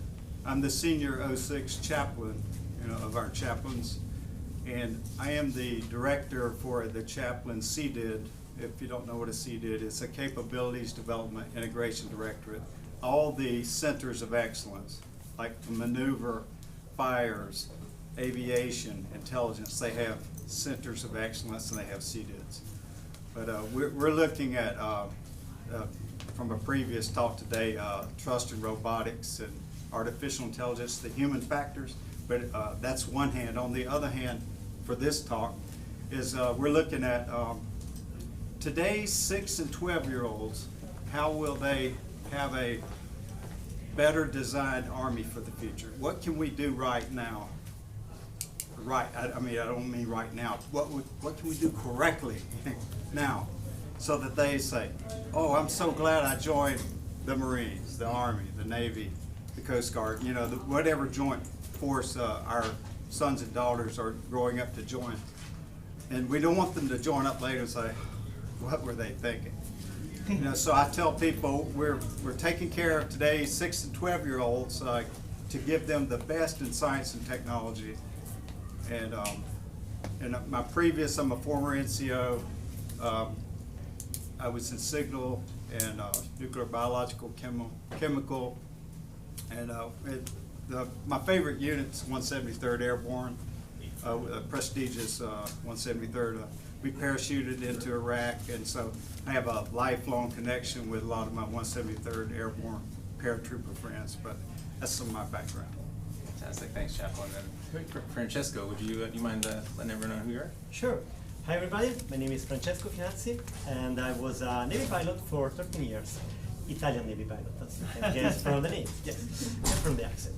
And during my years as a Navy pilot, even if I was checked, psychologically checked, every 6 months, like every other pilot, I still saw a lot of human factor problem related to psychological malaise in the Navy and or in the other environment.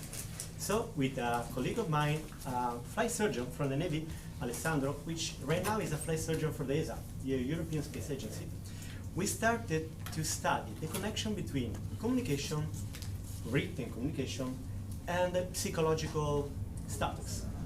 Why written communication? Because we wanted to find a connection between the real meaning of communication, what people actually meant when communicating, so the semantic, and the clues with distress, anxiety, and psychological malaise in general. So for 5 years, we've been studying this with pilots in the Navy, sailors from the submarine, people from Concordia Station in Antarctic, people from ICES of the NASA, Israel, Poland, all missions around the globe.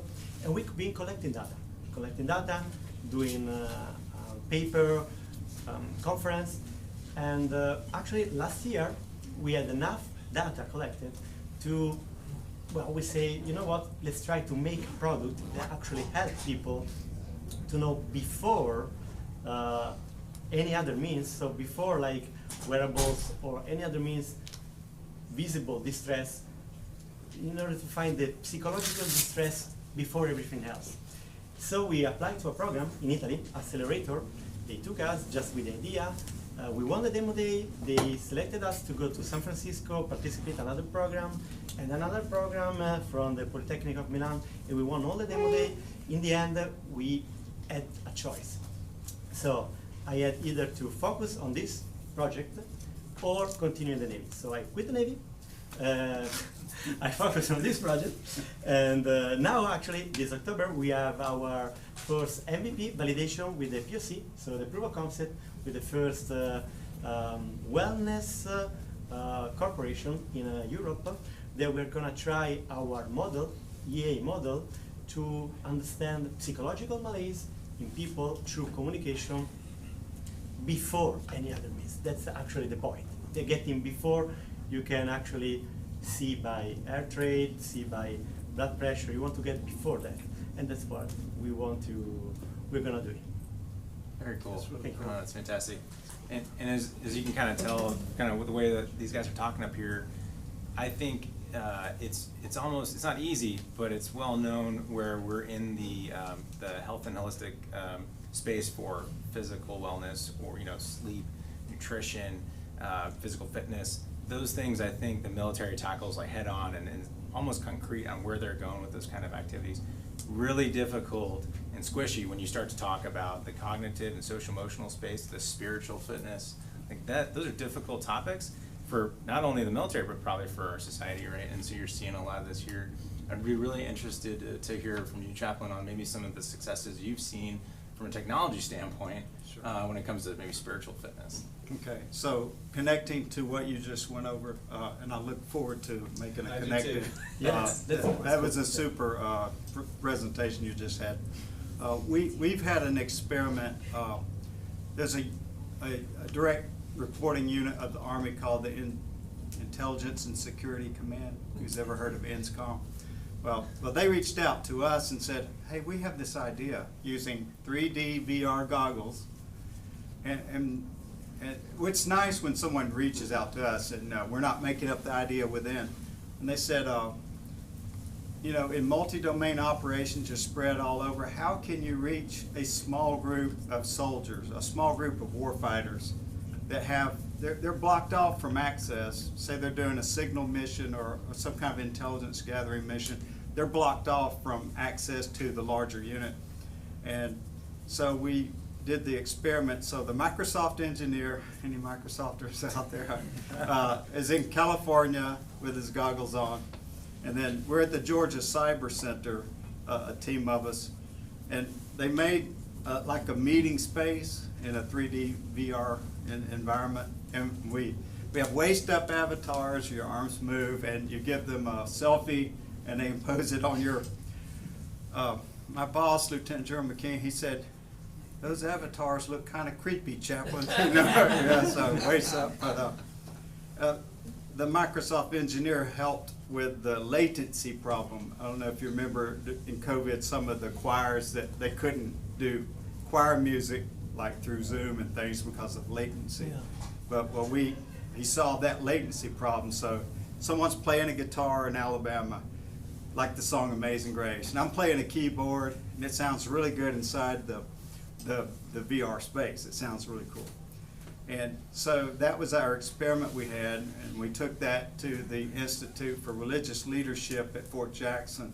We used to call it the Chaplain School. Now we have an institute, the Institute for Religious Leadership, and they're looking at it. They have a simulation center, and so the 3D VR as a tech way to help soldiers who really it would be a phone call otherwise.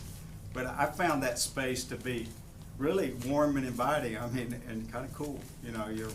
You're in this VR space. But that's my story to share today. And I mean, absolutely a great example of we talk about connectedness, mindfulness. How do you actually bring people together when they're feeling that piece of without, right? And I'm gonna pop one over to Francesco here. Let's talk challenges. What challenges have you maybe experienced in your journey so far to where you're going today? There are many. Yeah. The real challenge, I think, is to get the passive monitoring of the psychological status. If you think about how we started collecting data, we started with wearable, collecting the cortisol from the saliva, heart rate, blood pressure of the volunteer, to actually find connection with their psychological status in what they actually communicated. But the real challenge is actually knowing their psychological distress without all the wearable, without all this, only by passive monitoring. That's actually where I think the future is going, through voice analysis, for example, through communication analysis that we are doing, like facial expression, all this kind of technology are all different approach, different side of the same actually goal, which is actually to monitor, help people recognize their own state before, even because before you recognize it, before you can treat it, which are the two sides of the same coin. Before you diagnose, then before you can treat it. And that's your we work two sides of the same coin. Yeah, that's fantastic. Great. The detection and then the treatment. Right? Absolutely. And I think probably as you all would think, there's probably not one way to attack a problem. There's several ways to really do that, and probably different for everyone is what we're finding, I think, with a lot of folks. So really fantastic to get you all up here and talk with you a little bit here today, this afternoon. Won't hold anybody up any longer today, but again, we're going to really get into it tomorrow at 2:50, and we'll be in the AAL, Army Applications Lab space on the 8th floor. We're going to workshop and really try to look at tangible outcomes in this kind of environment, cognitive, social, emotional. What are some of those things that we can really get after, hopefully in a pretty active environment, not just a spectator scenario for folks. So if you're excited about some of this stuff like I am, I would love to see you all there tomorrow. Awesome. Thank you very much. You guys could join me in giving a round of applause for all of our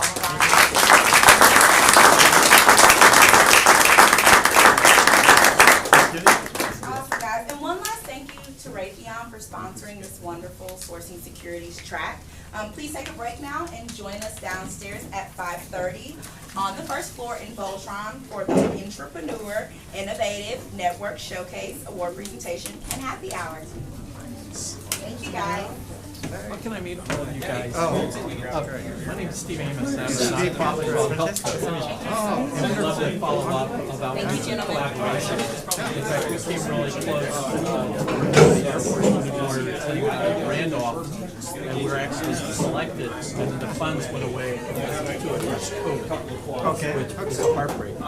And so, do you have cards? Are you around tomorrow with this event? So that's a part of Steve.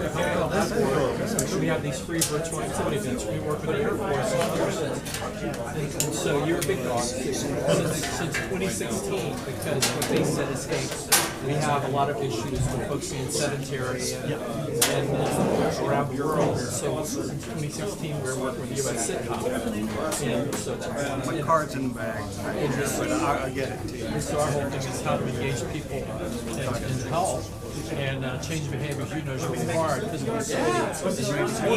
hard. But I'd be fascinated to talk with you guys about what you're doing and ways to collaborate on both current military, veterans, but also with families. We talk about the crisis. Can you come to the event? I didn't know about it right now. Because we're going to get into it. Yeah, and we'll ask for you. I mean, it won't be a... Do you know Warren Farrell? He won a Reader's Voice Prize. Okay.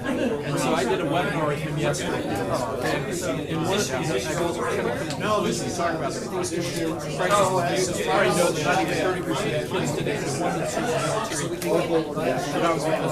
they're abuse. But the real issue we have is families. I'll send you a note for sure, so we can contact you. Do I have your... No, they got my bag. But I'll send you... well, I'm from Georgia. I didn't know if this was you at the cameras. I saw Northwest. Yeah, my family's been in that state for 1700s. Conversation with that. And your home is? Milano. In Milan? Yeah. I was stationed here actually for a couple of days. Oh, you were? Oh, nice. Yeah, I've been here for. So you're around here. Are you doing? Yeah. So my family is involved in like holistic medicine, like longevity science, anti-aging medicine around. And so, Sam. And so we're doing a lot of work with hyperbaric medicine, and we're combining hyperbaric medicine with ketamine sometimes for PTSD for military. But I'm actually focusing. I'm in a startup and we're building the health ecosystem and and so I'm very interested in the work you're doing and building because we're wanting to develop partnerships with technology companies that are working on like the mental health side of things. Because for space travel and for space in general, that's the most important aspect. You can have physical health, but your biggest tax on astronauts and more general is going to be mental. So one of our partners, they have like the exclusive license on a local AI that detects respiratory. So whenever was it for? Saying ABCs and stuff. Because actually, AI stuff. So I don't have any yet. Like my partner and I, we just starting. We started in November. Yeah, we just got EIBs. We have 8 right now.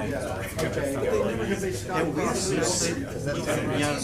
working with No, so artillery. Yeah, we are Alessandro was he was an artillery.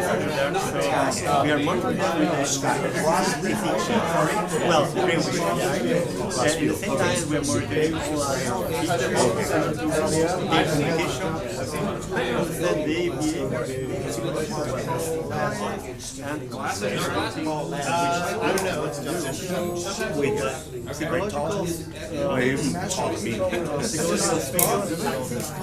with psychological things. So I am in the patient filling up journals. Analyzing the journal. Yeah, I was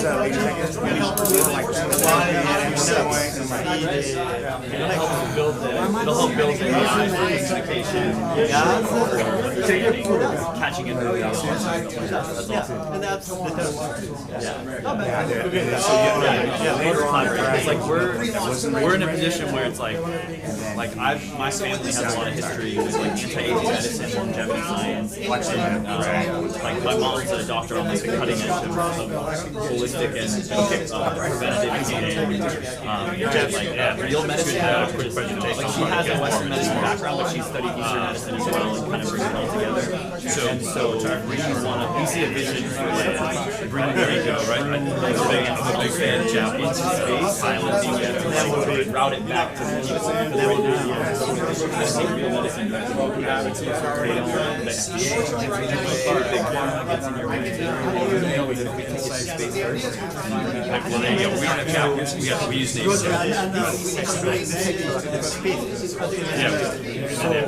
What we get, like our Raytheon, she's not just bad. I met her at an event recently, and I was explaining to her my passion for hyperbarics, how we were getting out much of our DA in with big fan training with us. I just got into hyperbarics because we're saving lives.